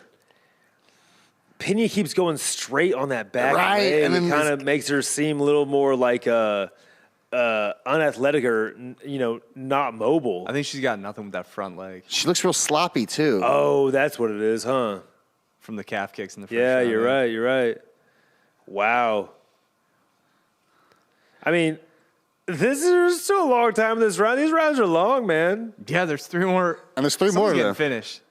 For sure. Yeah, They both just jabbed each other in the face 3 times. that was cool. Payne is Wow. winning this round. Wow. Oh, my God. Oh God. Oh, man. Oh, did she get the takedown? She does get the takedown. Take it back. Oh, Michael wanted. to Oh, call she's me. got... Whoa, she's she's does on she the in the jaw. chin? She's... Did she tap? Yeah, No, round's over. No, she tapped. She tapped. yeah. oh. She tapped the No, ground. Remember that thing you said? Dude, that thing that I definitely wasn't joking about. No, not at all. Even though if I said I was, I was No. joking about joking. Time Yeah. ran out. Time ran out. I didn't see the tap. No, time ran out. So the round's over. Are you sure? No. No. No, he just said you can be sure they're going to run it back. She would be celebrating, no? Why is she not celebrating? What just happened? She's not... Yeah, she's just not... Look at all the. She's it's over. just playing it cool. Payne She is not can't believe what celebrating? happened. Yeah, she shook. She's just like... Payne won? Some people are modest, Dan. All right? Not everybody is Connor and Sugar Sean. Sometimes people just chill after they win. Okay. No, I'm just Wow. That's wild. Wow. How did that choke happen so fast? I don't either. And then she just like, She got on the face for a face crank? yeah, Or it she had to was be just like a too face smash. exhausted? Yeah. Hot damn. That's a massive Yeah. fucking upset. Unreal. And they just stood and traded. She never went back to the kick. And it was just these jabs. No right change levels. With one leg. There. And she just kept standing there. And she was like, come back, you can get it again. Wow, great takedown. I like that a lot. That back trip, yep. Yeah. And then she just, Amanda's no urgency from Amanda. No, this is just, was this? Oh, she did tap, yeah. Wow, there was. That was quick. Hey. I think she just got that hook in perfectly There was. around her neck. I think she's just too exhausted to fight that choke. Yeah, I think she just didn't want to fight anymore. She's like, She I'm was good. way too tired to fight that choke. Look at Joe. Wow. I don't have headphones on, so I can't hear them. No, But it's just, zero reaction from Pena yeah. at first. There we go. There There it is. she is. There it is. She must have been like, did this happen? Yeah, she's just like, what? Like I think she was shook that Amanda tapped. Wow. Do you think she was just frustrated she couldn't walk through her, and that just took her out of her game? I think so, man. I think she hit her with her best shots and got freaking exhausted, got taken down, and No, it gave her back up immediately. I mean, I gave her back up so easily. but it's that same like, what's the motivation when you've been that Dominant. for that long? Do you just think you're gonna win it And eventually? she's always talking about Not like, only that, but retirement. how much do you even care? I mean, I don't know. I can't speak to that level because Right. I've never been there. It's a hard thing. I would think you would still be obsessed and be super stubborn about losing. But, maybe the choke was in and she knows more than us and was able to, tap quick. Right. business decision. Like, we both thought it was a face crank almost. Like, we thought you'd be ducking, covering your chin. Only one hook was in. That's Right. weird. Wasn't extended. Arm wasn't trapped. Wow. I think your chin was just high enough for that arm to just fit in there perfectly. Look at Rose. I like her with the shaved head. I like Pat Barry a lot too. We know you like short hair, Giorgio. Can't just be nice. The Misha Tate. Yeah. Who's that? Former vice president of ONE FC. Former women's UFC champion. Misha was the first person to beat Ronda, right? Or was that Holly? Holly. Holly. Yeah. Ronda beat Misha. Misha, yeah. Misha beat Holly for the title? Yes. And then Ronda left to go. Be a wrestler. Yeah. I like this shit, motherfucker. Wow.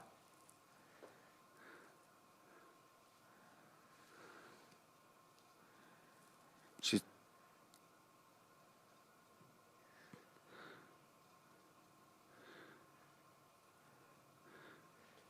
Vegas just cleaned up. yeah. The amount of people that probably just laid the 1,200 on Amanda to win an easy $100.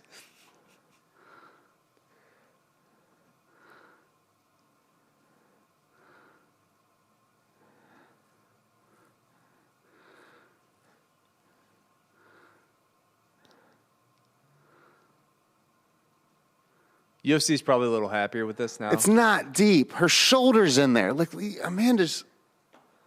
She took a dive.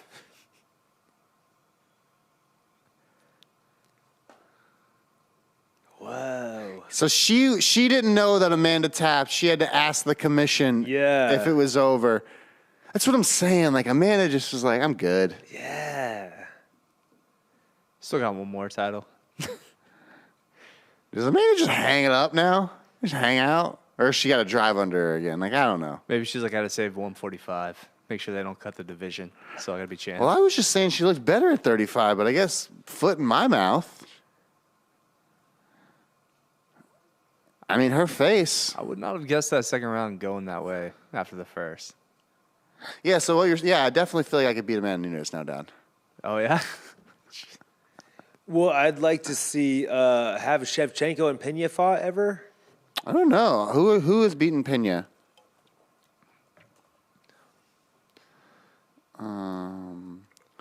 Let's pull her record up real quick.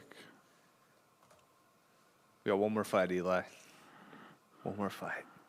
Yeah, she lost to Valentina. Valentina armbarred her in 2017. Okay. What side of the K-hole are you on right now? Eli, What? how far into the K-hole are you? I'm not in the K-hole. And then she lost to Randomie Martha, the Dutch girl. The kickboxing Dutch Jermaine girl. Data Ronda. Yeah. And she lost to her in 2020. Yeah, but she beat Sarah McMahon. I mean, that's a freaking Olympic silver medalist for the U.S. And her other losses were in like 2012 and 2013, so.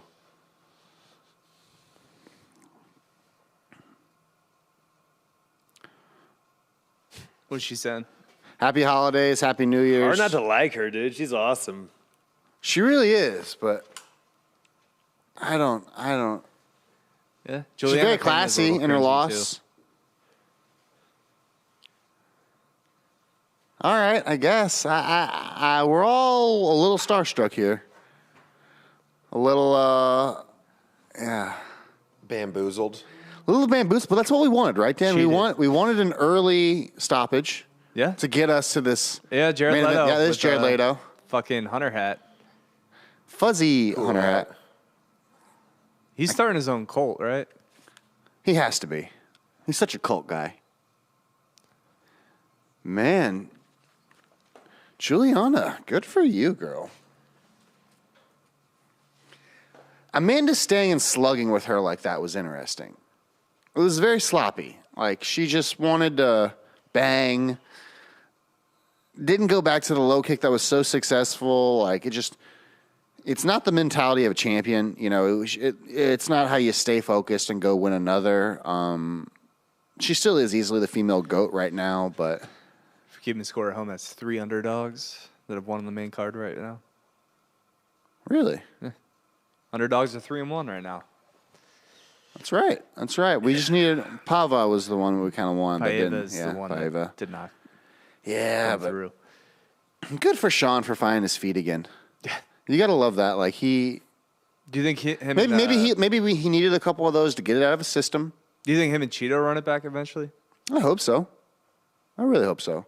Because Cheeto claims he won that fight, and Sean claims he lost that, or gave that fight He was away. undefeated because it was a doctor stoppage. Right. That's his Yeah. thing. Yeah.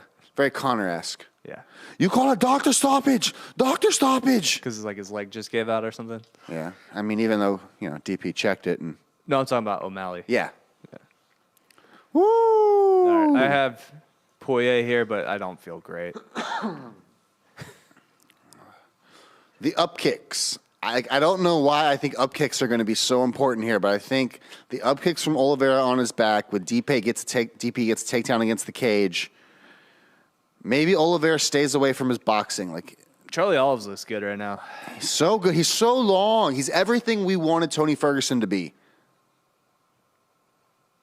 I didn't really want Tony Ferguson to be anything. Well, in the sense of being Personally. dangerous from everywhere, crazy Muay Thai, aggressive, entertaining. Ooh, we got a new UFC video game? No, it's still the fourth one, I think. We should probably get that. Is that Sterling? Yeah, ignore your girlfriend. Just play UFC 4. Ooh. Create a character, make it look just like Ross. Yeah, why not? Why not? Current Ross or Yeah, before or after. Current Ross. No, I'll make a Hasbullah. I'll make him as short as possible. I have a group Instagram chat where we just post memes of Hezbollah every day. I appreciate that.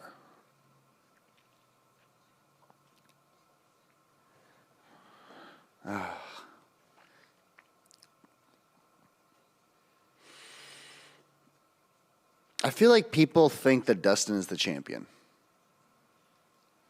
They feel like Dustin is a champ. Islam jumped Mike Yeah, why wouldn't he? Mike's lost 2 in a row. 2 straight. Yep. So the champion and number 2 ranked guy. And they're setting up so Gaethje has the next title shot, and then the winner of Beneil and Islam will get that winner. And then Chandler's trying to steal Connor. Yeah, which I don't think Connor wants to waste the fight on. Nah. Connor's Chandler. getting saucy and is going to fight Nate at 170. He'll fight Nate. That's why he's getting so saucy. In the sauce. Yeah, I'd be sleepy as hell right now if I didn't nap today. I ate 2 pounds of barbecue today. From where? Brown's on corner. It's a food truck outside a corner bar. It's okay. Where's Corner Bar? Probably at? not going back to it. Lamar. So there's a Browns Oh. and a Blacks and a Terry Blacks. Yeah. Don't go to eat anybody that's not Terry Black. Blacks is pretty good. It's not. And Cooper's is good. Black's is bad. Which Blacks do you go to? I went to the one on by the college. So off like Guadalupe? I think so. Yeah. No, Terry Black's much better. I like Terry Blacks. Blacks and Lockhart I've never been to. So I can't give them a fair That judgment. $40 beef rib is amazing. Okay. I believe that. $40 beef rib. It's a lot for a beef rib, I feel like, but No. No. Because you It's a buy it by the fucking pound. big-ass It's probably like beef $28 a pound. And a beef rib's 2 pounds. like almost 2 pounds. All right. I bought an $80 brisket there, and then I forgot to cook it. And then I cooked it, and I forgot to eat it. Just wasted most of it. I'll still default. I'll go Terry Black's for Lob Barbecue. Never been there. You do love your lob barbecue. Lob Barbecue's sick. Don't they always have lines? Yeah, but you go at the right times. Yeah, I don't wait in line. I can't do it ever. Terry Black's at like 20-minute line max. Yeah, I don't mind it. It's pretty quick. Terry Blacks doesn't have a line in on a weekday. No. And you can also just order ahead. Yeah. Yeah, I've rolled through a few times and been pretty But easy. I haven't been to La Barbecue or Franklin's. Well, Franklin's is just like you can't get it. Go to, what's it called? Loro. Same thing. It's Yeah. Franklin. Loro's fire. It's Franklin's. That's my favorite Yeah, but restaurant. you're not getting like the multiple different types of barbecue sauce from Franklin, like the sausage and all the ribs and all. Oh, is that Mike being a bitch? Listen, I haven't gone to Franklin's in years, but I feel like at some point you just got to do it, Yeah. just so you can get like the full experience. I remember. Order the 5 pounds ahead of time, like a month ahead of time, and you should be good. Thank you, sir. I've only waited there in line twice, and one of the times we finally got up there, we sat at our table, and some dude comes over to our table because you just drink in line the whole time. Yeah. Some guy comes over to our table. He's wasted, has like 3 pounds of barbecue on his plate, sits down with us, shoots the breeze for a second. He's clearly blackout drunk, walks away, Never to see. never to be seen again. Yeah. I was hoping he was going to come up to your plate and just take a piece of barbecue off your plate. All those stories about Bill Murray, where they're just like, oh, yeah, Bill Murray will just come up and take a bite of your sandwich and tell you nobody believes you. I like to say how he does the same thing. Whatever you order, you're going to get a tequila shot. Yeah. Yeah. Solid. Okay. Bill Murray's great.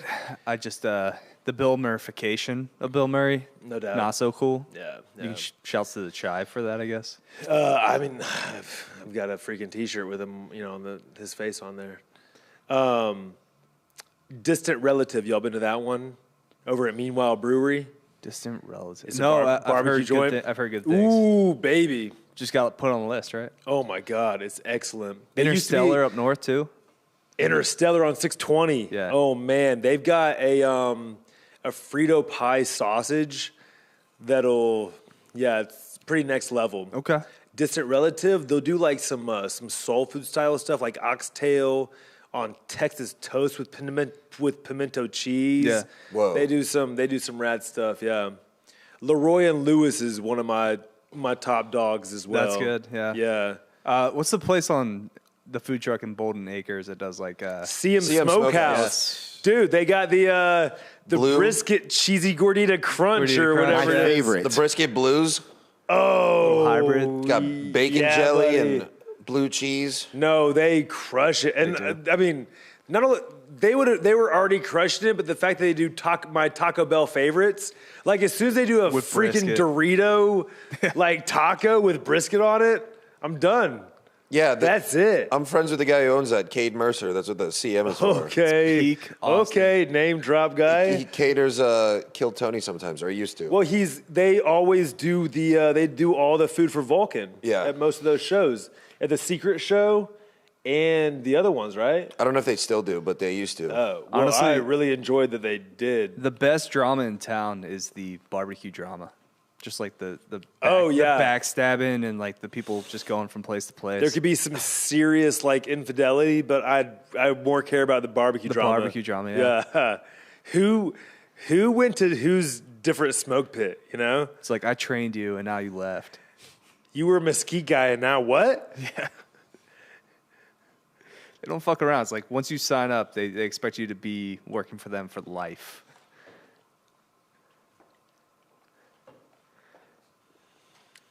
We're Holler. not looking at the big picture. What? What's the big pig? These people got to be taught the ways of the barbecue and then branch off and then build their own thing. Yeah. It encourages growth and change. Eli, I don't want to. A lot of these have a lot of liquid left in them. What's with that? Taking like 4 sips of each Waterloo. He did warn us. Man, cold Waterloo. I get it. Yeah, these are these are pretty full.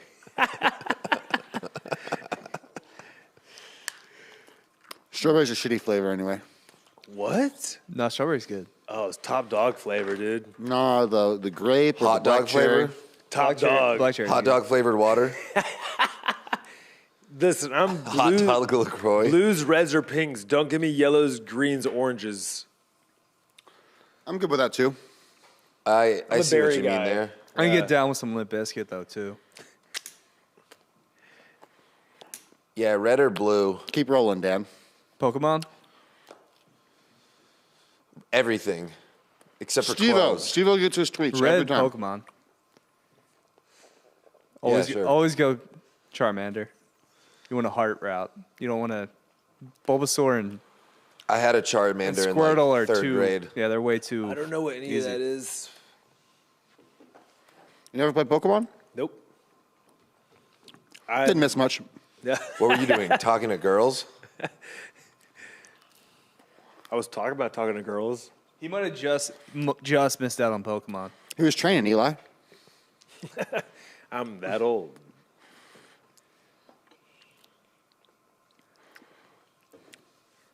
It's weird how it came back. Well, yeah, with Pokemon Go. That And, kind of. and even after that, like the Paul brothers got into it. How do you feel the Jake Paul Woodley too? Stupid. I would not want to wear glasses before my fight. I feel like it would throw off. Who did my- that? Charles Oliveira. Oh, yeah, the person right in front of me. I'm gonna be blind as shit. I take my glasses off. It's gonna throw me off. Yeah, you get a whole question. depth perception Weird. issue. Right. I want to like be adjusted. If I'm already blind, I might as well just stay. I blind. always wore my contacts in fights. did that end poorly once. No, it would like it almost gave you like a freebie. Oh wait, that's the wrong one. Almost like you get like hit in the eye one time and like it like protected your eye, like the contact would fall out, and it didn't affect my depth perception enough to like put me at a disadvantage. I felt it only like allowed me like one free eye poke. Dude, Which Shaka was told nice. me. Shaka told me he meditated so hard that he got echolocation.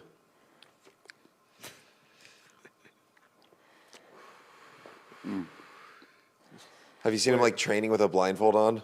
Like a dolphin. Yeah. Like he just trained and fasted in silent darkness for like hours a day, I'm willing to challenge that. and then he was able. Do you think like if you just like kept a little bit of distance, like threw stuff at him, it'd be fine? He has some video of him like boxing a moving target with a blindfold on.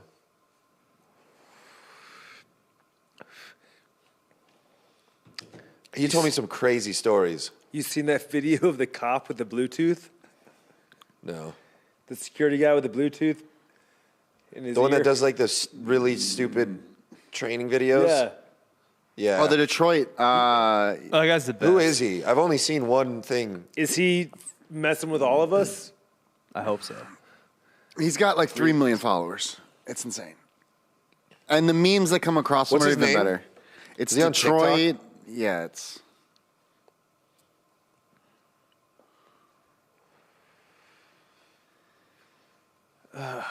Fuck. I've lost so much goddamn money tonight.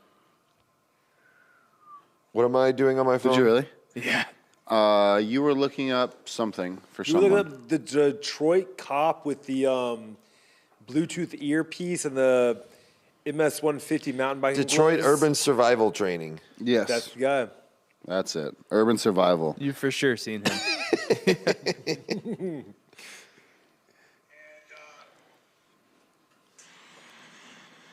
Detroit Urban Survival Dude, Training. I don't want my Right guy now, to come over to me and hug me another before the demo. fight starts. And your name, sir?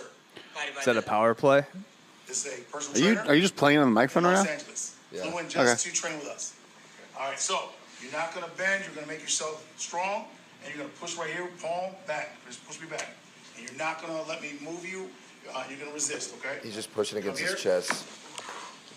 And now right here, And then we you actually grab use it one with- hand. We can talk to them, sir. Can you stand up? No. Oh, DP's only 5'9". So without injuries from this guy. I think he's serious. He could be. Yeah, dude. It says contact us to schedule your first demo class. Might as well cash in. Yeah, I mean, I would Yeah. I would go make content with him. You should just fight him. Well, that would be the funny part.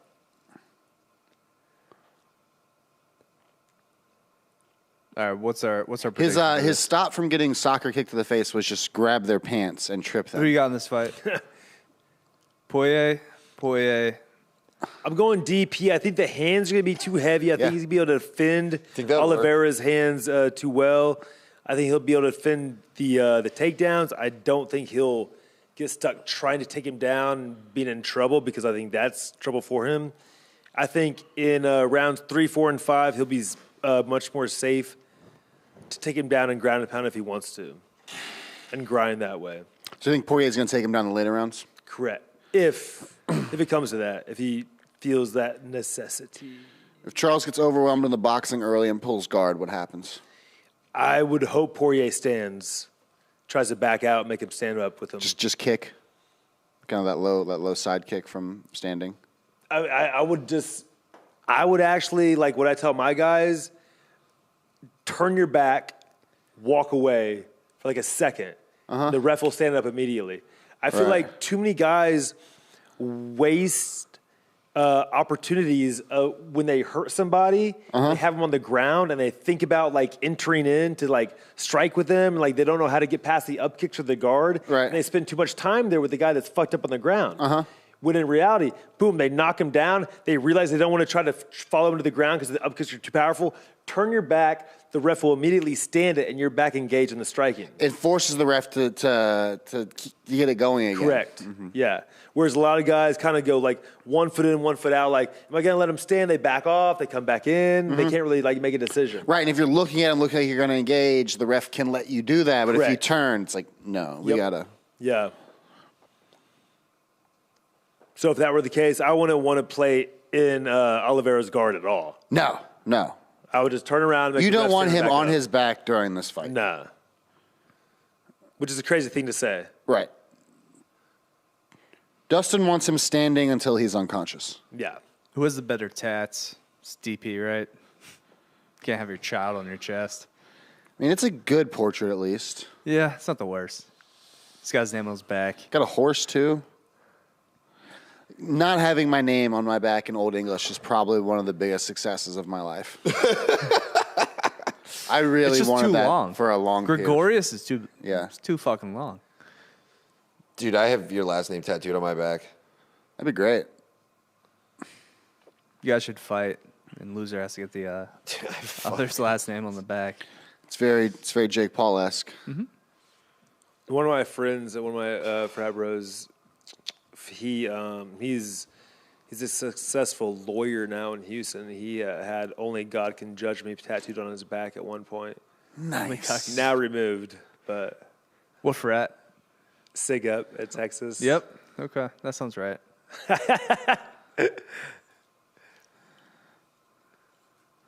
Do you have a new tattoo on his neck? I feel like that's a new one for Oliveira. Got that title money. I think it's not the side neck one. I think it's a big circular one on the back that's new. Oh, man. I always loved Vanderlei's on the back of his head, where sometimes he had hair and you didn't know it was there, then other times it was shaved and you're like, wow. Giant head tattoo. Oh, right away. They're coming out firing. Coming out He's so firing. sharp, man. So, at the Wow, elbows. look at that elbow. Oh, And Dustin rocks him. That's some power. it was more of a trap, Yep. but really no feeling out process. Just go in That there. elbow already cut him a little bit on the other side. That elbow was smooth. It was. I Super mean, he smooth. opened up with a bicycle knee to a grab the hand, go elbow. Yep. Wow, and look then at that digging the clinch. under. Okay. You almost dirty danced them. Yeah. I mean, Oliveira doesn't mind it. He'll get lifted. He'll punch you from the air. God, the underhooks, the dirty, like the collar tie underhook. Body shot. Oh, good pull straight left. It's kind of how Connor does it. I've never seen Oliveira do a clinch like this. That's impressive. This is looking almost Anderson-esque. I mean, it's so powerful. That's what I'm saying. Just pulling him into that uppercut. Yeah. And then launches some knees. And it's not like at that point, a lot of time, one of the defenses for that would be, okay, change levels and shoot a double leg. Right. However, you don't want to, drive him back into his guard. Well, No, that's it's not exactly. gonna do You that. don't want that at all. So that's why a guy like Oliveira feels so comfortable just getting up close like that. Mm-hmm.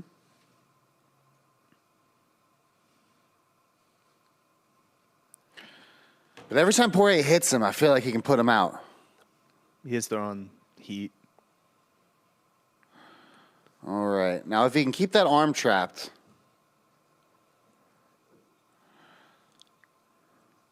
Charlie's been looking good so far. Got a nice body wrap. It's not rushing it. Rolling. Oh, Almost going to nice. like a good shoulder job crunch. on DP to roll through that. That was awesome. Now he's back with the elbows against the cage. Oh, God. And everything is just so smooth.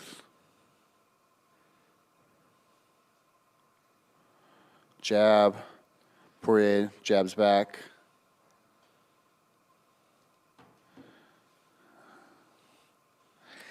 God, it's just Oliveira's looks so good, but I feel like Dustin's just there with one punch. Like he's just right back. Yeah, he threw 3 straight lefts in a row to the body, 2 to the head.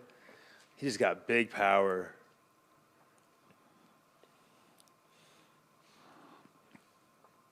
And he throws it at good combinations from good angles. Yeah. Oliveira's hitting him with some knees, though, to the body. I just don't feel like it's damaging him. And they look so good. I just feel like Oliveira is on fast forward while DP is going so slow. Yeah. But I don't know. It doesn't worry me. Like it's almost giving me more confidence in Poirier. That he's going to find he it. just dropped him. Wow. And I think he found it. Damn, he just dodged those punches really cool. Okay, so Oliveira stopped In the guard pound. now. Yep. Don't want Yeah. that. Check it. Hey. Yeah.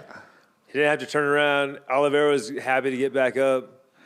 Yeah, Oliveira doesn't hate this kickboxing game here. No, This- Oliveira throws a really nasty rear snap kick to the bin section, kind of like digs his toes or puts the ball off his foot. I can't tell.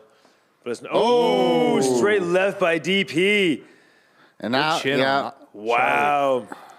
the boxing is take so shots. good.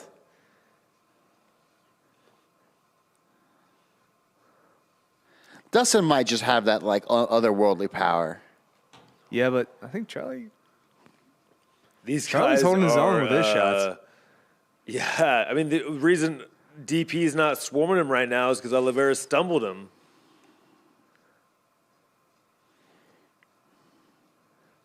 It's a good fight. It's a very good fight. It is an incredible first round of any fight.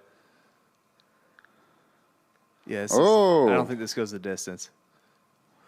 Nah. I would be surprised. Oh, flying knee. Dustin's just slipping it. Spinning back fist from Oliveira. DC's right. No one can keep this pace for 25 minutes. This is insane. But this is what you want to see. Ooh, yeah. That was real nice. That was wild.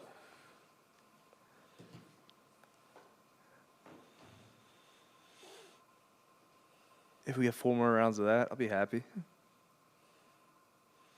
No, I think it's got 1 or 2 more rounds max. Yeah, max. That was an insane pace. Dang, got right around that guard. Dustin win that round? No. Ooh. No. dropped him. Oliveira with the volume. So like, what? He dropped him twice. Okay, yeah. After review, DP takes it to 9. And Poirier had 56 headshots to 29. It didn't seem like that. It seemed way Right? more even until the numbers in the slow-mo came out. Damn, Giorgio. Where are you going? It's going to end before you get back.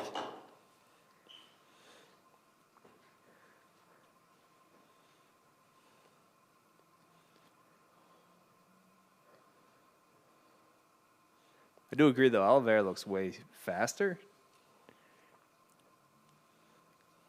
Like he's time and a half speed right now. Yeah, that's more articulate than the way I put it.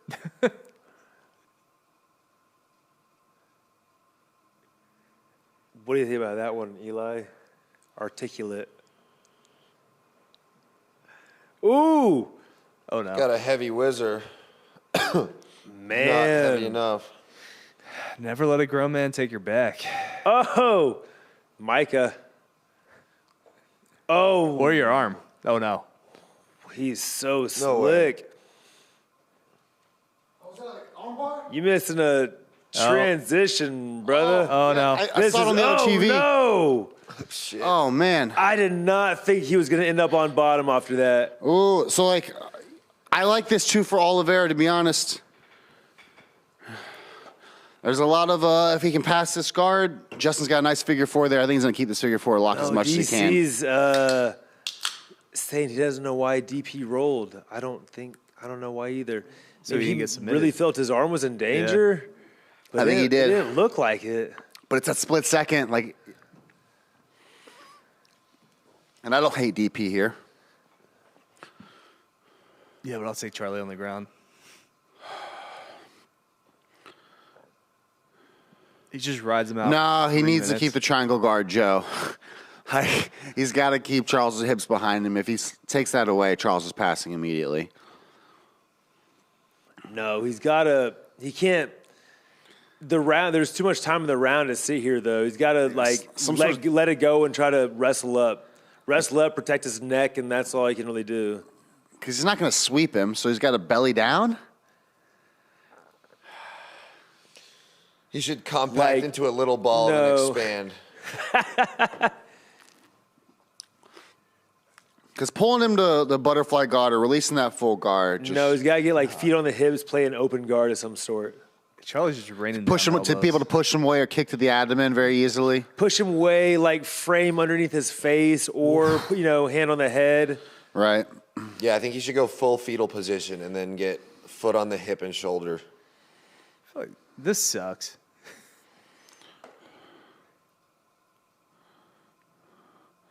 Yeah, I don't know if I think I'd Dustin's- rather get KO'd than just have elbows rained on me for 4 minutes. It's so smothering. Yeah. I'm wondering why he is.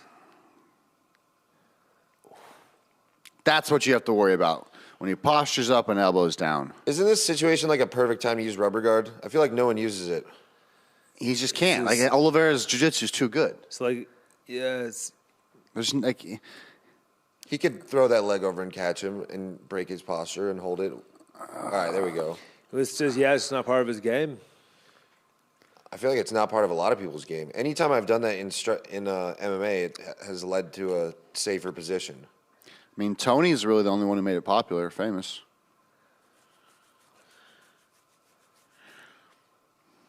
No, this is really poor jiu-jitsu training before this from Dustin. Is it poor training or just a dude?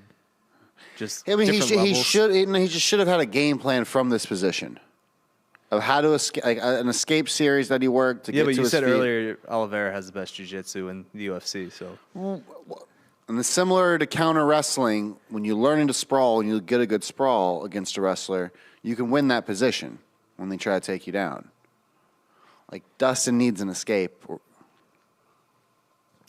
So yeah, I'm super curious. Like, is he trying not to escape or trying to hold him on him because he's injured, or he's just Like- not confident. or he's? But that's, I mean, to sit there and take that kind of abuse For 3 minutes. Did he take a lot of damage? Question one. a lot And did he of- waste a lot of energy? A lot of Question energy. two. Yeah. I think Maybe not so much damage, but he might have got 10-8 here. Dude, I feel like just catching that leg over his shoulder would just be such Roll, a good roll. idea. Just survive. 3, 2, 1. man, I don't know. It looks a little winded, Is his but left leg kind of tweaked? I don't think so. Am I just looking for stuff? He's just demoralized. Is that like a frozen piece of metal? yes. Yeah. Why have I never seen that before?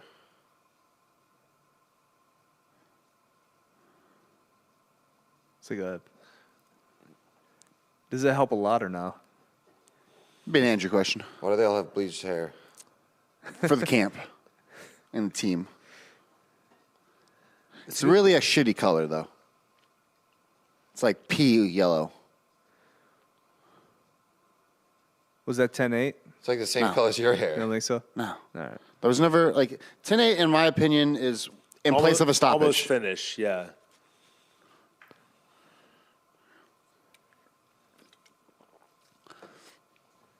Strategically, it was interesting, and entertainment-wise, it was boring. Wasn't But that boring? I don't understand that move though. Some would say he just took the round off. Yeah, exactly. Are you? I mean, rounds 3, 4, and 5 are a little. What if you go down again? You gonna do that again? Oh, no. Just like this? That's not my That- style. That's not my style of rope-a-dope. No, and that was a really easy duck under. Like it wasn't even a duck under. And now he's about to have double boots in. This is over. This could be over very quickly. He's going to get high. But Dustin's not good. Oh man. This is not good. This is not good. This is it. This is it. Yep. Yeah. No. I think this is it still. He's going to keep his in boots this position, I like to stand and put their underhook side up against the cage.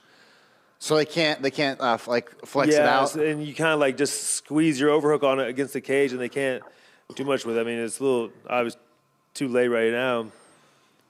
That's it. Oh, is that under? Yep, he tapped. Man.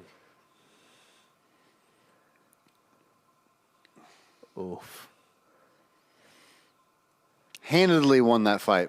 Yeah, that was. Well, he lost the first round, there's but- some moments in the first where he almost got finished. Yeah, Dustin hit him a couple Yeah. times. Is Macaco there? Yeah, he is right there. Well, shit. Oh, picks up the big boy. That was cool. Wow.